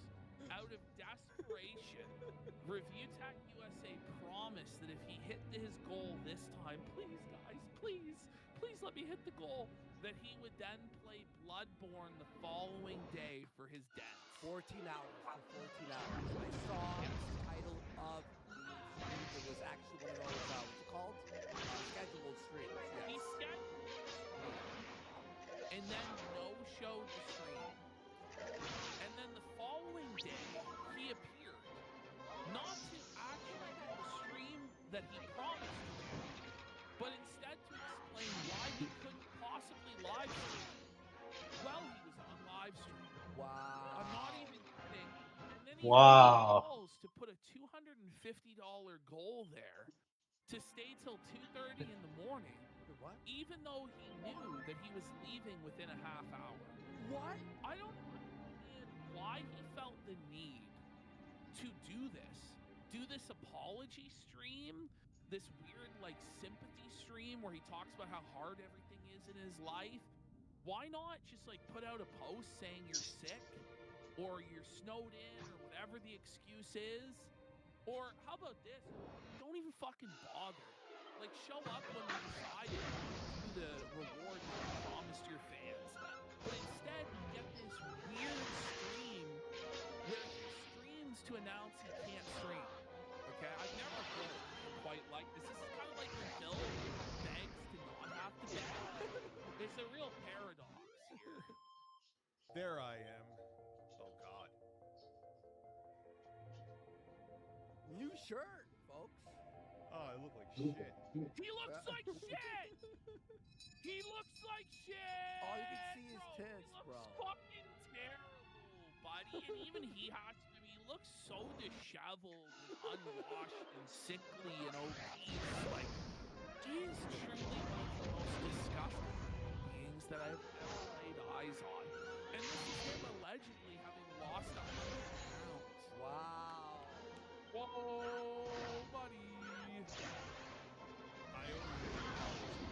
If you're wondering what For your happened, existence. it is two things that have been beyond my control. It's not just, By the way, you know, it like turns into this long, rambling 40-minute explanation. DSP would have explained it faster than Review Tech explained. I had to edit this down so much because it was just ridiculous. Okay. got caught up doing a project, so I rescheduled the stream. The stream for Bloodborne was supposed to be Monday, right? I went down to Lawrence, having no idea. They were talking like a dust. So I was First of all, I don't believe this because he's not allowed to set foot in that home. He's banned from Christmas there. He's banned from Thanksgiving there. But now we're meant to believe that he's staying over there. I don't believe it. I think he's lying. You have two kids with this girl, and then you're like visiting each other. You're like roommates, kind of sometimes, but then not. Like, what is this relationship? This is shit. not Oh, sleep to save my fucking life. I must have slept like What relevance does this have to why you couldn't stream? So he was over there and he couldn't sleep to save his life. It's like, okay? So what? Because his excuse is that he's snowed in. What relevance does your sleep patterns have to this? I don't understand. Yeah. It's like, woe is him, everything's so tough, he's really hurting. I go outside and look and everything. It's like a not the but she got me live in New York State. 4 to 6 inches ain't fucking shit, bro. Do you believe this? You don't have fucking winter tires? You don't have a fucking vehicle that's all-wheel drive? No, Ash. I don't think you understand. He's so fat that his weight like battles the snow tires uphill. You know what I mean? Like 4 to his 6 gravity. inches. His gravity Lauren was actually. taking 4 to 6 inches. We know the Masucci Micro is not that big. No. So the 4 to 6 inches inside Lauren must have been another man, no? Yeah. No, but imagine putting like a giant boulder in a car and then trying to drive up a hill. You know what I mean? My car was You're in right, her dude. driveway, Like which fucking bottomed out. This guy's driving like a 2005 Saturn. It's like if you ever played Snow Runner, you know that game where you have to go in the snow. The suspension just fucking collapses and he's fucking literally on the ground. His sparks are fucking flying. No, is he trying? I think he drives like a juke. Are they really not? I thought they did. I thought they worked. He begged everybody to buy for him because he was so destitute. To drive with his other fat friend. Remember? Two fat And then guys. we got in a Jeep. holographic Micro Masucci for 5 subs. Big support. was down a hill. I couldn't get out. I'm like, there's no way I could get back. If I knew that it was going to be like that, I would have never left here. I got double fucked, man, and not in a good way. He was double fucked. Wait, hold on. How do you get double fucked in a good way? I guess he like enjoys getting it in the mouth and the bum at the same time. But he was double fucked not in the good way that he wants, where he has a penis in both orifices. But instead, he was unable to sleep and he was snowed in. So we didn't get the Bloodborne stream. But you're on stream right now. So why don't you just do the Bloodborne stream for us? Yeah, exactly. Well, we'll see. Why the fuck does my stomach sound like a fucking washer machine? Look at you. I wonder why. Come on. We all know why, buddy. We all know why. It's Jeremy from the quartering syndrome, pal. It's your foul diet, and let's be real, it's also these weight loss drugs he's taking that are fucking up his stomach like this. I mean, like, since this segment started, we're bleeding out. Bro, no. I lost like 500 viewers in under 10 minutes, which is more than the entire viewership of Review Tech. Oh my god. Oh no, buddy. Jesus. And man, I felt like that. You know when you have a stomach bug and you feel that weird fucking feeling? Peeling? Okay. In like the pit of your stomach. He's not okay. Next day I know it's 1 a.m. and I'm dry heaving in a bucket. I was like, there's no way I could do.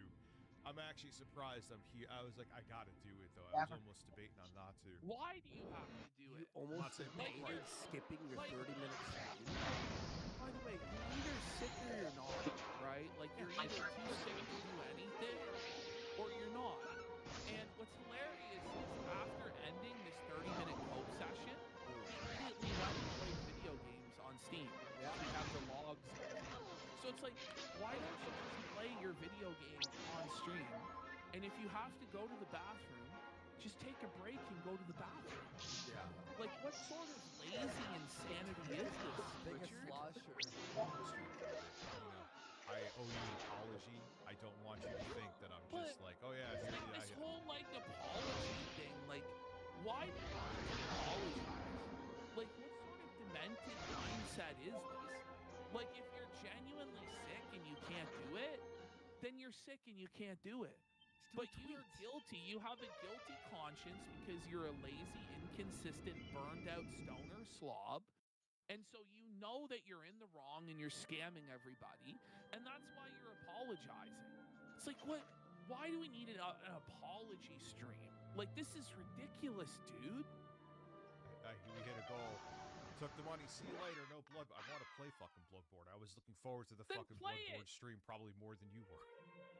What do you mean? Well, that's probably true, to be honest. That is true. It's like, okay, then play the game. We're sitting here listening to it. And I gotta remind you this, guys. This goes on for a half hour. Sitting here here for a half hour listening to this guy apologize for his own existence. It's like, just play the game. What? And for selfish reasons, because I have you here and you can walk me through parts of the game I would get confused at. So it wasn't that I didn't confused at fighting. Like, what the fuck is he talking about? How do you have any right to talk about Phil? Yeah. When you are just openly being like, I need people to handhold me through the game. Really? Phil! He's DSC, Maxie! He's confused! He needs yellow paint! He needs guidance from chat! We got that one guy 90 for 5 subs. Big support. Let's go. Thank you so fucking want to much. fucking do it. It wasn't that I didn't want to Elder do Scrolls it. 6, yeah, absolutely. Just fucking people over. I think feel people bad. are really underestimating how badly Elder Scrolls 6 is going to do. Because, like, just look at Starfield. You know, just look at what that resulted in. That was supposed to be Bethesda's big new IP for the generation, and yet it came and went, and nobody cares. Like, it's just, yeah, they are completely fucked. Like, when the Elder Scrolls 6 comes out, like, everyone's just going to go right back to Skyrim. Like, I guarantee it.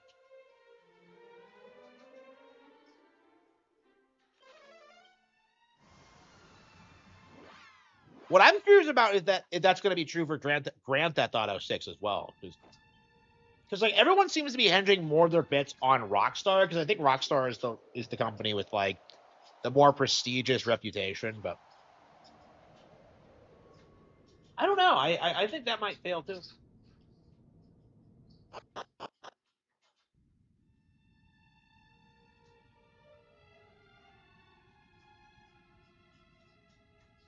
Oh, maybe there's a place in the underworld to farm liquid metal slimes.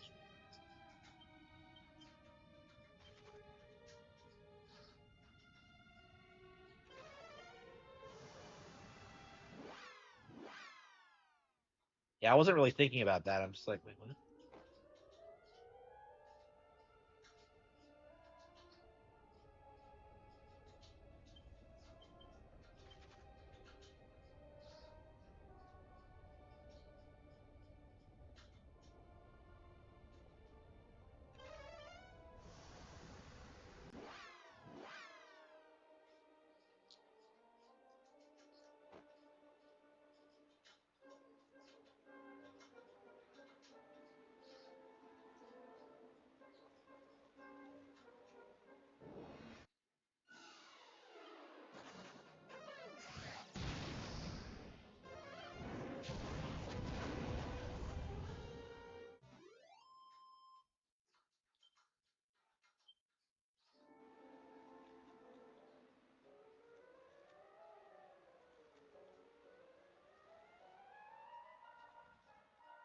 Yeah, what I don't get, you know what? I don't understand why this game took so long to come out. Did we ever get a good explanation for that?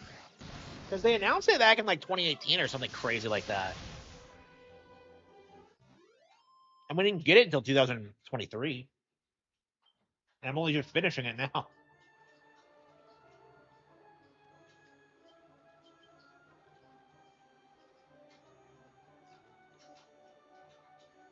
Yeah, I don't think there's enough liquid metal slimes for this.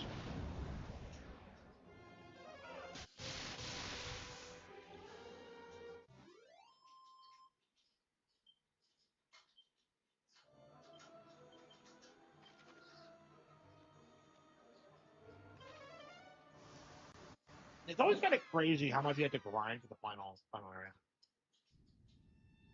Go out though. I couldn't. Wait. So you're telling me that the DoorDash driver can buy the Pepto and bring it fine, but you can't drive up the hill? So we're supposed to believe that Review Tech USA's explosive diarrhea was so debilitating that he couldn't drive 5 minutes to a corner store like a fucking Circle K and get Pepto-Bismol or Imodium. I'm pretty sure this guy gets everything DoorDash or Instacart.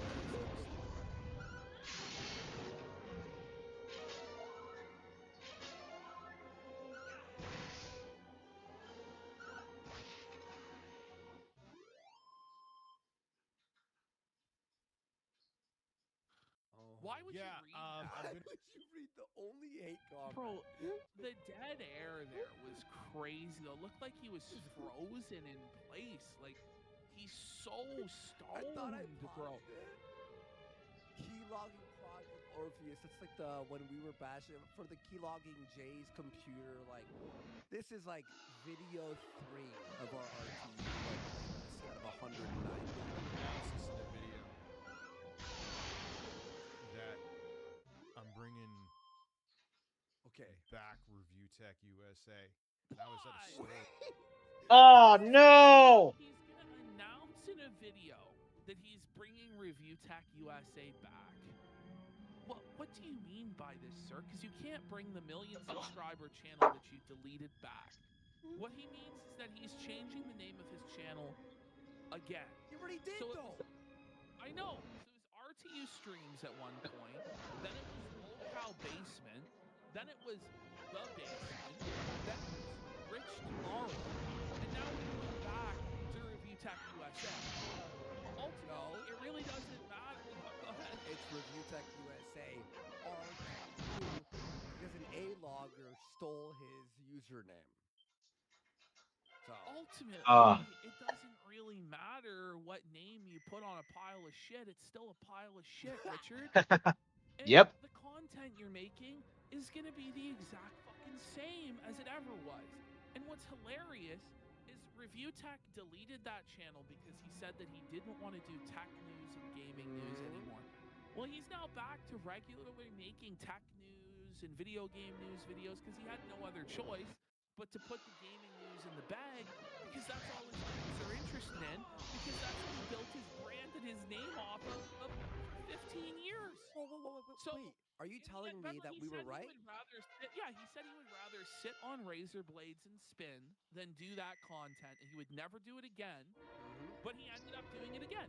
So we were 100% right about this entire situation from the beginning. And all this guy really needed to do was just put the gaming takes in the bag on his million subscriber channel and then use that to funnel people to his live streams. That's all this guy had to do. So you're telling me the ASMR channel isn't blowing up, or it's a disaster. I'm gonna social blade check up that the fucking that channel. When I really genuinely thought, and that was by design, and fuck the people who put me in that situation. Okay, Pause. Fuck the people who put me in this situation. You put yourself in this situation, okay? That you did this to yourself when you fired Jay instead of letting him take over the channel in your absence, bro. And you 100% caused all this drama with Jay, all this drama with us. Like look at your own actions, bro. You deleted the channel. Delete. You pressed delete, not us. Not me, not Andy, we not offered Jay, him money not for the Keith. channel, remember? Yes. We offered Nobody him made you and you didn't Nobody take it. made you delete that channel but yourself. Nobody made you go on Locale Tech Talk and make a fool of yourself and sit on a pizza and eat it, or eat the bugs, or drink the hot sauce, and do the humiliation rituals, and call Boogie Sir and answer to him as your boss. Like, no one made you do that. Those were your Kind of own disavowing. choices, bro. Yeah. And the fact that he still blames it on others is crazy. It's not even anything of the above, because remember, it was because he was caught using bots. Yeah. And then they warned him, he erased it so he wouldn't affect other channels. He was worried he would get banned on that account, which would then lead to him being banned on all the accounts. Yeah. And he messaged Tipster this and accidentally leaked the DMs with Tipster. And he fucked up on OBS. But he keeps trying to revise history. Ultimately, he needs to stop looking back in his history. Like, sitting here and talking about constantly things that might have happened a year ago, 2 years ago, 3 years ago, 10 years ago, that were negative experiences for us, and dwelling about it and coping about it. No one gives a fuck. But when you keep bringing it up over and over and over again and obsessing about it and trying to change history and retcon. This time people will believe me. Then people do care and they felt for you. Move on. Hey, look, I was the one who chose to do what I did, and I was a grown-ass man, but... Yes! But I really thought I was done. Well, you are. But then how is that anyone else's fault? It's your fault because you didn't make content that was compelling that your audience wanted to watch. You got lazy. You smoked a bunch of pot. You fell off.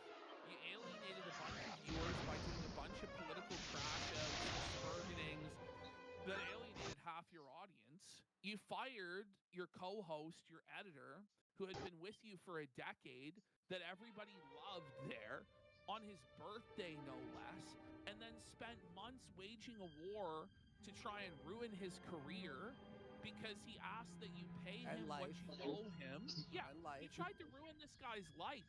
He tried to get Jay fired from his opportunity in the film industry. You know, he was contacting people in Jay's life. He was fucking going on Locale Live, all sorts of shit.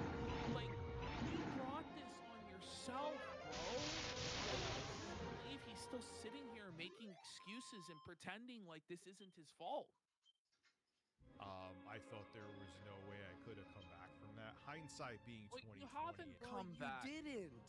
Nor would you have if you kept There's no... He's too lazy. Growth. Yes, he's lazy as fuck. It's Yes. the same handful, the same dozen guys. He has like maybe 3 or 4 times the amount of donators that Phil has. Yep. But that's not saying a whole lot.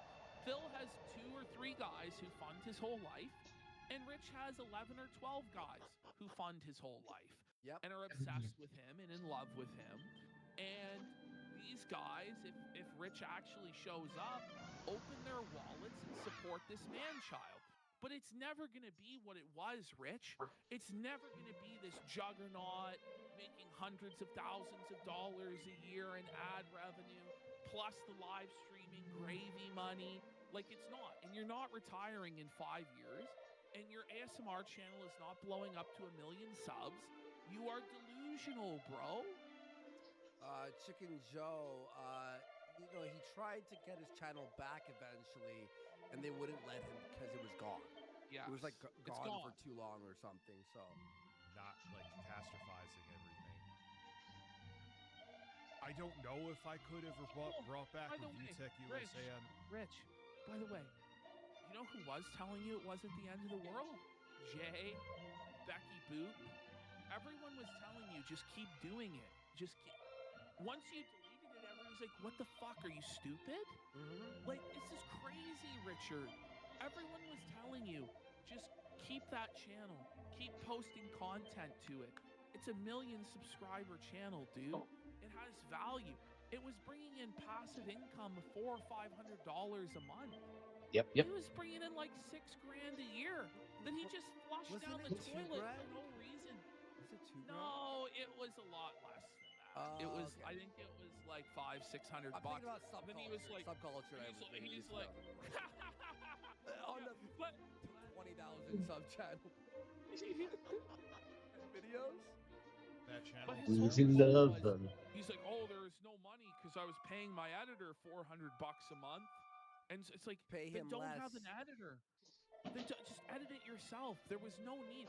He literally makes 1 to 3 10-minute videos a day where he reads a news article. There's literally no editing involved. With the editor, it should be a percentage. You go, hey, listen, if we go down in income, you go down in pay, right? You don't pay someone, you lose all your money and keep paying them, have it on a contract, and that's it. What the fuck? And by the way, Jay was begging Review Tech to make more to videos. do it for free. He's like, please, just just blurt out 5 videos and I'll keep posting them. Well, Please Jay was to the point where he was saying, I'll do it for you, sir. Yes. I'll make the videos for you and put them up for you, and I'll live stream for you and give you most of the money. Like, he is literally like your indentured servant or slave. This is crazy, Rich. And by the way, I went to bat for you and filled in when your daughter went blind, bro. And then you snaked him, fired him on his birthday, and tried to ruin his life. What is wrong with you? The reason I couldn't was kept it. And it was funny, I was at a store the other day, and this guy came out, he's like, oh my god, the people behind the counter were freaking This out never because happened. they know you, they love your stuff, and they still watch you. Shut the fuck up. Everyone loves the kill stream. He's like same. It wasn't just like one guy bumped into him. Oh, Rich, is that you? Oh, I wasn't sure. It was that some guy came up to him and said that the people behind the counter at the store were freaking out. So both people behind the counter knew who he was, and both were freaking out to the point where another person then came and took their fanboy as if too rich. Like, this didn't happen. 3 people knew review tech in one store. I'm not going to say that nobody ever recognizes you, because we have had it happen to us where we've been recognized. It does sometimes happen, okay? But it doesn't happen like that, dude. It doesn't happen like that, and then they're all like, oh, bro, like, we miss you. You were so amazing. You were a legend, King. It matters not. Yeah, and then everyone claps.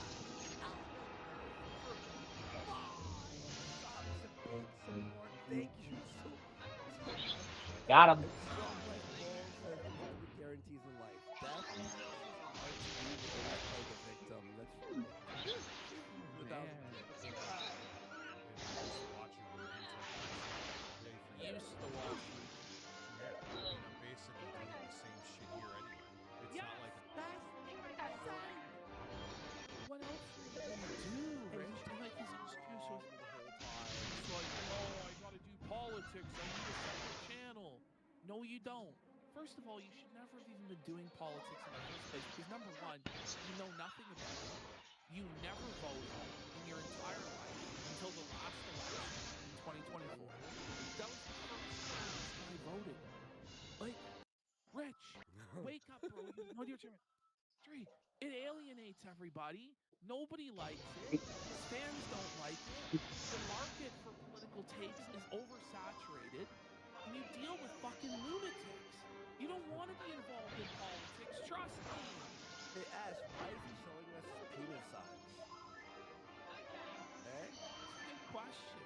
Look at how tiny that is. I think it might be even smaller than that. Yeah, that's exaggeration, bro. I'm doing. Himself, and the video apparently was passed around. And Rich Wish I Yes, he did. Yeah, that's why you lost. This is like another today, Rich tomorrow, where it's constant flip-flopping and he doesn't know what to do and he's so unsure of himself. If this guy could just commit to a direction and commit to a schedule, he would be fine. But he's so fucking lazy and stoned. He has no idea what he's doing. Oh, I'm gonna do this. Oh, I'm not gonna do that. And it's just like, bro, the problems are entirely self-created. Why? I'm more enthused about it right now. Yeah, I regret giving my play button though. So the you gave the key? Oh, buddy. But I thought you were gonna be a millionaire in 5 years. He gave Keemstar that play button because he actually believed that Keemstar was gonna make him a multi-millionaire on lolcow tech. Wow. If you're new to our show, the lolcow tech talk on this channel is fucking funny. It is honestly the funniest. I like fuck. No. Genuinely upset that show ended because it was just real. It was like watching Rich being tortured every single day. It's amazing. He was fired by Boogie. Listen to what he's saying here. So he's threatening Keemstar to get his play button back. He says, I'm not going to do anything violent. Like, bro, man. Keemstar alert! Keemstar alert! He's going to threaten Keemstar that there are going to be consequences. This is like he's going Bob Ross. Consequences will never be the same. My golden play button and the expectation I would be a millionaire.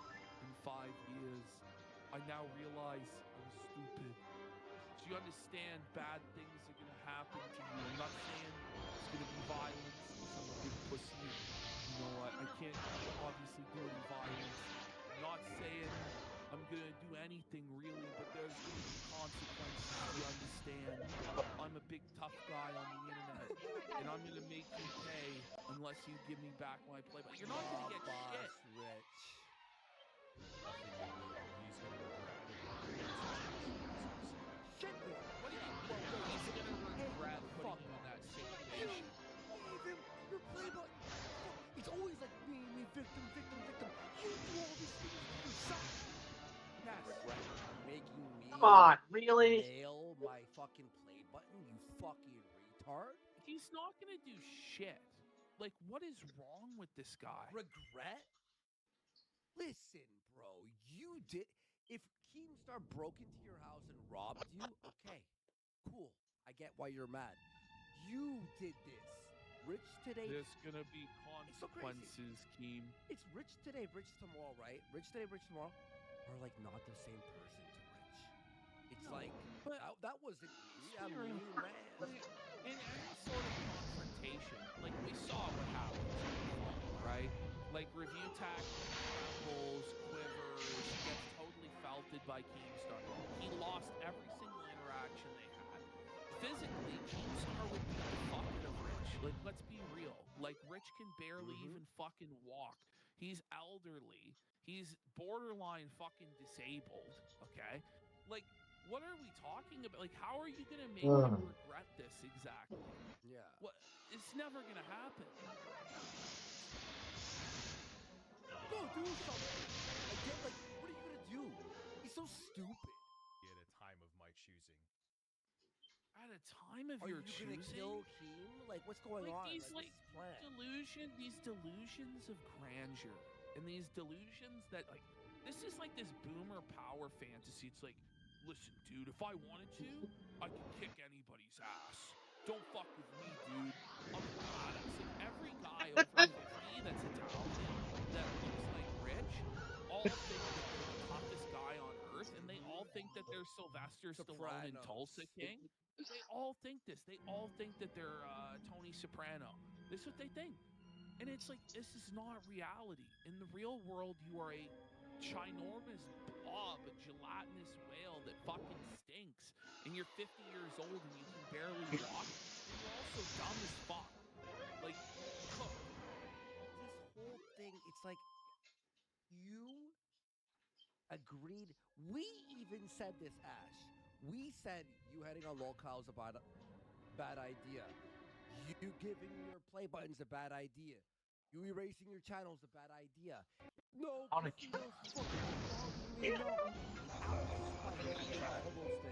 my phone.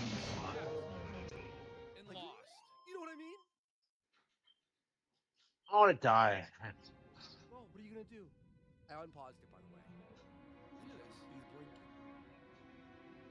Look at this dead air. Okay, so that's Chad has been a meme for a while now in the Bleach community, but I think we need to take a moment and just put a little bit of respect on Chad's name. Important to remember that in the beginning of the series, Chad was like people make jokes about this part in the season when Ichigo says that he can't imagine Chad losing a fight. But just take a moment to consider this. In the literal beginning of the series in Chapter 7, before Chad has any powers whatsoever, as a regular human, Chad is literally tanking falling construction beams on him without even blinching, as you can see in the panel above. This man is casually exhibiting superhuman feats without even having any powers. So you can imagine that Ichigo would be surprised when this literal superhuman with powers isn't completely It's a bad idea. Phil can figure it out better than this. But Bloodborne's a sick game and it's fun. It's like, is there a problem here? The game is also like 10 years old.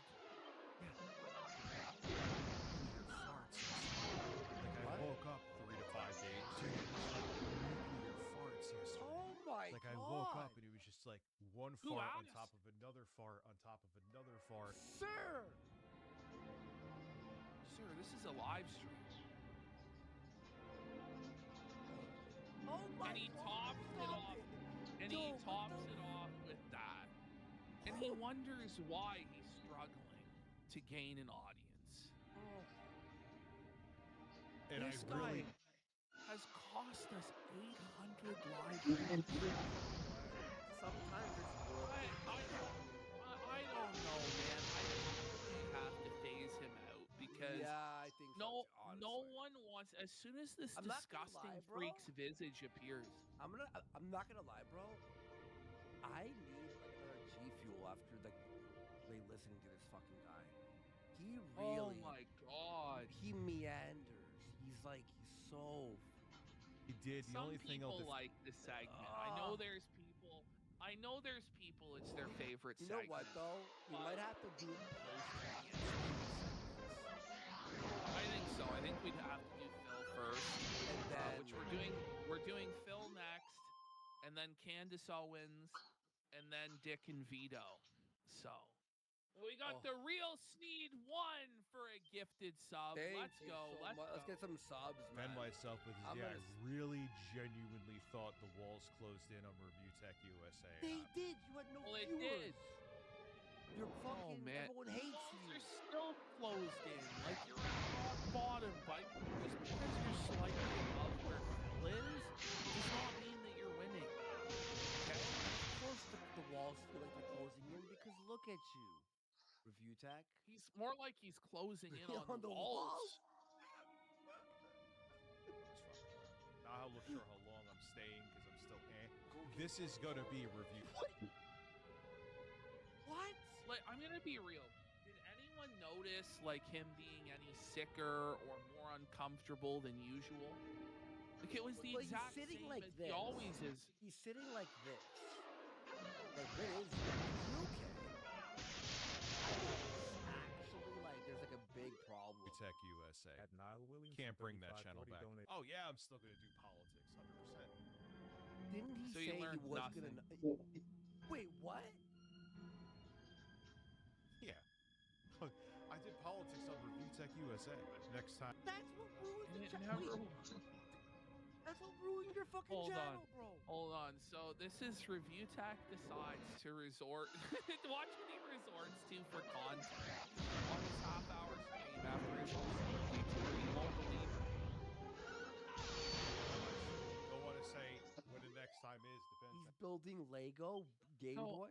He won't tell us the next time he's going to be live because he's just not sure. It's going to be in 3 to 5 business days. Don't worry. My favorite fucking people, but whatever. He has to. Buddy. Let's go! Hey, it's us, his favorite people. That's how he has to resort to watching us for content because he's that much of a bother that doesn't do show prep whatsoever. Buddy, just go to crazy. Duty streams. Like, what are you fucking talking about? Well, he did go to Duty streams, but Duty clips us now. What's hilarious is there's no escape from us for Review Tech USA. Everywhere he goes now, it's us constantly. Oh my god! And he's trapped. What's the one? Phil, but Duty uses us. Yeah. I think I'm unfortunately going to end the stream here because I'm feeling it. I just wanted to more so come He's back feeling on, it. Feeling what? Usually when you fake being sick from work, you know what you do? You go, I'm not feeling so. Oh my god, I don't know why he I gotta went use the live when you're bathroom and grab some G Fuel. Do you want to take a break or do you want to keep, or do you want to read super chats? Go to the next slide and I'll briefly explain it. I need. Okay, here I'll watch this and then I'll go. Go. No, I'll sit here for this. All right, so I wanna laugh. after all of this, Review Tech talking sick, he can't stream, there's nothing he can do. The guy really got on stream for 40 minutes, said a bunch of excuses why he can't stream, commit to goal rewards, or follow a schedule that he set, then ends the stream and goes back to gaming all day, playing Grand Theft Auto 3, the definitive edition. One of the worst fucking games you could possibly play in the year of our Lord 2025. That's what Review Tech USA did. Isn't that wild? That's right, guys, we're gonna crazy. take a quick break here. Yep. We're gonna And come we'll back. see. We're gonna do Dark Side Phil. Amazing. What song? You know what?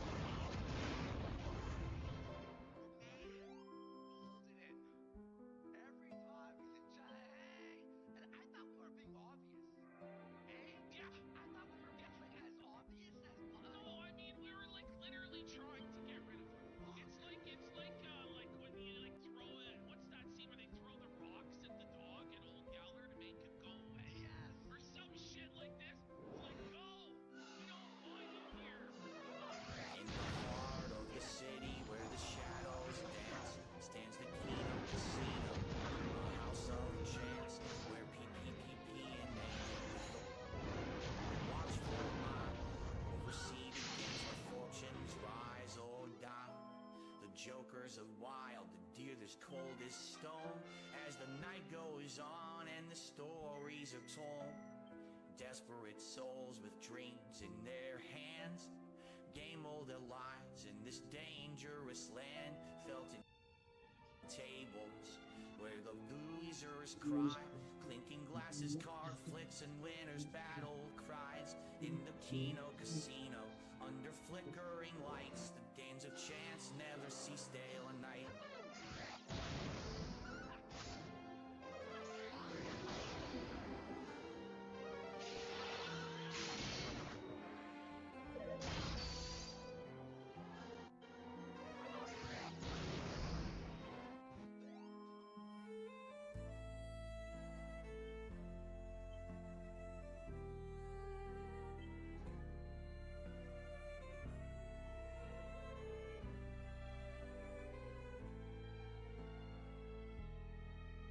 Felted tables where the losers cry, clinking glasses, card flips, and winners battle cries. In the Kino Casino, under flickering lights, the games of chance never cease day or night.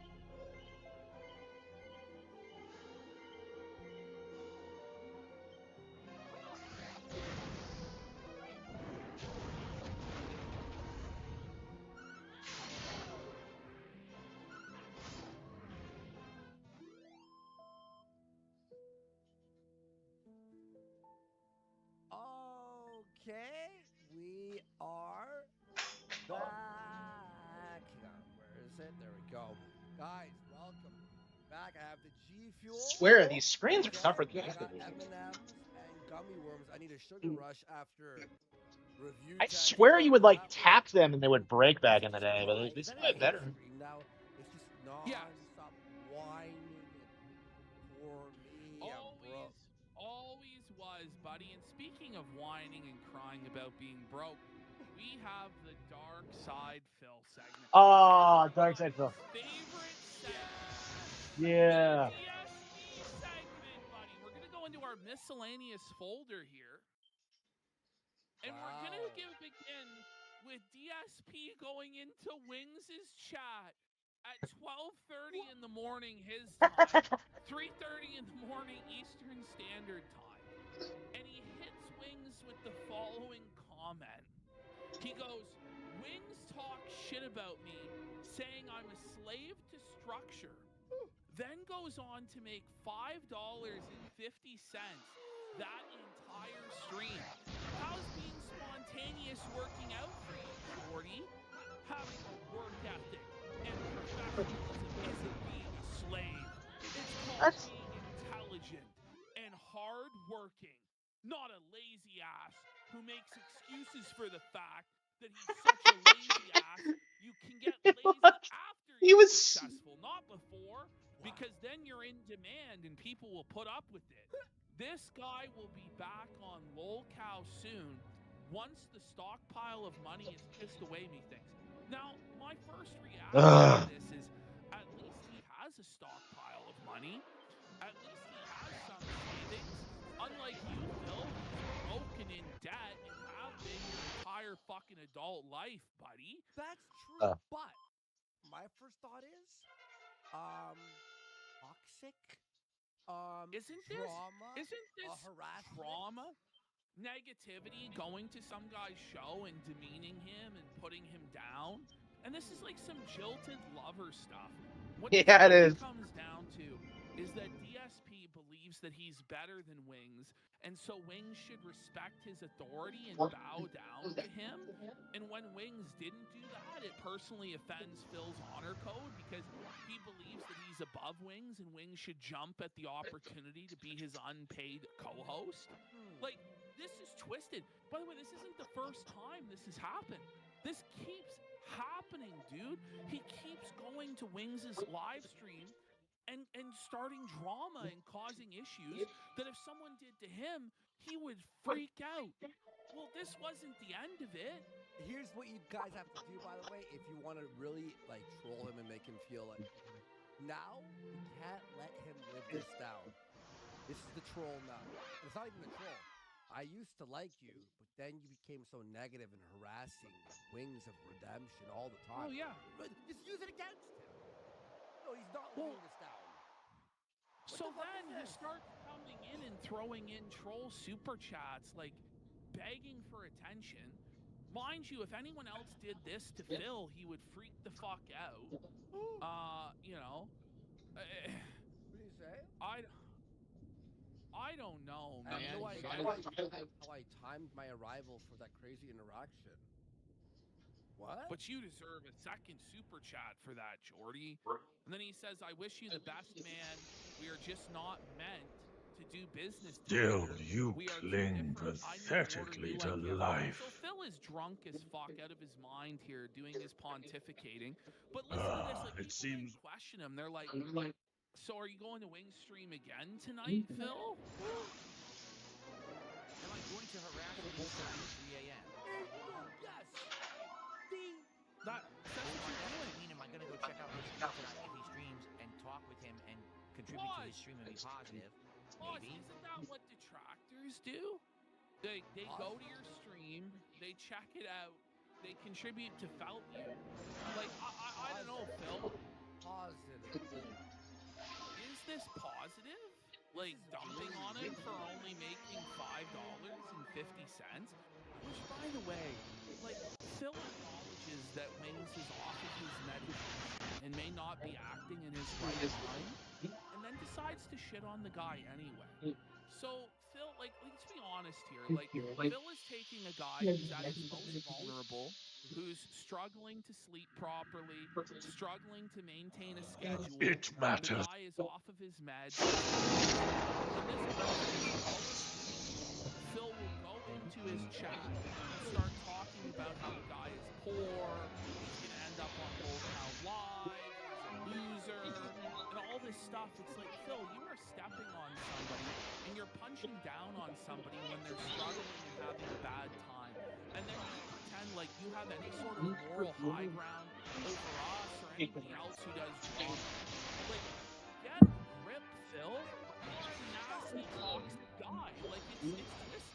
And then when you get called out on it, you then do the exact same thing one of your detractors would say, and I'm just contributing positively. You know? What an absolute piece of fucking shit. Depends on what I'm doing. I don't know. We'll see. So he's going. Okay, so the arc that we've been going through here, one dead Renton as flooding and levee breach prompts emergency response. This is the natural disaster that's going on where Phil lives, okay? And Phil's main concern during this is whether or not he's going to be able to get DoorDash and get his Amazon package. So let's have a look. So, yes, a company not being able to deliver your video game in the middle of a life-altering flood is definitely a passive-aggressive move. And all these pictures are from the flood currently happening in Washington State. So, Phil is claiming that is acting passive-aggressive and is conflict avoidant because they damaged his package in transit. And therefore, they don't want to deliver it to him because then he will issue a complaint or refund. So they are doing all they can to not deliver the damaged product to him. Now, he has nothing to base that on. And in fact, everything to base on the fact that a natural disaster has just occurred. But let's hear Phil. Let's hear him out. Okay, so real quick video again here. This is DSP talking about where he thinks a package that was supposed to be sent to him is. He hasn't got it yet, and he doesn't know why. So he has a theory about why, and then he describes a natural disaster happening around his area in which people have already died, many people have lost their homes, in a very special way. So let's play it first. Like this thing is busted and they're going to try to get their money back. So I almost feel like they're purposely delaying the delivery to hold off. It's almost like passive aggressive stuff like that. Like, he actually thinks he's the main character of the universe. That's actually and like the people at the fulfillment and delivery center know who he is, and they're purposely providing him and delaying the delivery of the package. Not because there's a flood, but because they're conflict avoidant and passive aggressive. There's a flood! There's a flood! Look out your window! Oh, man. Conflict avoidance. We know the conflict is coming, so just delay delivering this thing as long as possible. Why would they do this? By the way, why?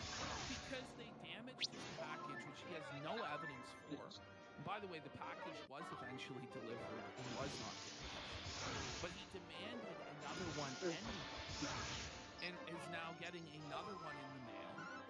So he scammed the company. Ladies and gentlemen, we just beat Dragon Quest 3. Right? Yes, we did That's it. what I feel like anyway.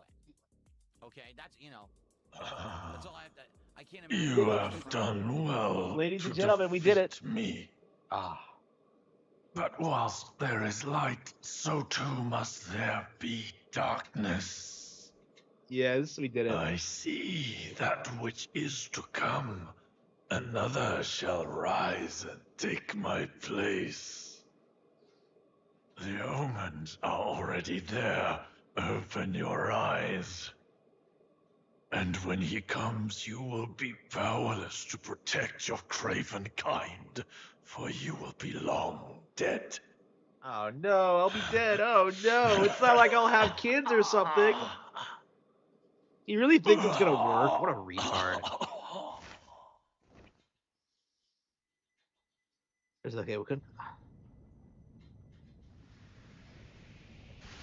Easy lover.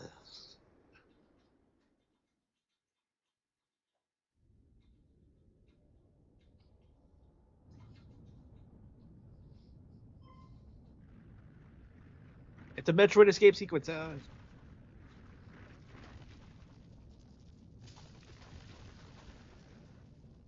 Yeah, what took this game so long to come out? It seems like a very by-the-numbers remake. Like, I don't know. I feel like Live Alive had more effort put into it than this. It had like a complete alternate ending. Well, Live Alive's not as long as this, though.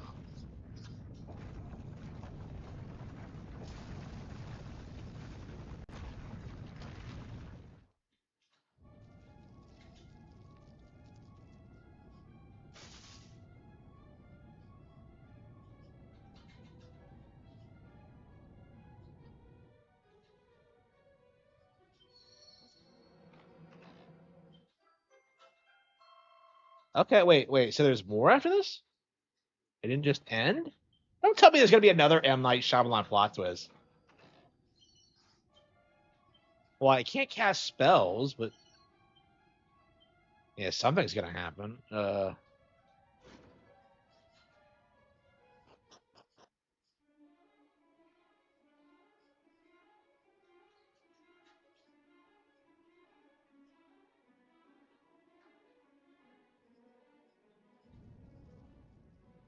It really is like a Metroid game.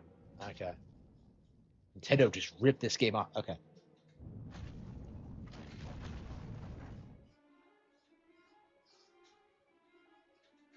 Hey, what the hell is this?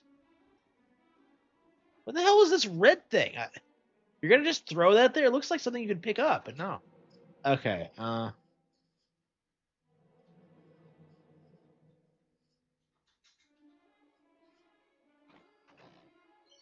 Okay, Chad. Have we decided what we're gonna grind through next?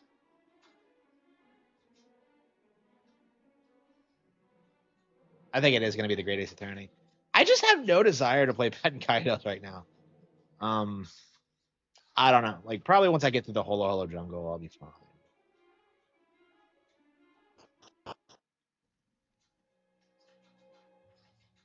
Yeah, I do feel like the dungeon crawling is like the worst aspect of the game because it just feels kind of weirdly, I don't know, forced and just not all that interesting. I don't know. It feels kind of contrived.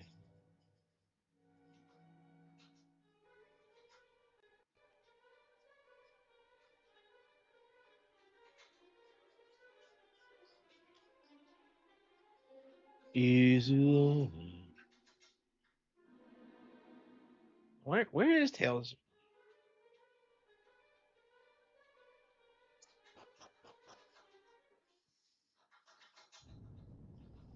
Oh yeah, Tales of Graces. Yeah, we have that now, don't we? Yeah, I think we'll go ahead and download this once we download that once we uninstall this. Rubus.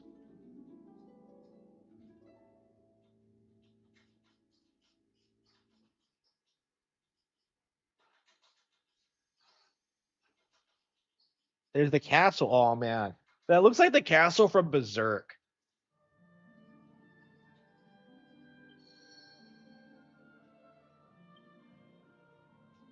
Report to the king of Tantagel, but I'm on the surface. Why would I go to Tantagel of all places? Oh come on. So wait, what's gonna happen then? I beat the. So the guy came out, talked shit. I beat him, and now what? Tantagel? Oh wow. Oh, we're in the underground. Well, I did do it. Okay. Well, I guess I saved the world. I don't know. I'm so used to like things going wrong in Dragon Quest games. I'm kind of pressing X to doubt because it does seem kind of too sudden.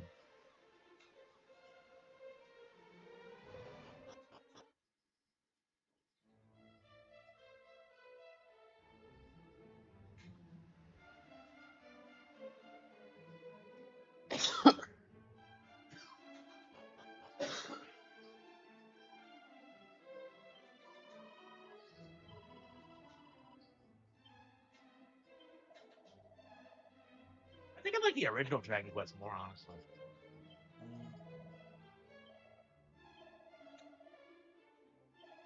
Yeah, Dragon Quest 1 is actually one of the first games I ever streamed, isn't it?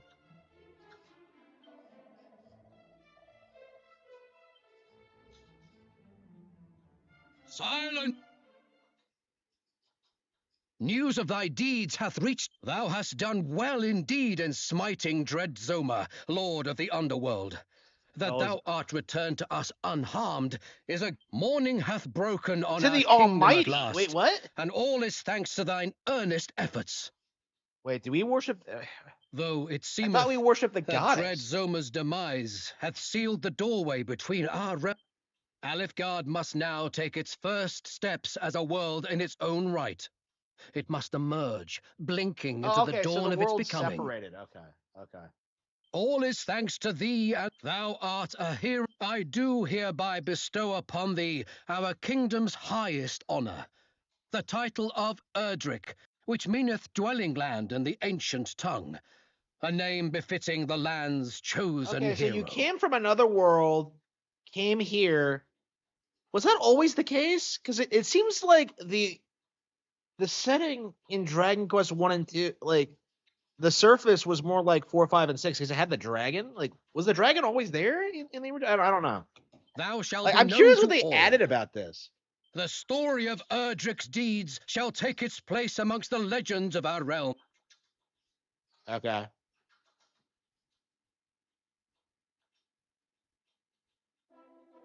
So yeah, the hero of 3 is actually like the ancestor of the protagonist of 1 and 2. So this is actually a pretty good place to start if you're interested in Dragon Quest. Oh, dancing girls.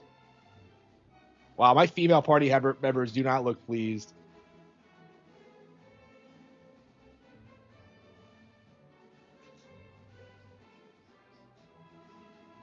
I mean, it's a classic. It's like an all-time like influential video game. It's definitely something you should play if you're like a hardcore fan of gaming. I don't think it's a must-play by today's standards, though. If you're like a casual fan, you're better off playing like 11 or like.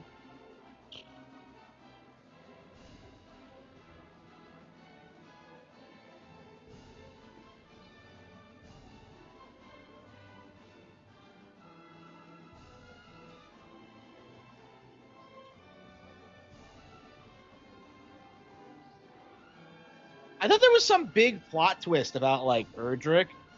That's what I was told, but our hero was nowhere to be seen. Wait, what? I left my party behind? Oh, come on.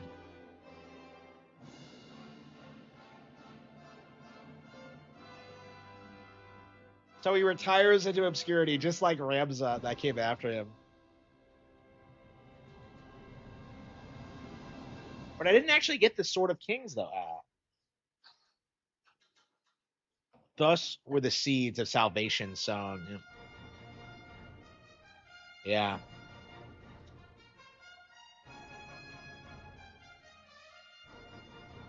I don't know. I'm just not that big of a fan of like Dragon Quest 2. So like, I reasonably like the original when I played it, but like that one's super dated. I'm curious how much the remake kind of adds to it, but not a whole lot. Yeah, Yuji Horii, my guy. Akira Toriyama. Oh man, was this before or after he died? Yeah, Sugiyama. Yeah.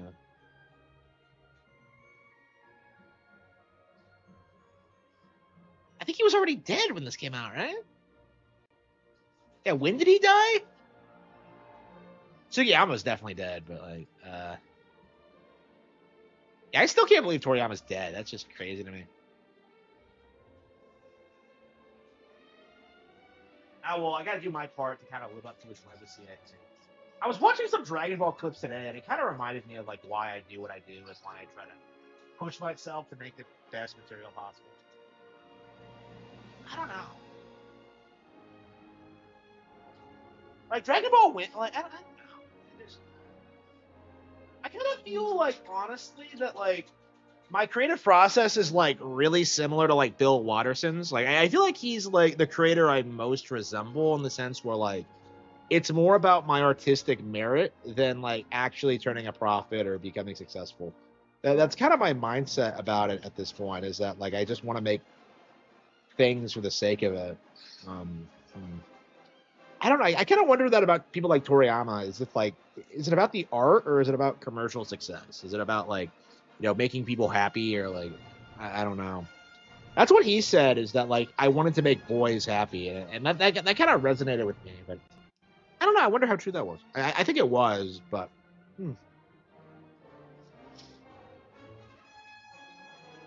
I don't know. I feel like I don't have that mindset. I feel like I'm more like self-indulgent, right?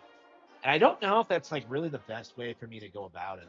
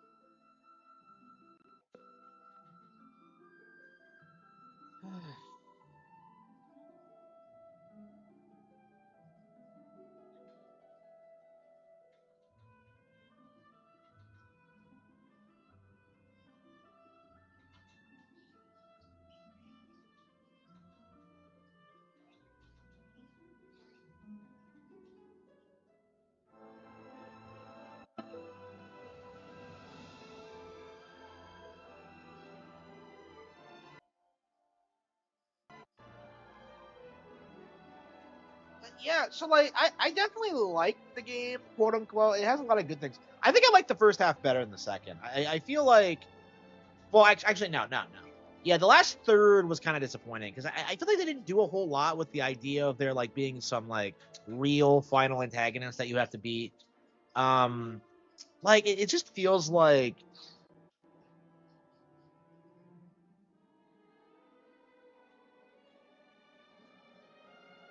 I don't know.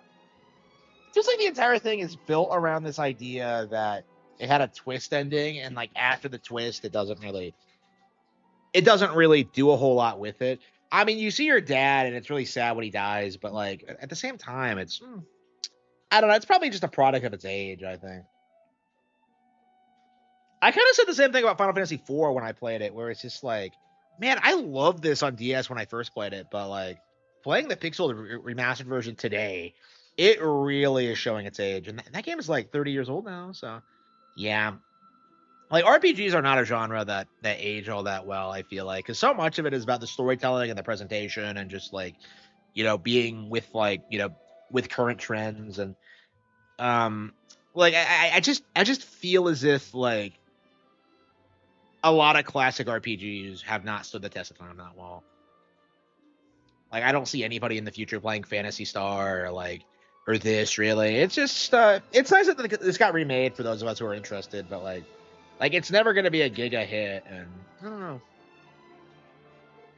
Like, I think Japanese people consider this one of the greatest games of all time, and I really don't know if it can be.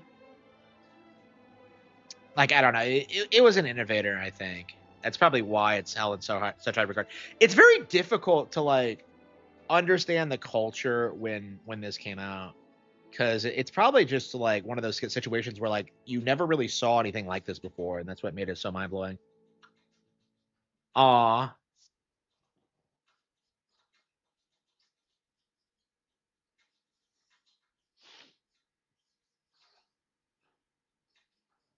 Your Majesty, fear not, for I will see that thine offspring grows into a fine leader of the land.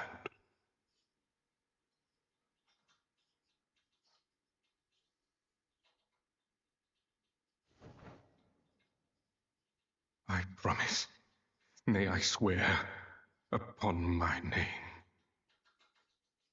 the name of Harman. Wait, what? That's the bad guy of one, isn't it? So this random guy. Okay.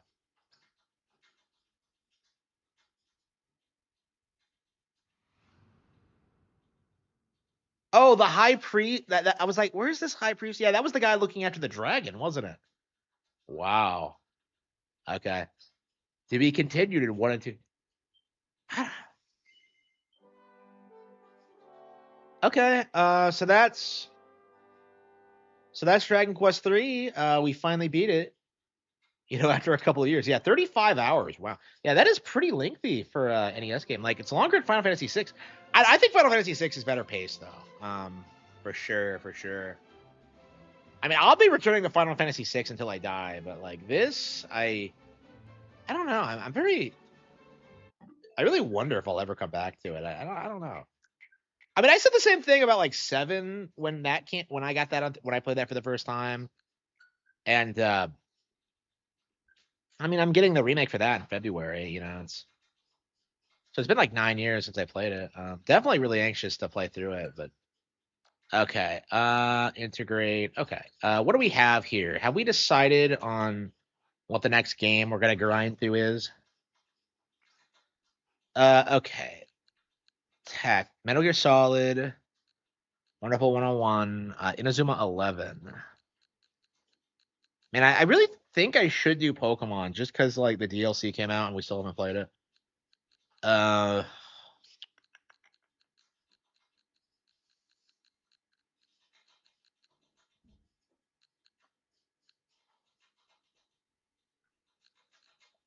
Hmm.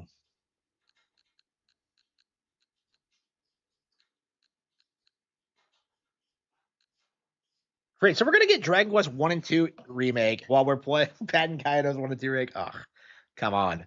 Oh, continue the story of Dragon Quest 1 and 2 remake. Okay, let's play Patent Kaidos instead. Okay. I cannot decide what I want to do next. Yeah,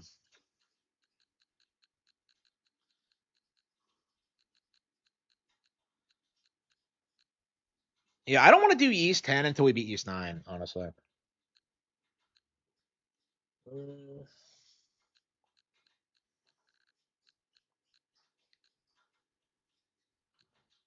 East 10 Nordics. Okay. Um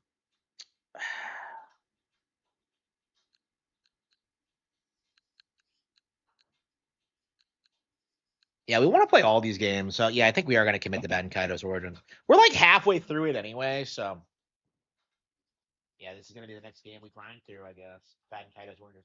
Now, I think we're going to take a while to get through. I think it's going to be a while before we play the first one. Just because I'm not super fired up about playing like another 40-hour RPG, 60-hour RPG like before, like immediately after finishing this one. And I do want to play it. It's just like, well, like I'm playing so many other games right now, and it just doesn't make a whole lot of sense to me.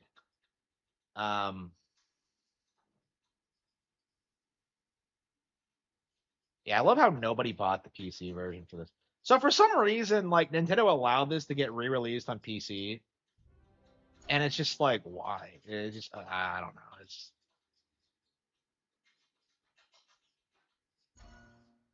I mean, I imagine like the definitive version is always going to be the English one, but okay, what the hell were we doing? Oh yeah, we were, yeah, the Koa monkey. Okay. Yeah, there's so much bullshit happens to you in a new I know. Like Sadal's suit is boring, like nothing happens in it, but like Anue Anue has the opposite problem where like there's just so much like bullshit that doesn't really need to be there. I don't know if they overcorrected from the first game because I think in the first game you don't really do a whole lot in Anue Anue.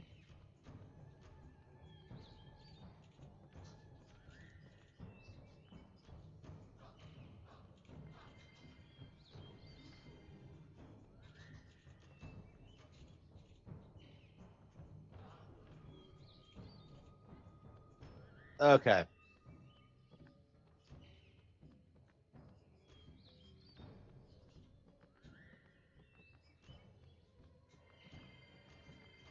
Oh, there he is. Okay. Yeah, so like sometimes with the camera angle, it's really difficult to see what's happening. I don't know. This is like a really gorgeously animated game, but it has this really like weird focus on like really strange camera angles and just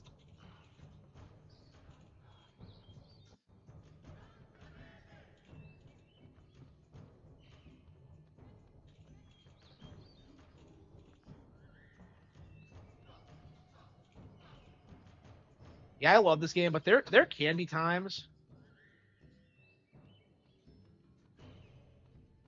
I love this game, but like there are times where like things like the camera angle can just kind of grate on you.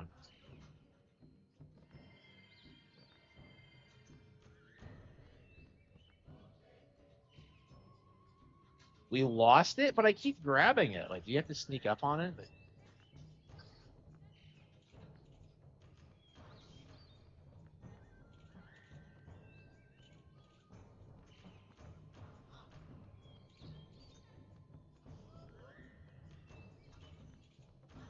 Uh,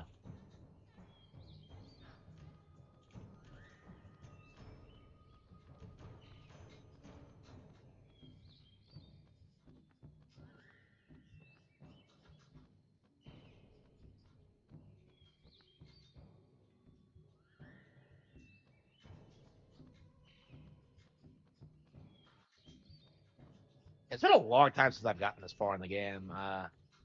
Last time I played, I stopped when I got to a new. So. But I thought I saw it right here. Where the hell did it go?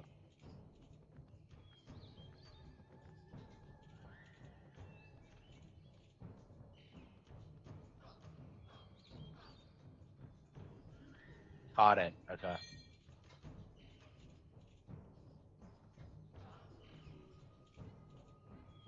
よかったとんだ道草だった。もう済んだことさ。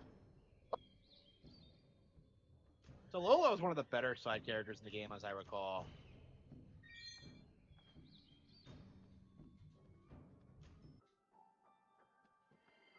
Because like Sagi and Millie are totally in love by this point, and Lolo threatens that, and it's kind of amazing. Yeah, Nui Nui has like really gorgeous like architecture and this really interesting vibe of like of nature and just it's great. ローロって人はどこに村の人に話を聞いてみようよ。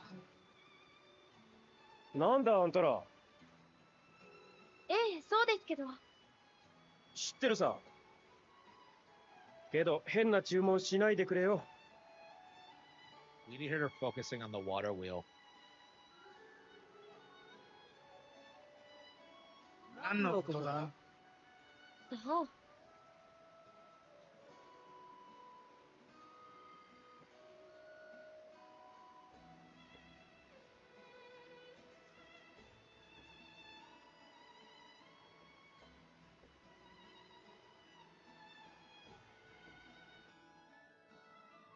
Yeah, so is the water wheel built by the sequel? It must be, right? Okay, read letters. I love how Mom always sends you letters.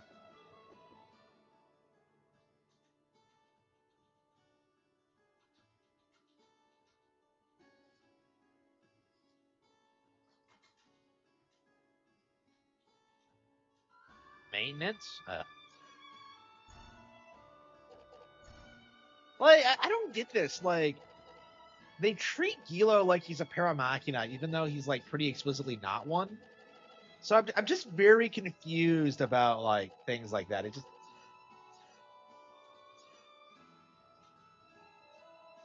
And they never do explain why Gilo resembles paramachina. Maybe they do, and I just missed it, but...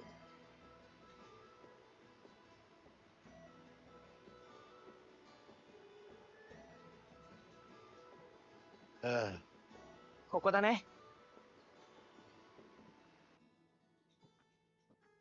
ローラさん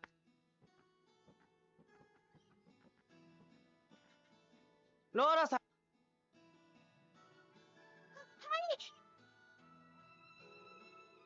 That's right, yeah, she's weirdly upbeat. すみません。水車はもう少し、水車？え、水 The water wheel, okay. ああ、びっくりした。昨日催促に来たばかりで、それで、頼みたいのは、マキナ、私の仕事は木が専門なんです。そうですか。どうしても、木の部品じゃ。時間の無駄詐欺。帰ら。あ、天の木、ああ、ダメ。それができたら水車だってどうしたの？ええ。天の木でなら、でも、天の木を、ですから、やっぱり天の木が手に入る。うん。なんとかしてみるよ。どうしてそれを？村の人たちが話しているの。はい。でも、ただずっと失敗続きで、約束。うん。天の木を材料に使える。本当ですか？嬉しい！ Oh no! Billy is scandalized. She's such a thought. この娘。何？ Yeah, for once they're on the same page. とにかく、その天の木のところへ行ってみよう。Oh, wow. I didn't get that when I was a kid. Wow. もし手に入ったら、スフィー。はい。 Yeah, she wants wood. Amazing. Is she taller than him? No. I'm not sure how old she is in this.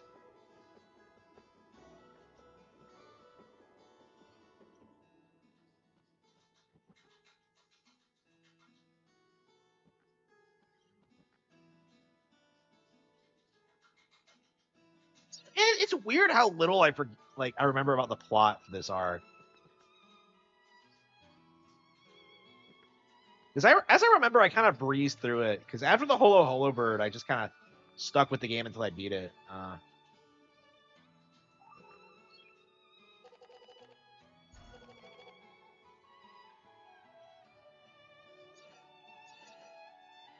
So yeah, Millie is like immediately starts hating Lolo. It's amazing. Look how upset she is. Look how. ちょっと詐欺？あんな安請け合いして平気なの？私知らないよ。 Oh man, she's such a girl. そんなのネロ様の連絡を待てばいいことじゃない。そんなのよ。デレデレして。Amazing. デレデレ。リアルで前と待つのなんて冗談じゃないと言ってお。私はね、ホロホロで待つのが嫌。そうよ。おままいれば。だね。もう約束。ずいぶん一生懸命じゃない。あ、そう。わか。I see how it is. She's a bitch. She's so immature. Look at her. Amazing. That is amazing.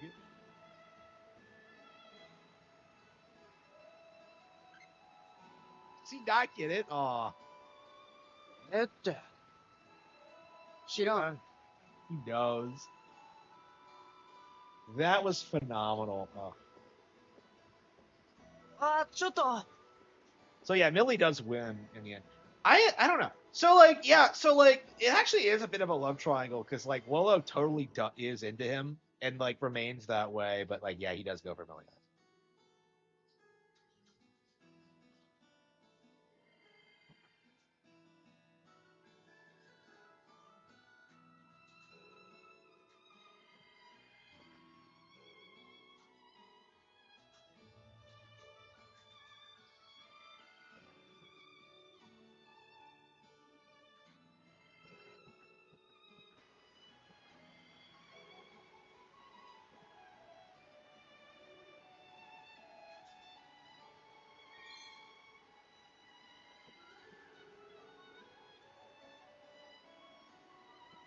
How's that guy swimming up the waterfall?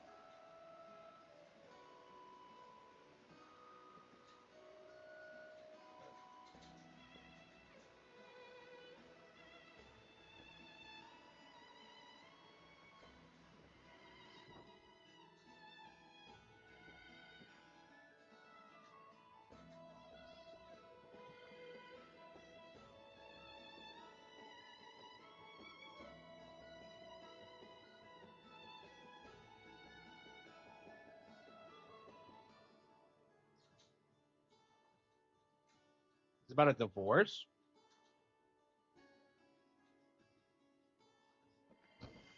I don't remember this plot line at all. There's probably all sorts of weird side quests like I completely forgot about. I never did do the Sedna one, but like I don't remember this at all. I don't remember like exploring a lot of Inui Noe. I feel like there's a lot of like side quests and like optional content that's like pretty missable. And a lot of it ties into the first game actually. I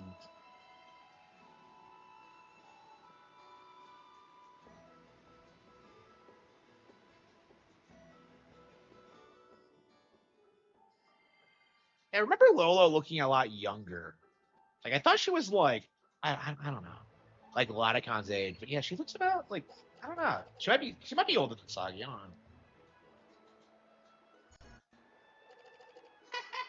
Lolo must be amazing, and Lolo must be absurd. I love that.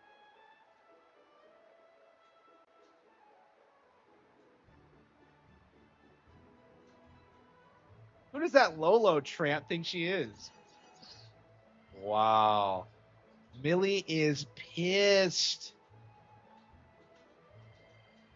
Okay. That was funny.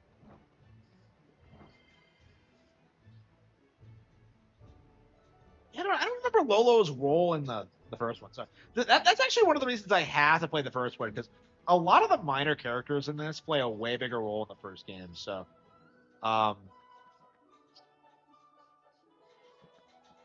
what a fun.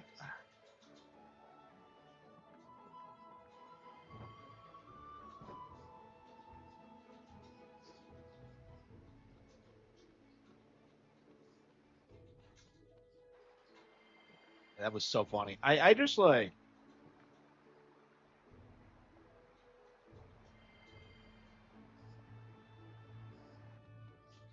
Yeah, like Millie is like one of my favorite JRPG love interests of all time. She's just so much fun, and like manages to like make it come out like an actual relationship. I mean, that's one of my things about like Tifa. Like in a lot of ways, she does come off like a little bit too idealized. It's like the whole idea that she's best friends with like the other girl. It's just I don't know. That's kind of a stretch for me. Like I feel like it would be more interesting if they didn't like each other.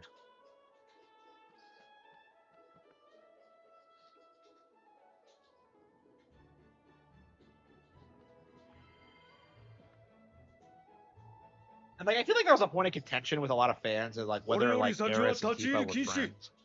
And they're supposed to be, but it's like 天の木を分ける天の木を少し切バカ言わないでほーら言わんこどうしたの天の木様に仕えるもそんなに大きな声を出して。 Girl, that looks like a fucking grown woman. 天の貴様がびっくりされるじゃないの。 Was that Corellia? ユイフィ、聞いてよ。この人たち。静かになさい。どういう事情かは存じませぬが、申し訳ありませんが。どうしても僕たち。しつこい。天の貴様の一部が天の貴様は、そうすることで養分が散らないよう、そのお知恵だなら。ユイフィ、お知恵だとよそ者に簡単には。そうだけ。わかりました。ごめんなさい。いえ。いいえ。あなた。Is this the Anui Nui afterling? Man, the fact that I can't even remember is kind of shocking, I think.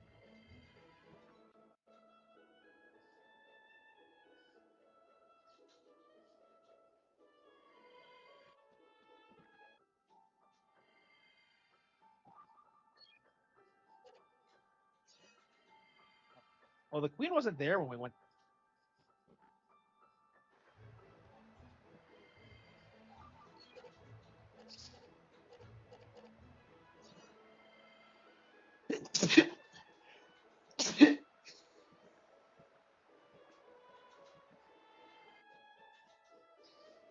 Yeah, we'll probably I don't know how long it's gonna take. It's probably another 20 hours. We're like what, 25 hours in now.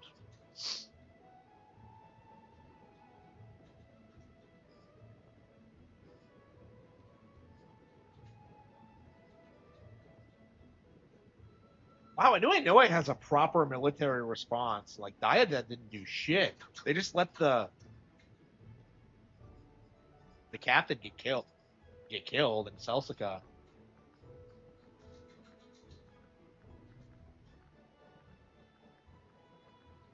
Holy fucking shit, you can see a lot of Millie's thighs. なんだろう。すっごい急いでたけど。And Millie has a great design and outfit, but you really can't see it that much because of the way the game looks. 嫌な予感がしない。 It's like a stunning design. Okay. 宮殿に。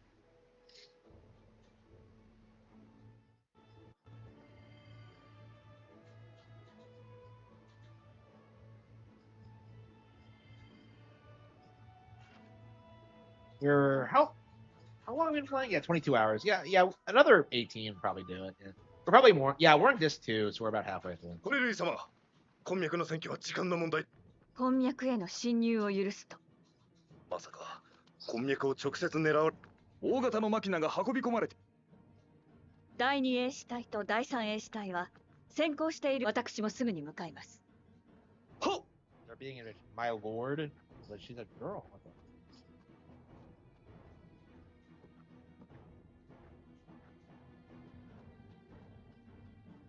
Yeah, Corellia is one of the more interesting characters, as I recall, because she's immortal. I think she's the most important one for the sequel, for the first one. まだいらしたのですか。マキナとおっしゃってました。あなた方には関係のないこと。マキナのことだったら。いいえ、これはアヌエヌへの問題。協力の話とは別です。これは。わかりました。帝国はこの大陸の地下。天の木はアヌエヌへの源。その根は大陸全体にわたっています。彼らはその鉱脈を巻き中するつもりです。やってみます。行こう、ギロ、ミリ。Yeah, does she know something about spiriters? お知恵だろ。あ、そう。何でしょう。天の木の知恵。考えておきましょう。Oh, come on. Now's not the time for this.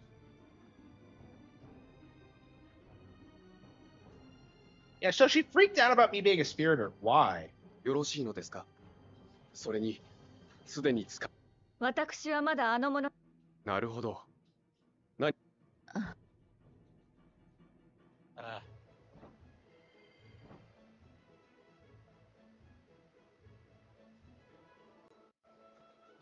I just went for Varys the Call. What's the point of this? I don't know. You don't need Lolo.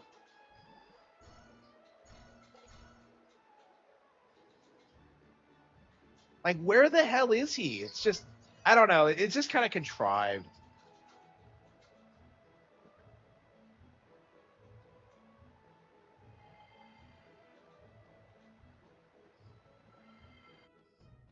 Okay.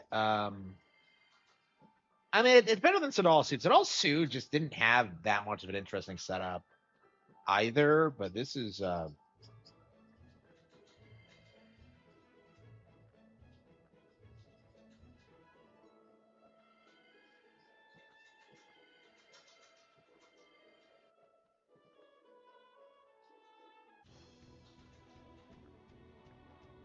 how the hell did they even get down there? But I guess we're already fighting the Machina. Okay. Yeah, I think this is where Valara is, yeah. Yeah, it's weird how much emphasis the game puts on like Valara, Hughes, and Nazca, and yet you get like very little lore about all of them, especially Valara. Like, I remember seeing Valara for the first time and thinking she would be like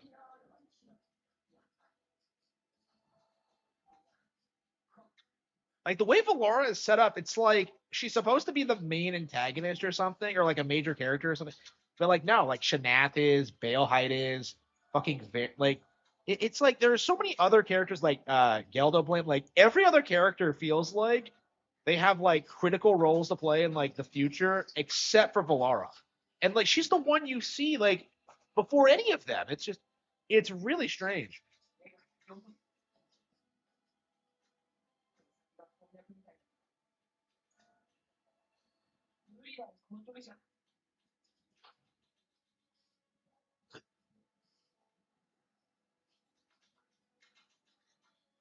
Like, I don't get why these continents have no ability to defend themselves against the Empire at all.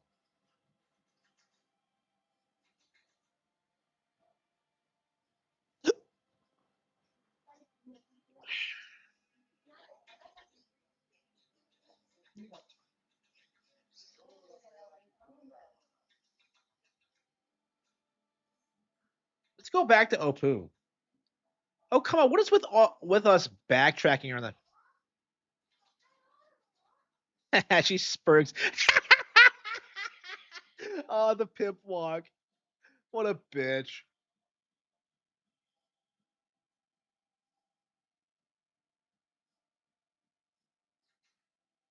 I don't remember this location at all. Like, I think I must have breezed through it the first time because I don't remember it being that difficult. Yeah, the pacing in this area is kind of weird. She was... Oh.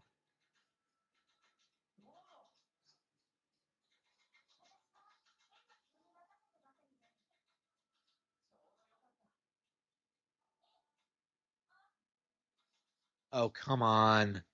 Ah. Aren't you supposed to be working on the water wheel?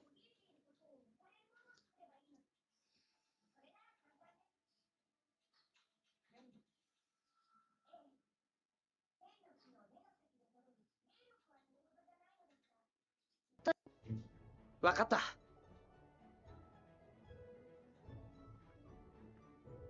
待ってください。歯切れ根には属性が5種類あって、しかも歯切れ根のあるとこ結構大変。 It sounds hard, yeah, kind of. それにポンコツ人形でも。あ、この子なら狭いスク。通れないところでよし。それ I don't remember this at all. I mean, the Magda Edsit's Woodfella. Yeah, I don't remember this at all. Hey.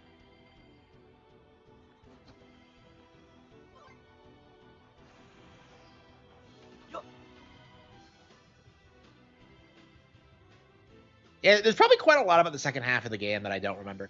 Like, as I recall, like, a lot of what happens in, like, Disc 2 is kind of disappointing. It's, like, it's not as good as the first half. Like, mostly it resolves a lot of, like, the mysteries and the plot threads. And it's crazy how I don't remember this location at all. I mean, I guess this happens sometimes. Like, I mean, I did, like, the first half, it took me, like,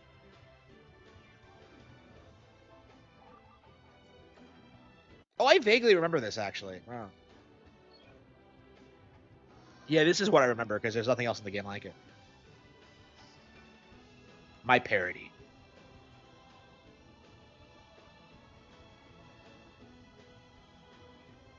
Yeah, so, like, as I recall, the second half is, like, basically just resolving the plot, the mysteries and the threads. Like, there's some mind-blowing revelations, and, like, some crazy shit happens, but it's, like, it's not within, like,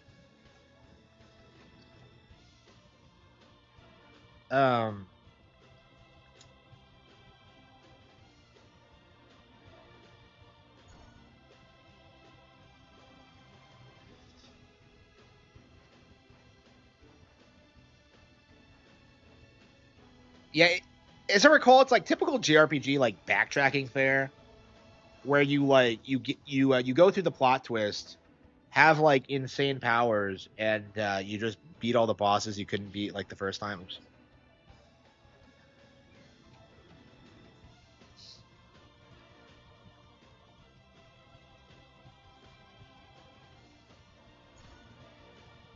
Yeah, this game has, like, one of the coolest JRPG power-up sequences I've ever seen in my life. Like, basically, you seriously unlock Super Saiyan in this. And it's just, like, mind-blowing, because, really, you don't really see that often in JRPGs where you get, like, an insane power-up because of the story.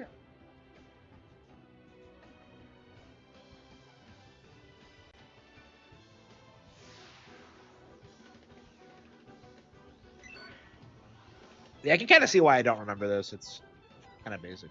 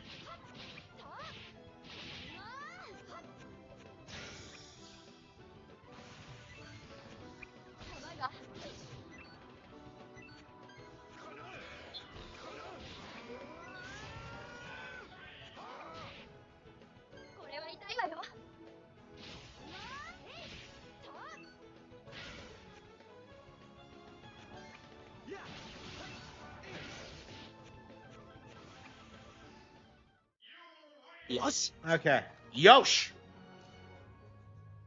It is so Japanese. Okay. I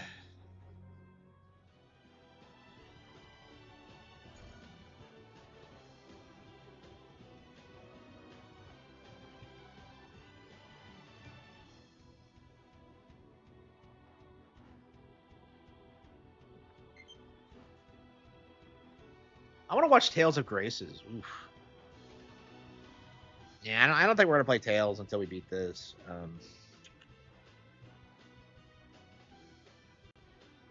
Man, I really want to play Tales though.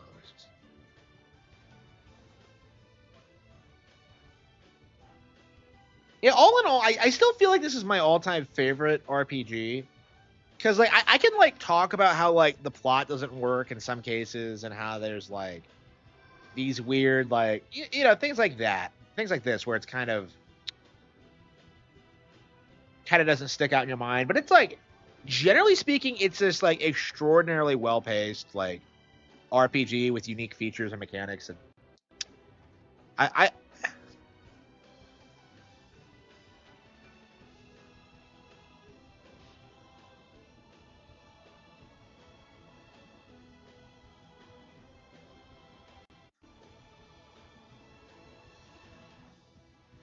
okay.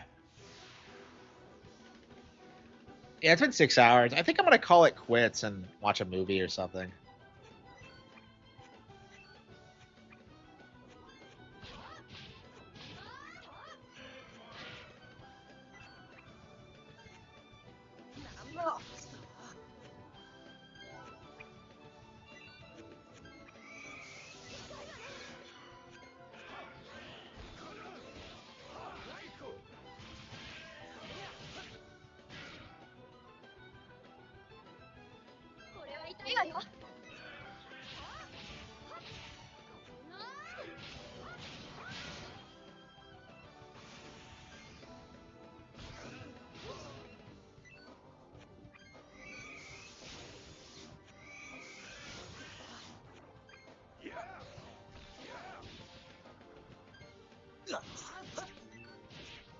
Yeah, when you get to the end game, like I feel like the game improves from a gameplay perspective. Actually, when you get like far enough along, because like at that point you're like you have like access to everything, and you can start pulling off like crazy EX combos and thinking like 5 moves ahead.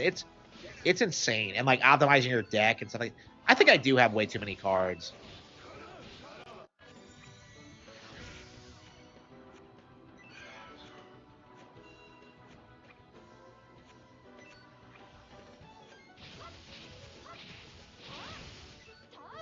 Yeah, I'm gonna play some. So this is still one of my all-time favorites. I don't know. Playing this again, I can't imagine Dragon Quest VII is better than this. Honestly, like thinking back on it, I don't know, but like I love Dragon Quest VII.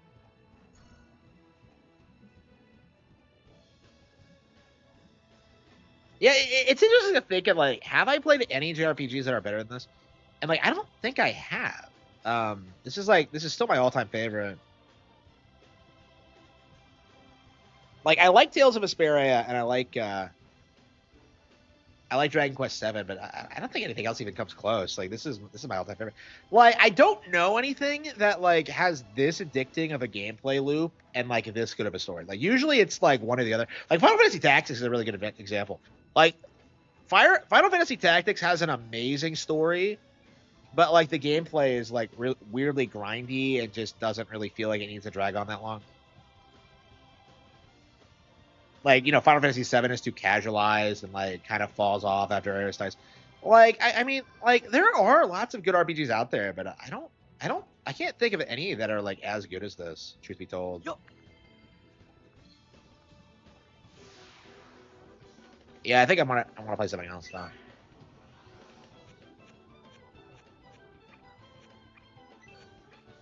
Yeah, least interesting area of the game. Like I said, the dungeons are like the game's low point because like they just don't really do a whole lot to make them interesting.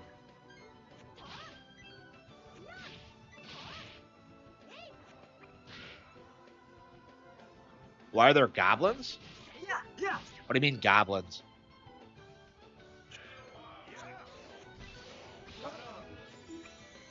Goblins and what? I didn't see the goblins.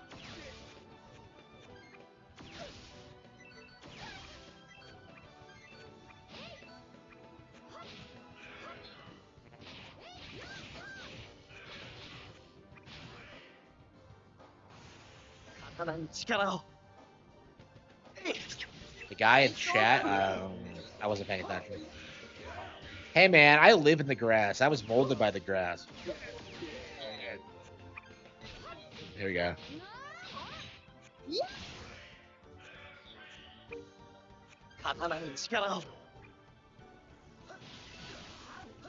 Ugh. いい勝負だった。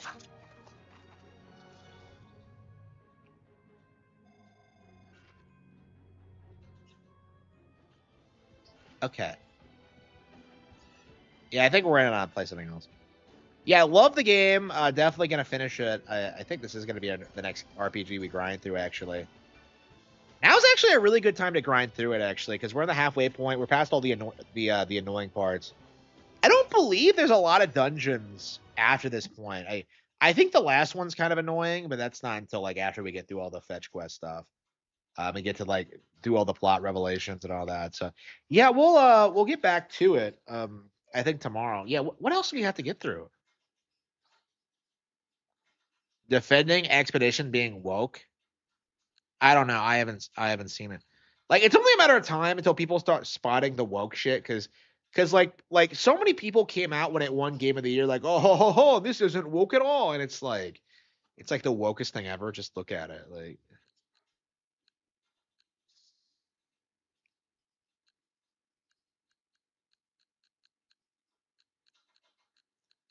I guess we could get through MGS3 as well. I don't know. Yeah, MGS3 would be a pretty solid playthrough. We're past the halfway point. Yeah, Metal Gear Solid 3 gets better after the halfway point, I would say, because I think all the really good stuff that really sticks with you is like after you beat the Fury and you get to the final area. Like, that's what I really remember from it. Yeah, MGS3 is not as good as I remember it being. Baldo, they fought against Baldur's Gate 3 being seen as woke too, didn't they? Yeah, that's a good point. Tales of Graces. Man, I am so fired up about Tales of Graces, and like we just have not had the opportunity to play it. I'm so pissed. I am so upset.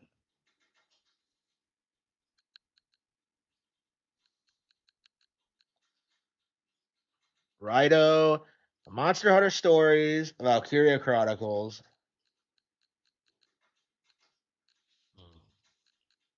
Man, I'm upset we still haven't found time to like do Wario World or Rayman 2. Like those usually I jump on NSO games right when they come out, but I'm having so much fun during the endless grind that like I don't know if I really want to deviate from it at all. I guess we could finish the Yeast 10 demo. No, we got to get through Yeast 9 first. Yeah, that even really okay. So KH Valkyria, Rido.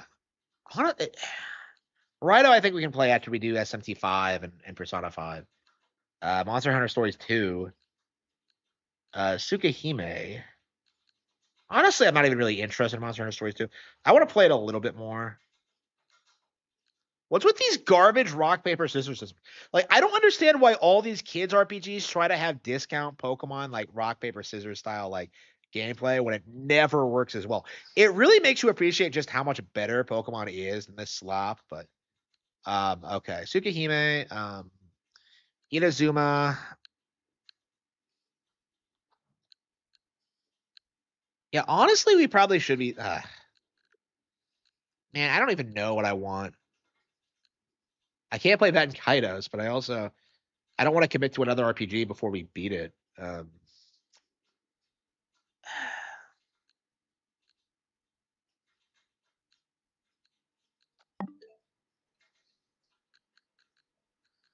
Yeah, what do you think, chat? What should we do, chat?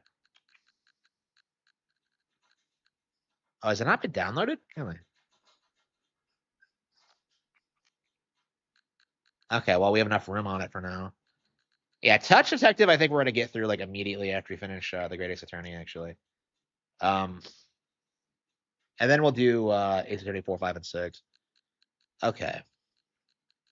Yeah, Touch Detective was so good from when I played it and what I played, and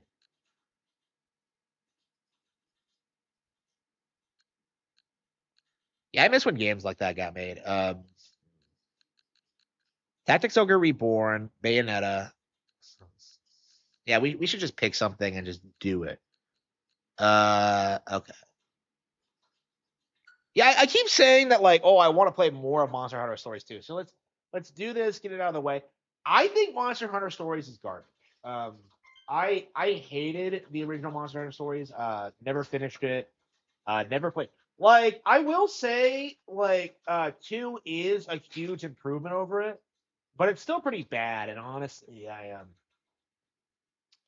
like, Monster Hunter Stories 3 might be like one of the first Nintendo exclusives. I think it's Nintendo exclusive. That might be one of the first games I pass on, like, in a long time. Like, just because it looks so shit. Monster Hunter is a dead IP now. I agree. I don't see Monster Hunter being relevant in the future. Why is Final Fantasy VII Remake? Yeah, I wanted to download it. Yeah, I wanted to play it. Yeah. I think I am gonna check it out. I want to see, like, I don't know, like Tifa. Okay, I have a lot of problems with Final Fantasy VII R, but at the very least, like, Tifa's hot. Like, that's like the one thing I will say about it is that, like, Tifa's hot.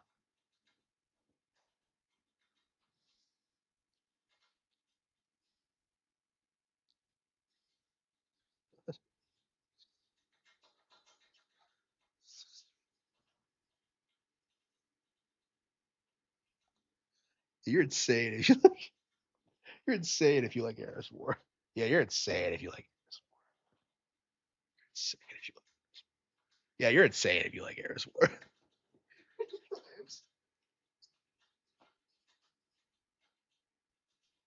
Well, there's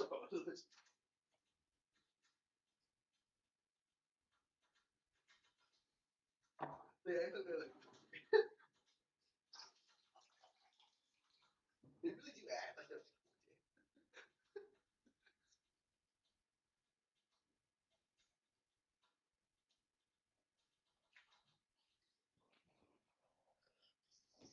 Yeah, my problem with Final Fantasy VII are, like, Tifa and Eris really do act like they're like 14. It's really weird.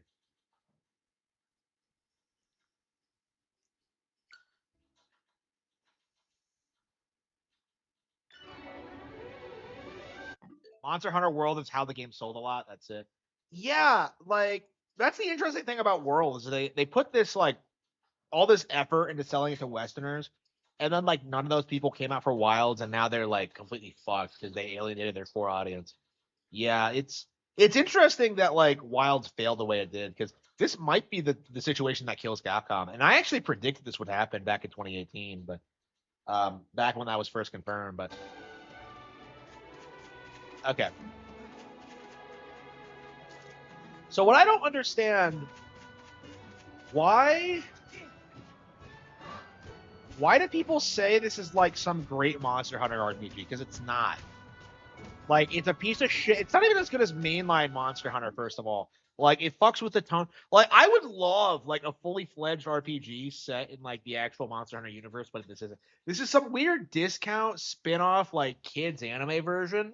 And I'm just like, why? Who the fuck wanted Monster Hunter for kids? It doesn't make any sense.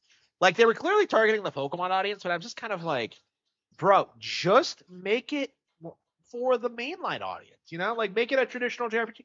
Like, I don't get why they screwed this up so bad.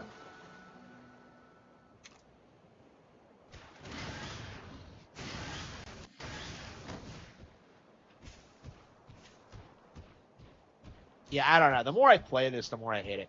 I don't think I'll be checking out 3. I hated the first 2. I never have gotten an explanation as to why this cat exists. The cat alone, like, just kills the entire experience. Like, why is he here? Like, they literally name him Navi. And, like, he's infinitely more annoying than the actual Navi. He keeps calling me buddy, and, like, he's not my friend.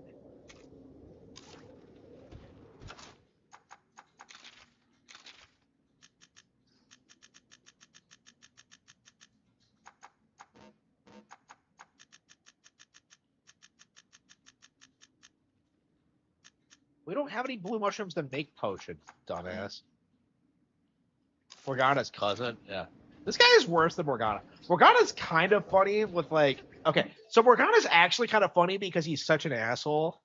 Like Morgana kind of like he's so unlikable. He kind of like flips around and becomes like you know what I mean. Like you can make fun of Morgana, you know. Like Naviru in comparison has nothing going for him. Like you look at this thing and you're just like, what is this thing? Why does it exist? Why is it tagging along with me? It's like I would argue that this is like one of the worst video game sidekicks of all time. Like I can't think of anything that like annoys me more than this fucking cat. Like it's so bad.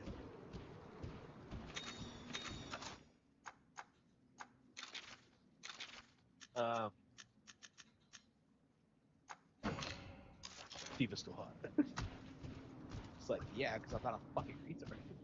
Oh, yeah, because I'm not a fucking retard. Oh, yeah, let's go for that.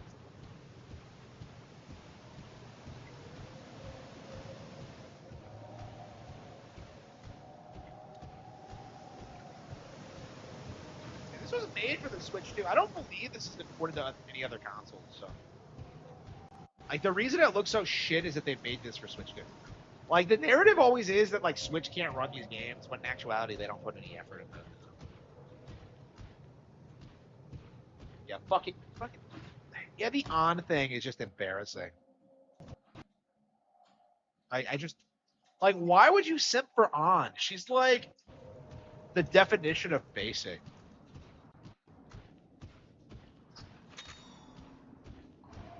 I don't know, like every chick in that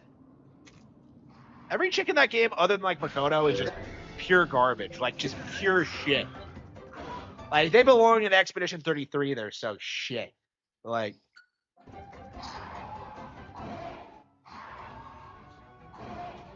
it's a Velocidrome. Whoa, I've never seen one of those before.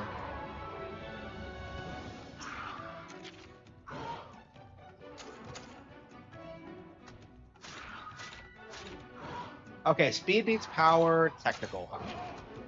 Again, what is with the RPG mechanics? I don't get it.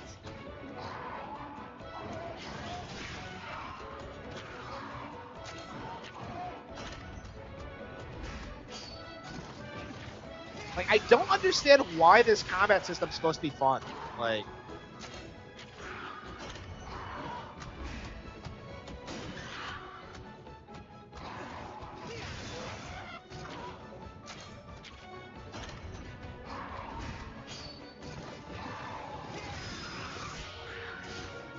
technical.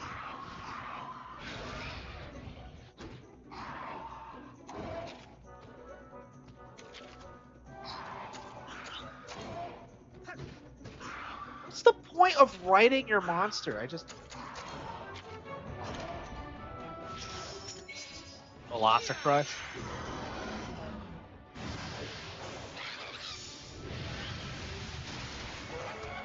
What's with these, like, Yokai Watch, like, fucking power moves? Wait, is this thing bigger than mine? Yeah, I agree. Like, Resident Evil never recovered after 4. Like, 4 is what killed it. Like, once they made 5 and it was, like, a rehash of 4, like... Yeah, Street Fighter struggled, man.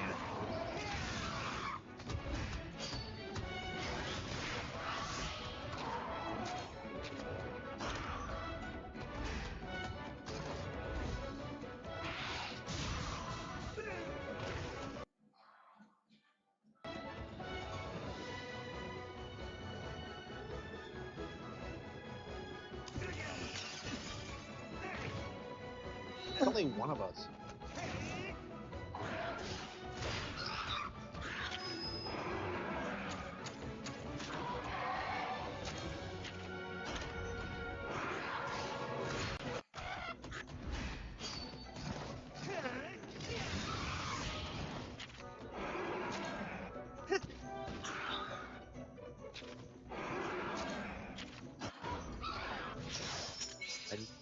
Well, Star Force is coming out this year, so I think they're going to go ahead and put out Legends at some point. And I don't know anything about Star Force. I've never heard anyone talk about it. This proves you can take care of itself. Well, I think I'm just going to save the game and never play this again, because that was fucking bullshit.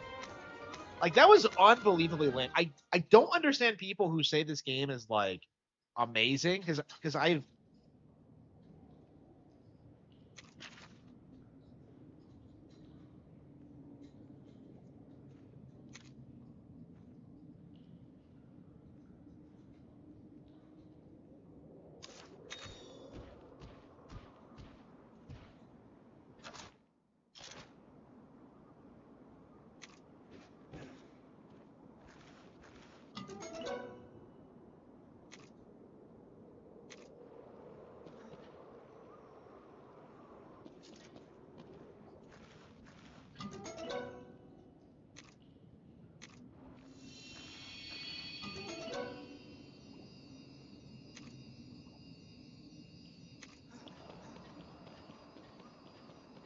Yep. Okay.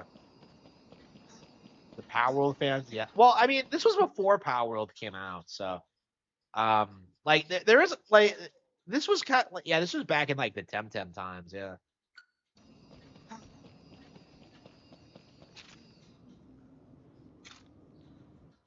So yeah, you just leave and you just.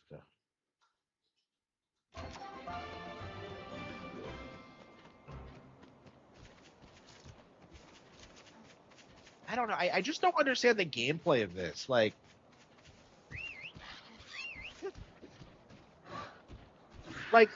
the idea of a Monster Hunter RPG sounds awesome, but like they just don't do anything with the concept. It's just weird.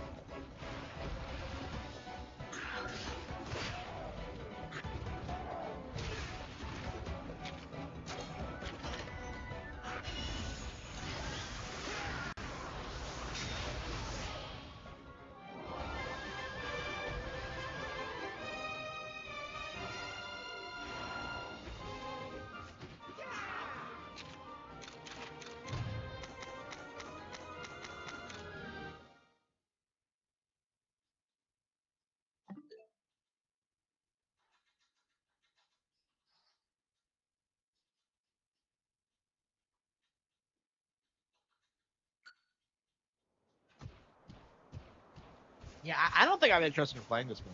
Like, it's just not very good. Like,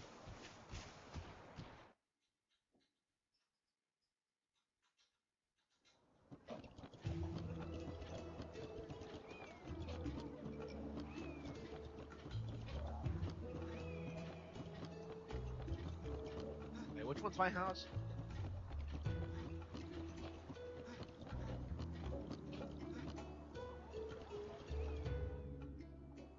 Yay, you're back! How'd you like? I was worried you might get lost or something. Huh, was it easy? Guess there's no denying you're Red's grandkid. Oh, wow, you're right. Huh. Which is it? Thanks to your team. Who cares? The newbie. What do you think, Kana? They're ready for the... Really? Isn't it a little too. Why so serious, guys? Whatever. We've had reports of some recent turf wars in the... Turf wars? It's when monsters fight. We've even found badly injured... We can't just let them tear each other apart. Let's get moving. I'll meet you. The Gooner character is back. Yeah, is that why this game is popular? Because of the Gooner character? Because of the girl? I don't know, man. The Guild Sweetheart is the one for me from Monster Hunter 3. Like, I fucking love her. Hang on, where's my house?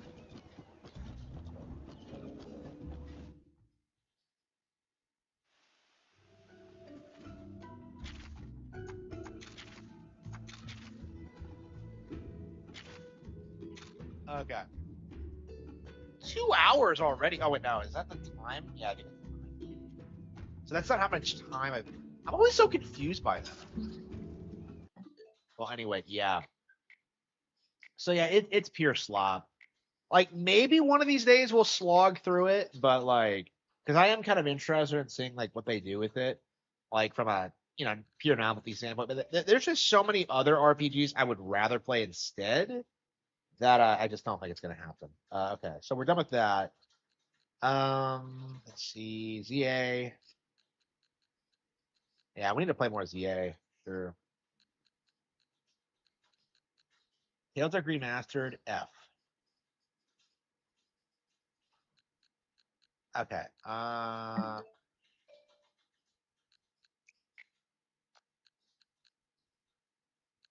Tactics, Grace Attorney, Animal Crossing, Xenoblade.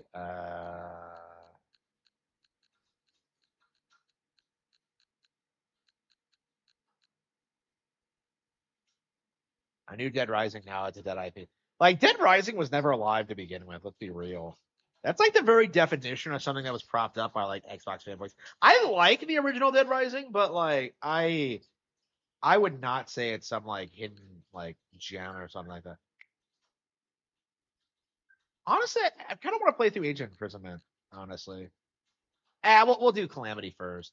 Do I have that out? Air Riders, Metro Prime 4, Shantae.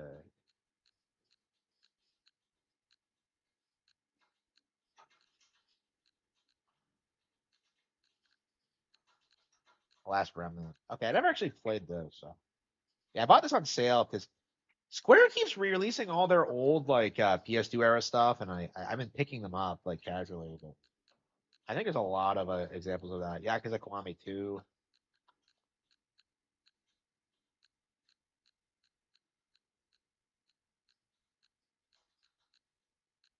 Man, I can't wait till Fatal Frame 2 comes out.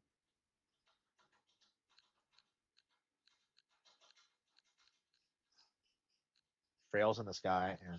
Yeah, that's another game we need to get through. Look at all these farming sims we have to get through. Like Rune Factory 3, 4, Guardians, and Harvestella, which is basically a Rune Factory game. Okay. Yeah, we have a lot of shit to get through. Okay. Okay, so we're pretty much caught up. I really do need to play Trails though, like 100%.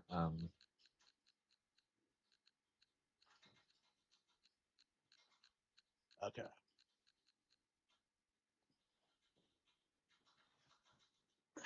Yeah, I mean, like I mean, Dead Rising's a lot of fun, but like I definitely wouldn't have like felt like it was some like console defining experience. But I guess Xbox fans just didn't have anything else. Honestly, I'm fired up about playing Yu-Gi-Oh again. Let's get back to that. But I don't think we have enough space for all this. Okay. Oh damn it, man! I completely forgot. I was gonna put. Okay, well, I guess Yu-Gi-Oh. Yeah, Yu-Gi-Oh! Early Days Collection. I really thought that was gonna make the list of the top 10 games this year at one point, and like it's just, I don't know. It's just too much of the same thing in the collection. I think. Like Mortal Kombat Legacy Collection almost made the list too, but I don't know. It did make the list, didn't it? Yeah.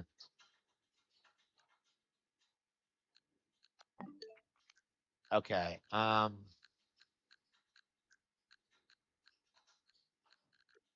Yeah. How many like Square RPGs are out there that I don't own yet? Let's see. 'Cause I don't think it's anything super good, but hang on. Where's my?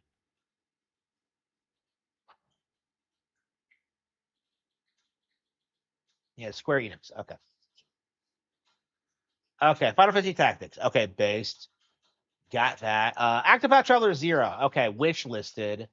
Elliot. Okay. Yeah, I have that pre-ordered. When is that coming out? And when is that coming out? Okay. Okay, July. What? July? Wait, what? It says it's coming out in 2025, July 2025. Oh, that's the demo. Okay. I'm just like, I thought I pre-ordered it. Okay, so I got the demo. Okay. Yeah, I played through it already. Okay. So yeah, okay. Okay, Octopath Traveler. We'll do that after we finish 2, which might never happen. We'll see. Final Fantasy. I mean, I love the original, but 0 just it was like, oh, Bravely Default. Yeah, that was on the list. Yeah, Dragon Quest 1 and 2. Man, I was gonna get Bravely Default immediately after finishing like what the hell was it? Like this was a day one Switch 2 game, and I didn't pick it up. Yeah, Dragon Quest 1 and 2 HD, Kingdom Hearts, Final Fantasy Tactics. Wait, what? Yeah, 10 and 10 2. Yeah, we got to get through that again. I own it, but like, okay, Life is Strange. No. Lesbians are strange. Near Automata. Yeah, we should do Near Automata. It's been a while. I never actually have finished it. Final Fantasy. Every time I try to play it, it's shit. But maybe on Switch too. It's time we do it. Final Fantasy VIII remastered. I never have finished Final Fantasy VIII, so I think I am gonna go ahead and do it now. Maybe after 9, but I'm gonna add it to the wish list. Because after 8, like we'll have played all of them. Well, I never finished 2. Yeah, 2 I think is gonna be the last one I beat. Romancing Saga, Octopath Traveler. Okay, yeah. Chrono Cross, Triangle Strategy. Okay, once we do Tactics Ogre, we'll do Triangle Strategy. Collection of Mana. And every time I try to play Secret of Mana, I hate it. Like I just can't stand that game. Final Fantasy 3, Crisis Core, Final Fantasy 7 Reunion. I have never actually played that, so I'm gonna add that to the wish list. Kingdom Hearts 3, Dragon Quest Monsters, The Dark Prince. Hate that game, but I have played it. Collection of Saga. Do I not have this wish list? Yeah, I think there's a bunch of Saga games I haven't played because I haven't played shit. Theater Rhythm, Chrono Pack, Trials of Mana.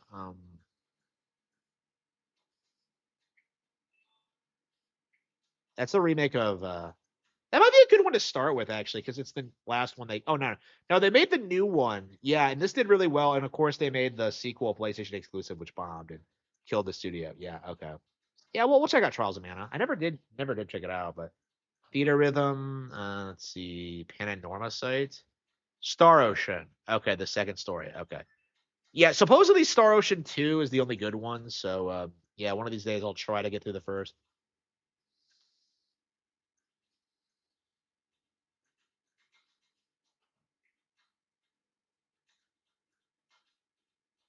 Do I not have that on my list?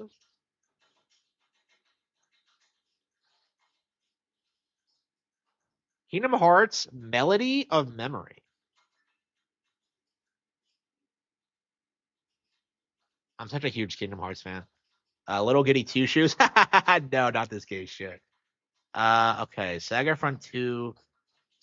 Yeah, lots of Saga games. I feel like that's the big thing I'm missing out on right now is just the Saga shit. Never have played Saga, so Neo, The World's End with You. Is this the original? No, it's the sequel. Yeah, the sequel that nobody bought or played. Dragon Quest Treasures. Okay, that's on the list. Yeah, we have that. The Dialfield Chronicle. Dialfield Chronicle was so bad that like I maybe swear off Square Enix games for like forever. I only played the demo for it and I still hate it. Oh, Lost Fear. Haha, no. I'm glad Tokyo RPG Factory doesn't like I haven't seen them do anything since then, but like man, I hate their RPGs. Ononaki. Like I Am Setsuna is like one of the worst RPGs I've ever beaten personally. Like if it wasn't an early Switch game, I would never have played it. The Dialfield Chronicle. Yeah, no Final Fantasy 16, no 15, no. Yeah, I am shocked we're getting Final Fantasy 7 before Final Fantasy 15 or 14 or 13 even. Like, yeah, there's quite a few. Like 12 is the most recent one we gotten. Mainline we've gotten, and that was a PS2 game.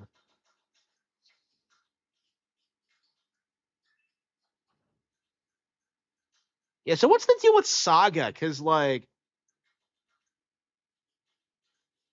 Saga gets so many games.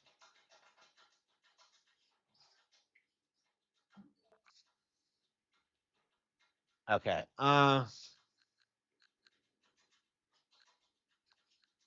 Okay. Yeah, I don't know why Saga gets like so many like ridiculous. Wasn't Balan Wonderworld? It was, yeah. Wonder World. Yeah, it's not Wonderland, it's Wonder World. Yeah, it was. Did they list it? Huh. I mean, that game is like it is legit real talk, like probably the worst platforming game ever made. Like it's like it plays like a Sega Saturn game. Like I don't know what they were thinking. Like it was so bad, Yuji Naka was sent to prison. Like that's how bad it was. Like, we are locking you away for 2 years because of this game. Like, well, what about my taxes? Like, fuck your taxes. This is just the excuse we're giving it. So it looks legit. No, it's because of Palin Wonderworld. Yeah, 13 and 15. Yeah, it does feel that way. It does feel like 14 was the last one that was like moderately successful. Like 15 and 16 just feel like completely irrelevant. I'm sure some girls like 15, like I don't know, because of the whole like all male cast thing, but like I don't know. Yeah, I'm curious if we're ever gonna get it.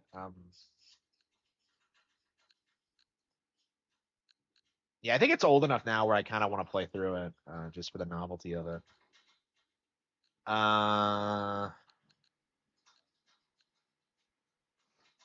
Yeah, it's pretty late, but yeah, I think we're gonna do some VA. Yeah, okay. I think we're gonna like try and balance like Bat and Kaidos with some like I don't know. I put so much time into ZA. I was kind of done with it, and here they come with like the DLC, and I've barely done anything in it.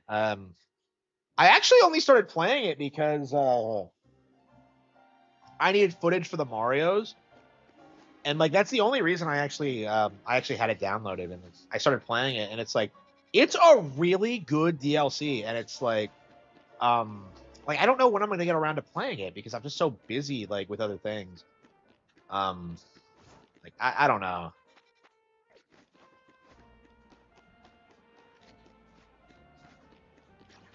Like I love this game, but I'm definitely not in a hurry to do the new content.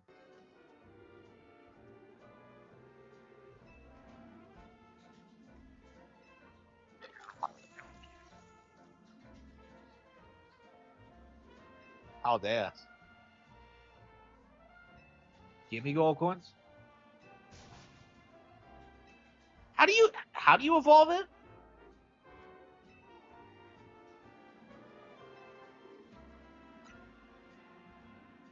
And how do you get coins?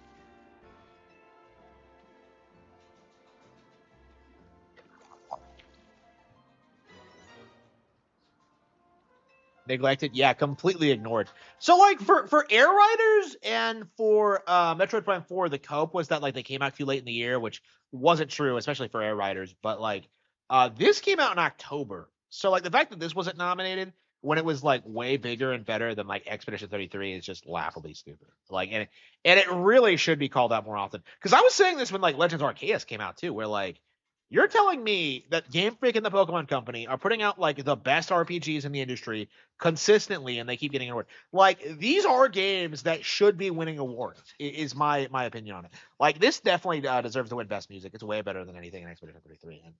And like for me, yeah, Mario Kart World had better music than Expedition 33. Like there's just so many like examples of this, and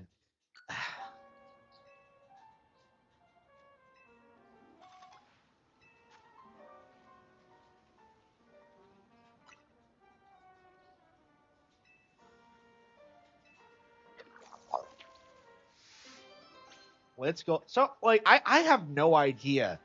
Like it's weird to me how often like side quests shove random Pokemon in your face. Like, I have no idea how this works. Gimme Ghoul is not a Pokemon I care about. So I mean, that's kind of how these games are structured. Is that they give you side quests that make you evolve certain Pokemon, and it's like you get to learn a little bit about them and a little bit about their unique evolutionary requirements. And sometimes you end up like liking them a lot more than you did initially. Man, it's so cool like how this game is structured because like I 100% did everything in this game, and like oops, update, now there's a lot more stuff to do. I'm told it's really grindy. I saw Joe Merrick bitching about it, about how grindy this is. But like, bro, like I want to be able to play this game forever. I'm just obsessed with this. Like it really does get better the more I play. It really does have that like Yakuza vibe where you're just kind of like you get more and more familiar with the city as you play through it, and it's just like fuck yeah. Yeah, Mario Kart World. Well, but they won Best Family Game. That means something. And they got booed for winning Best Racing Game. So, I guess Mario Kart didn't deserve it at all. Like, it's just a giant cope. It really is.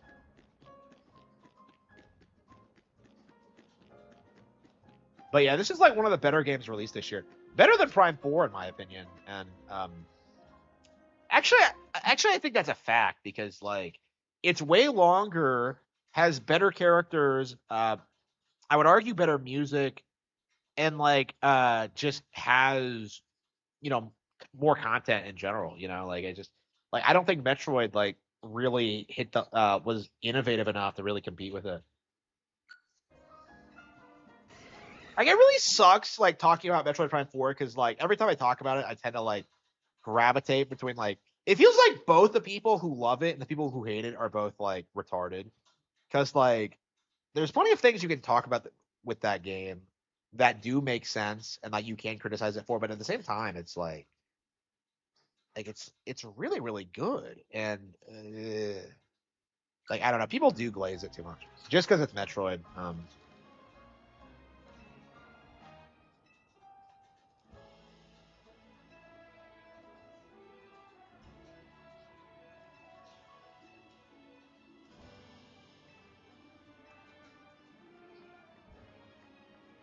Why couldn't we just battle here?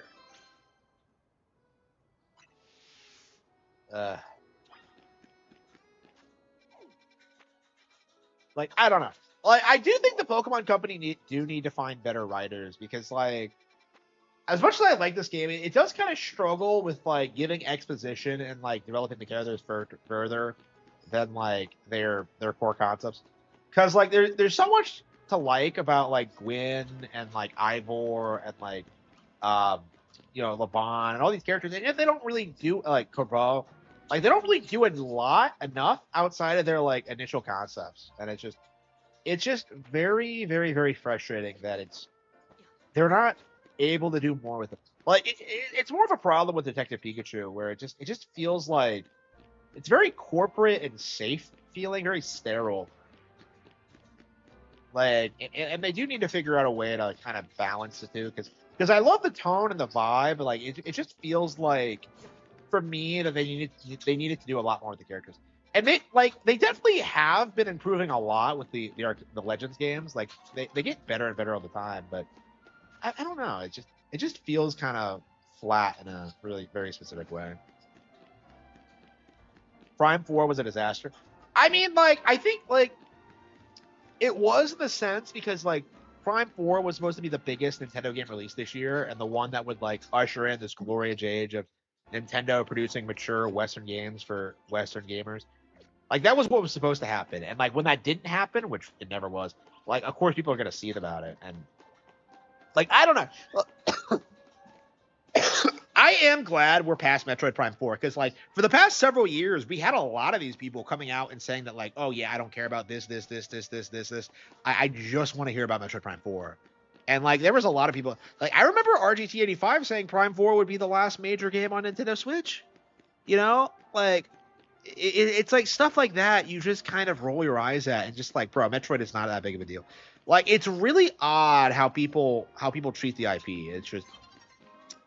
it doesn't mesh with reality all that well.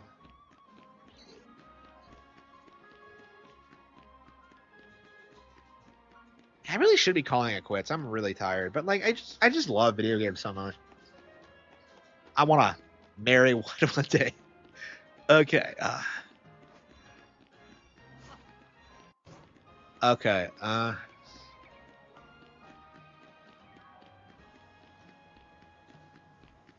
Yeah, the endless grind is kind of getting to me because I'm just kind of like worn out and like I'm just kind of like it takes me longer and longer to fire up streams because like I remember on day 2 and 3 I think I was like I got up and I was just like, oh yeah, let's do this, and like I immediately fired up.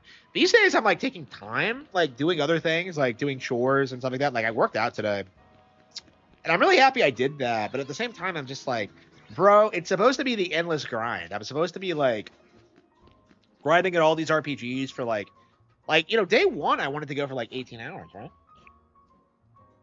Like, I want to be playing RPGs like 18 hours a day to like try to get through them all, so we can like kind of, you know, go back to actually playing new RPGs as they come out. Because I've been like not buying them because I've been so anxious about like all the ones I haven't beaten yet.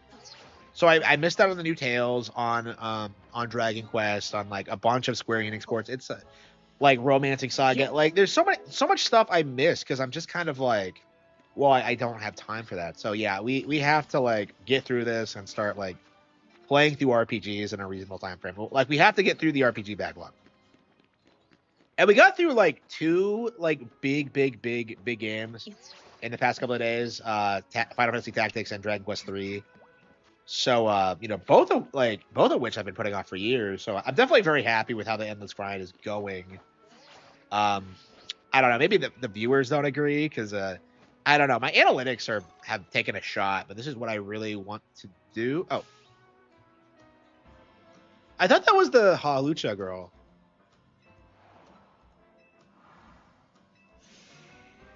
Who are you?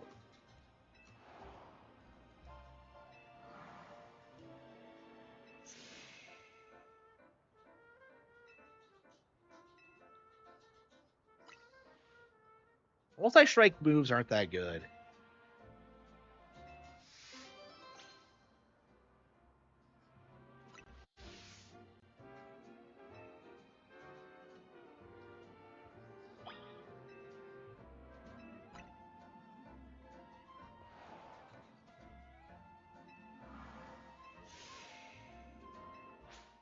Yeah, I did like the Game Award stream. Had like this really huge audience and just I don't know. I went to like playing nonstop RPGs and people just don't really want to watch me grind through them, and it's understandable. Like RPGs are super unpopular, but for me personally, I this is what I want to do, and it's very important to me. So I'm gonna stick with it.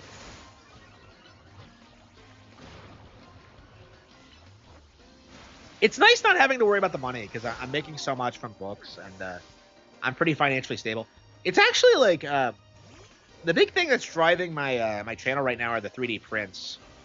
Like I pretty consistently get a ton of views on them whenever I finish one, and it's just honestly, I think I'm just gonna keep improving my prints and keep putting out more and more stuff. And here we go. Expedition 33 would not get a sequel. Yeah, I'm very interested in seeing what happens with that because if they produce one, it's gonna be like a Silk Song situation where like they produce this game and it's like more of the same, and like people are just kind of like people who didn't play the original aren't gonna buy it, and people who love the original are just gonna be kind of underwhelmed by it. Like I think that's a real problem with these developers is that they can't really follow up on a success that like pleases everybody, and that like inevitably causes conflict and like just kills the hype. I mean, let's be real. Expedition 33 is like the worst name for a video game in history. There's just no getting around it. Like, are they gonna call call it Clair Obscure 2, or are they gonna call it Expedition 34? Like, what are they gonna do?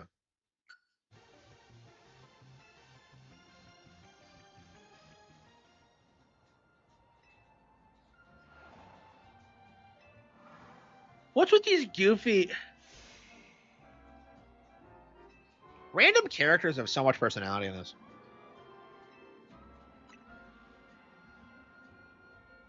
Elden Ring 2. Yeah, I'm curious if we're gonna get an Elden Ring 2, because like the way it's looking now is that like Duskbloods is gonna straight up bomb because of the Nintendo exclusivity. Because like so many of these people have been like trained to hate Nintendo that they will not buy a Nintendo Switch 2 for Duskbloods, and this is like the core From Slob audience. So I don't really see this being like a fringe thing. I think it's like the vast majority of the audience. They just hate Nintendo and they want to see them fail. So like they hate Nintendo more than they love From Slob, honestly.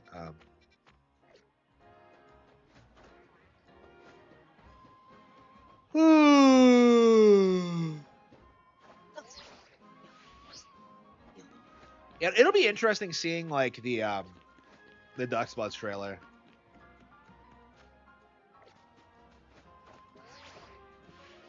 because I don't know, it's gonna be underwhelming, it's gonna be disappointing, and yet like you're gonna see like this is gonna be the first time where you're gonna see like an incentive from the community to like downplay a FromSlop game, because like they absolutely cannot allow this to be successful, because like if it is, that's gonna mean more Nintendo FromSlop games, and that's the last thing the community wants. So like I love how they're complaining about like performance and the visuals when like, bro, you're FromSlop fans.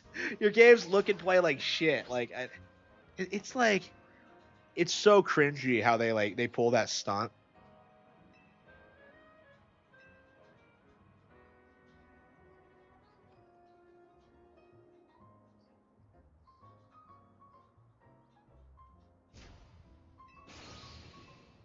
What's with these goofy expressions? Even I'm just shocked. Like, what is with these French people?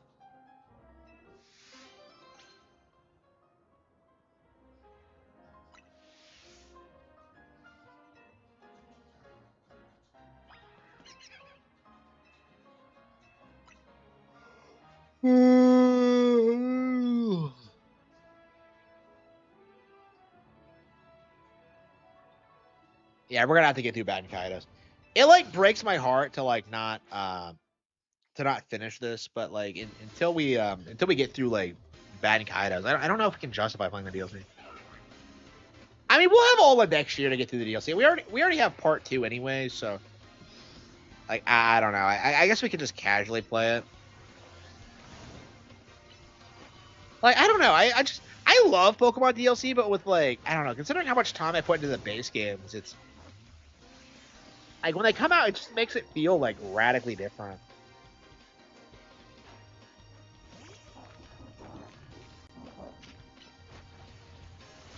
Worse than SMT5? Yeah, probably.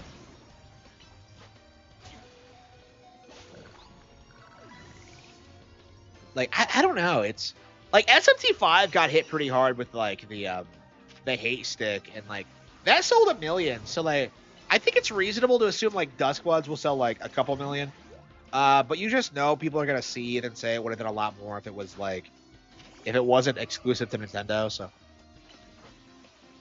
I love how everybody's like seething about the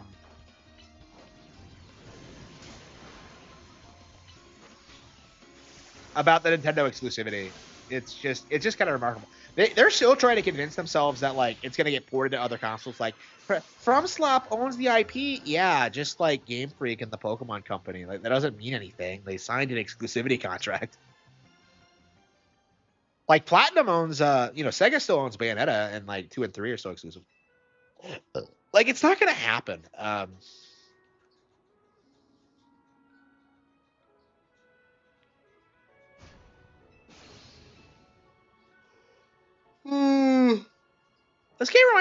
This theme reminds me so much of Twilight Town from Kingdom Hearts 2.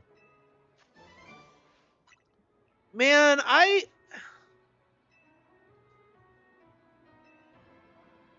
Twilight Town is like one of my favorite locations in any game ever, and yet we're never gonna get a full game featuring it. Like fuck Pokemon Legends ZA like Lumiose.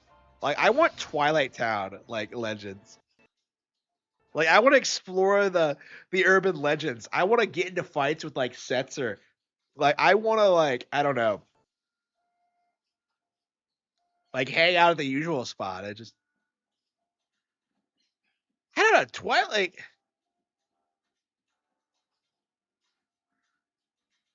The whole concept of that of like you like of Roxas like nothing making sense and like you like slowly watching the world kind of unravel around you. It was like that is like Twilight Town is like one of the most engaging suspense stories I've ever seen in my life.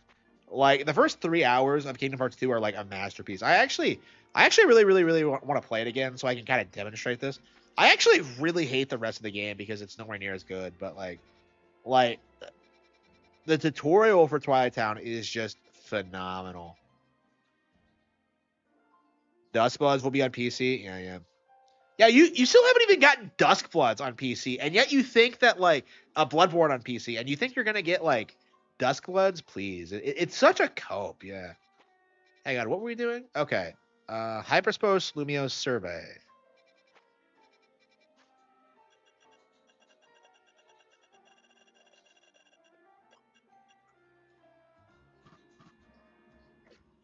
Yeah, where is it? Where's my... Oh, here we go.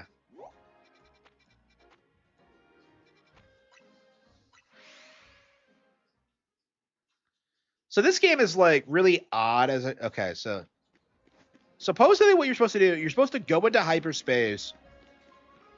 This is so fucking autistic. You're supposed to go into hyperspace.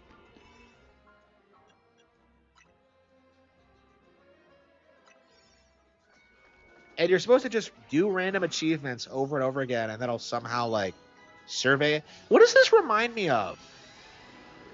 Like... It's weird that Hoopa is, like, the big focus in this. Like, I don't remember a thing about Hoopa. I was always very confused. I don't know. I thought it was a really lame Pokemon when I saw it. Like, donuts? Really?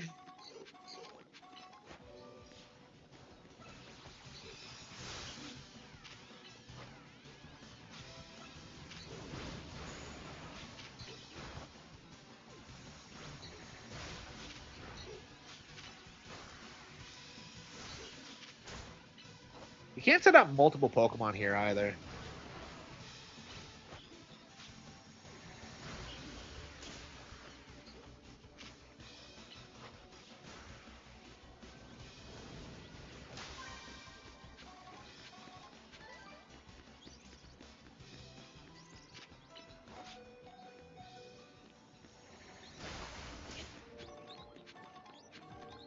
Catch wild Pokemon. Yeah, catch a bunch of wild Pokemon I already fucking have.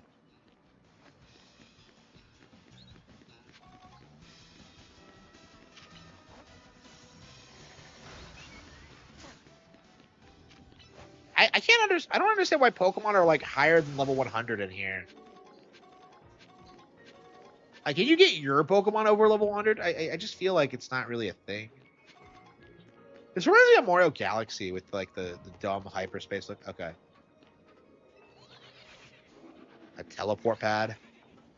These aren't randomly generated, are they? Altaria? Yeah. No, that's Swablu.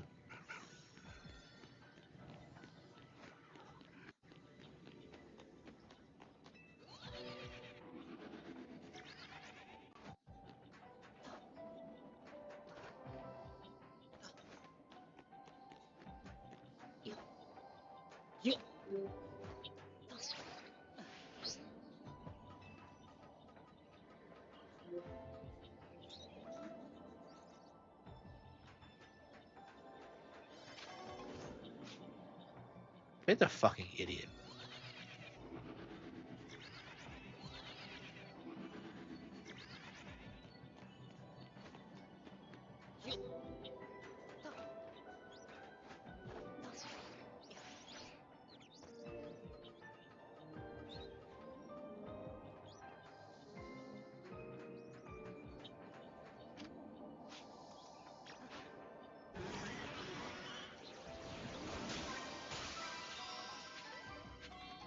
Okay, we got...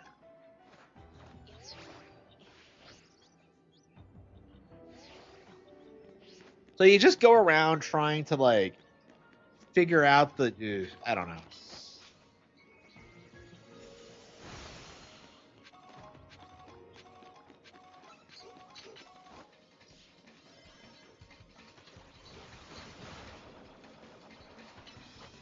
Yeah, I feel like the DLC is, like, made for people who are, like, just super autistic, and I don't...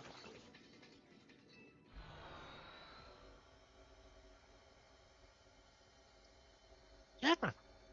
I mean, I guess that's the point, where you have, like, the base game that's for, like, core fans, for, like, everyone, and then, like, you have the DLC, which is for, like, hardcore players.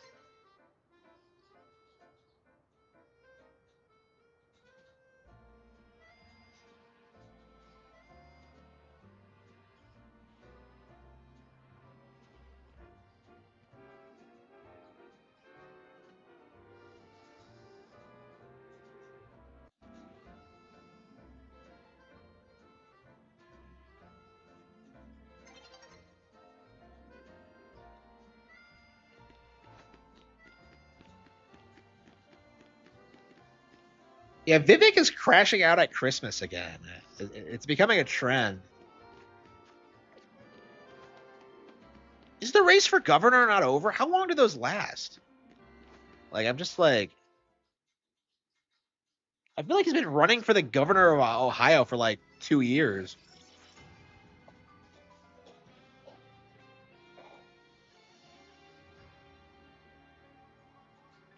I don't know. I keep seeing Vivek like seething about like racists not liking him, and I'm just like, well, just get the fuck out of my country if you don't like it. I don't know. I'm glad to see the Vivek thing kind of grift.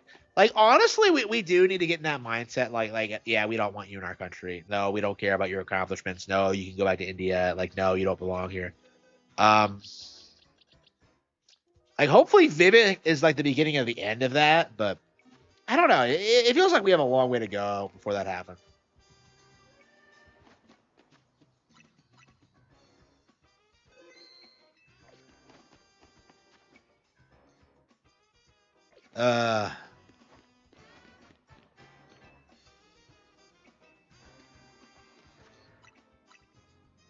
Yeah, we're almost. Yeah, we've been playing this for 50 hours, and we're still obsessed with it. Wow, crazy! One of the best games of the year for sure.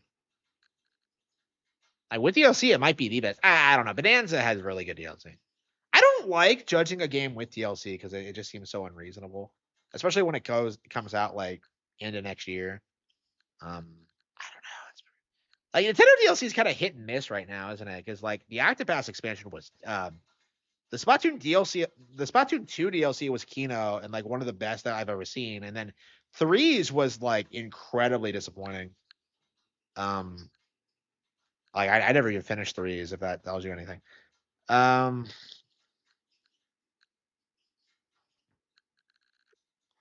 Yeah, I'm very curious. Like I'm not sure exactly what we're gonna do next. Like I do think Batten Kaido's Origins is what I want to blast through, and then maybe we'll do Pokemon after the fact, like just to get it out of the way. I don't know. I don't know what we're gonna do. Truth be told. Oh yeah, let's do our daily run through of Double Dragon.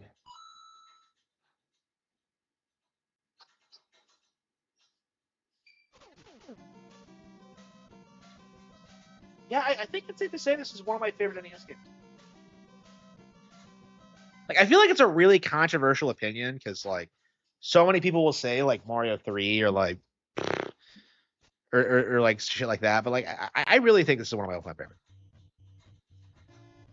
Like this Kirby's Adventure, I don't know. Like I think with a lot of NES games is I think a lot of them just have better versions on like newer hardware. Like Super Mario Bros. I prefer Super Mario Bros. Deluxe, right? So it's like, yeah, all the Mario games have like better versions now. And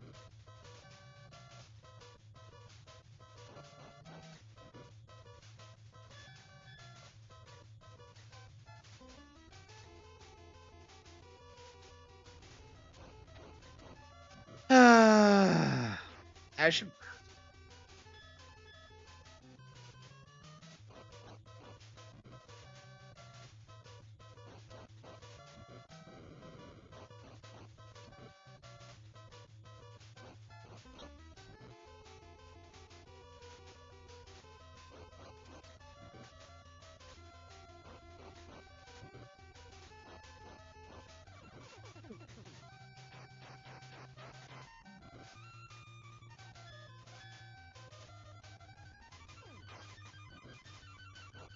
I think kicks do more damage actually, but like I think the way it's balanced is that punching helps you level up quicker because it does less damage.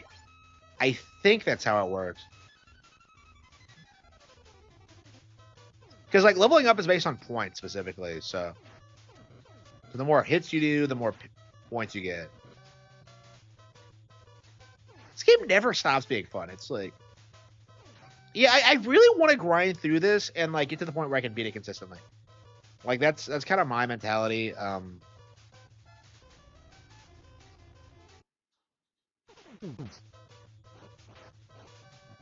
I really need to work on Rumble Way again.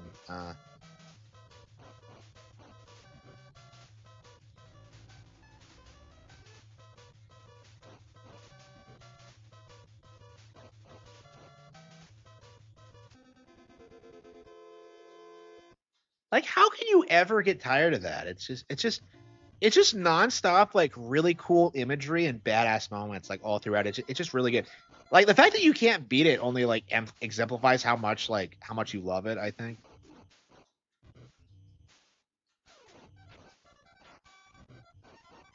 Yeah, I remember like in 2018 when like Double Dragon 4 came out, and like I spent like that entire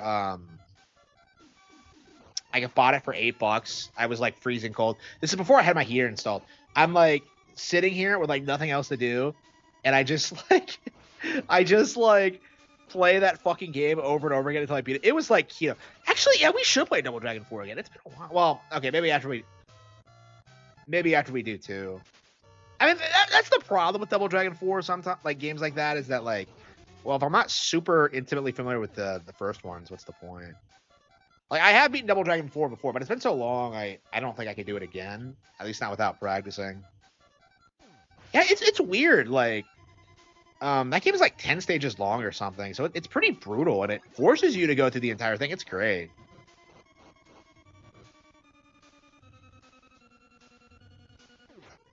Yeah, Double Dragon 2, Double Dragon 4 is super underrated.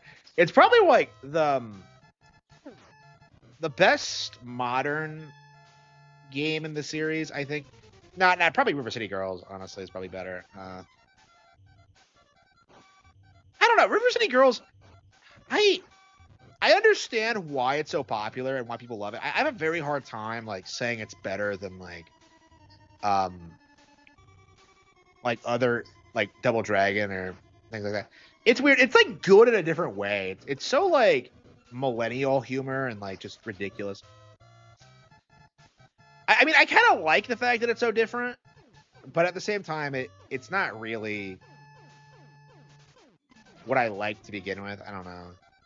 It's complicated. Like, it's definitely my favorite River City game, but it's like I just don't see it as yeah,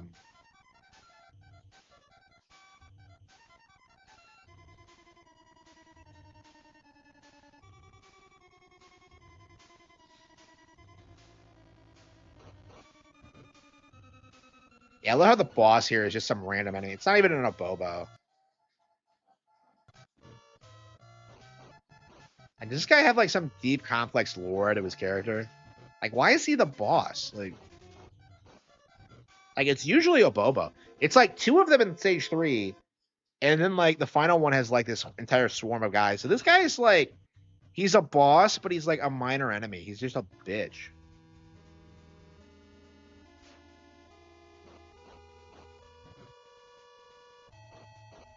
Yeah, I don't know. This is like the NES game I'm obsessed with beating right now. I think we should stick with it. I do want to beat it. Yeah, maybe I should study it and like see.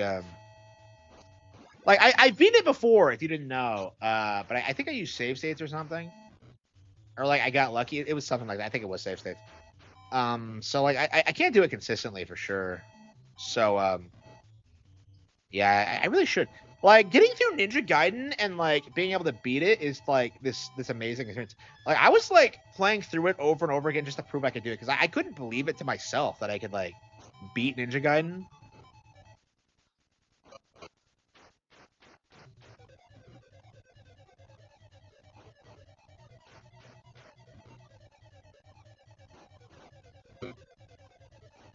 Yeah, I need to play Ninja Gaiden Black. I have the Xbox set up, so that might be something on the list in the future. We didn't do Silent Hill 2 again this year. I keep saying that I want to do it on Halloween, and like I never did. Like every fucking like I even made that as a joke when I played through it, when I played it that one year. It's like, oh, we'll get back to this next Halloween, and then like next Halloween roll around, and I never did do it. That was like a couple of years ago, and it's like it's so crazy. I mean, I still have access to it, and I can play it whenever I want, but it's just like it just hasn't happened. Those are definitely games on the list. Maybe after the endless grind is over, maybe that's what we can do is Silent Hill and Ninja Gaiden Black, and maybe Red Dead. Like,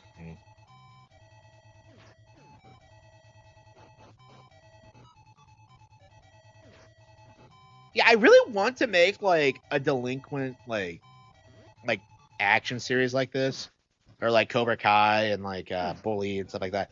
Like I just don't think I've ever come up with a good idea for one. I keep like conceptualizing stuff, and they always just get like molded into different projects, and like they don't really feel like they're really They really capture the vibe very well. Like, the Cat Don't Have Fangs has some of these aspects, and it just feels like it's not right, really. Like, I don't know. I'm not super happy with it. I mean, that's one of the reasons I decided to delay releasing the Cat Don't Have Fangs. Is just like there were just so many aspects of it that didn't work, and I just really need to think about like what I actually want to do with it, because like the way things are looking now, I'm probably gonna like change those elements so they're like more like downplayed, because like it's kind of ridiculous what happens now in the original draft. I don't want to go into specifics because it's insane, but like I really wanted to do it, and it's like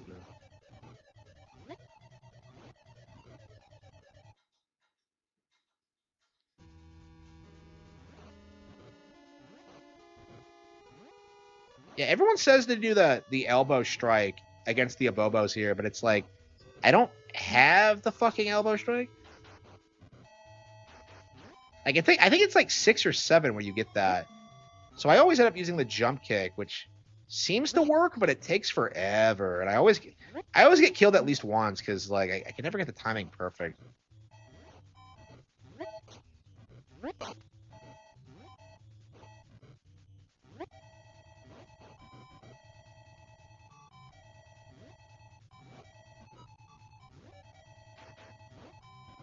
This is like one of my favorite. This is like one of those underrated like NES soundtracks ever. I just love this beat. And I feel like a lot of old school fans like I think the arcade came out before this, right? So this is a port. So like for a lot of people this is like a lesser version of it, but for me personally this is the one I prefer. I like the style of it and the vibe, and like the ending is not from the arcade version did not carry over, and that's one of the big things for me is like what a pivotal moment in gaming that is. Like the big like fuck you moment where you had to like fight each other for the girl. It's like that shit is Kino, and it's a shame that we've never like really seen anything like that before or since. Like to me it's like an iconic part of the brand, and yet like yeah, you wouldn't see anything like that today. It's too edgy. Fuck.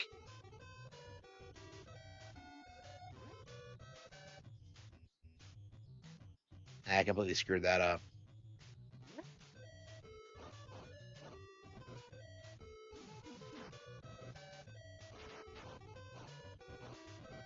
It's weird how graphics like completely fade out in this game. It's weird. Yeah, that is not a hard jump to make, so it's really weird that I keep screwing it up, like every single fucking time. Okay, what I don't understand is how you go down, and how you end up like in the same exact place where you started. It makes no sense. Like I was confused when I did it. Like I've done this several times, and like I'm always kind of confused whenever I do this. It makes no sense. It's like old school video game logic bullshit, but at the same time, it's just okay. So I'm at the point where I can consistently get past those the platforming. Okay, it's not bad, not bad. We have another life too, so we should be able to beat these guys. Yeah, I don't know where the checkpoint is. I think there's one in the final room, but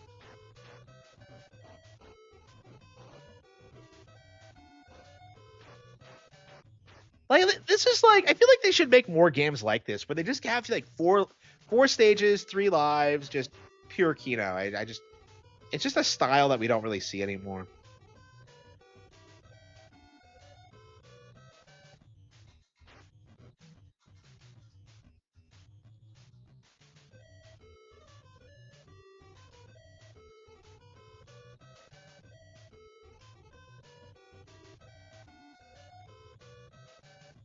Yeah, Double Dragon. Wait, what? Hang on. Was I supposed to go through the door?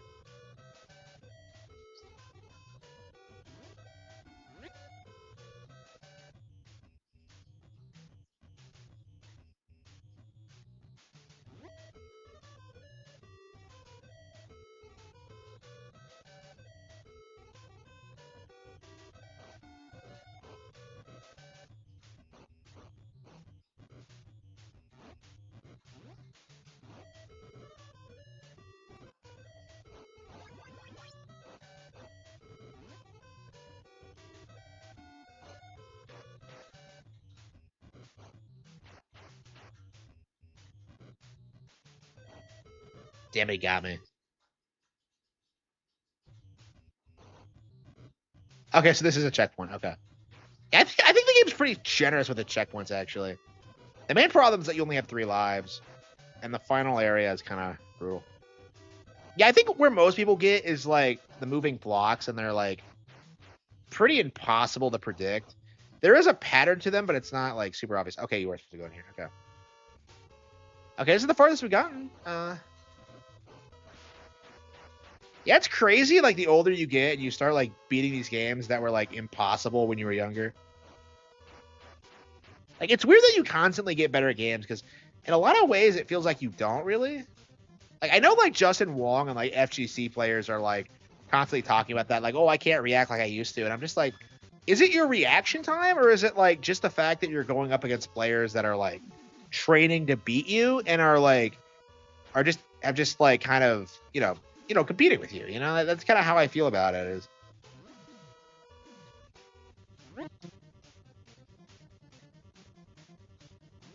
Because, like, these games get really easy once you know how to play them, because so much of it is just memorization.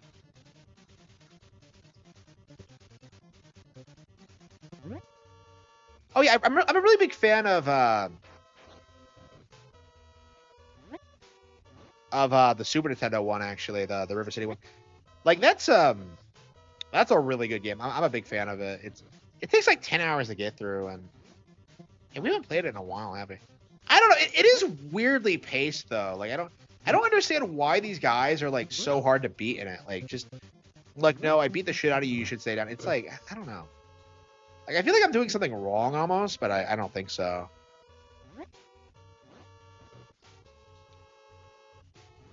I kind of wish we got, like, another game like it, because it feels very much unlike anything else in Kunio-kun or River City.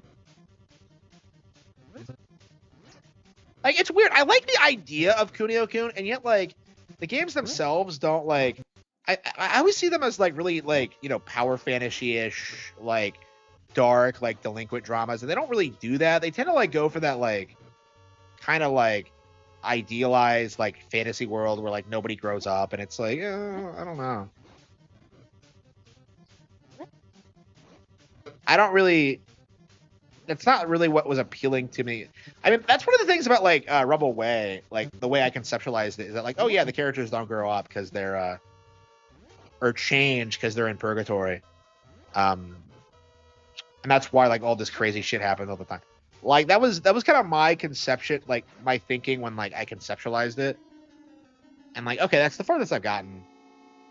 Okay,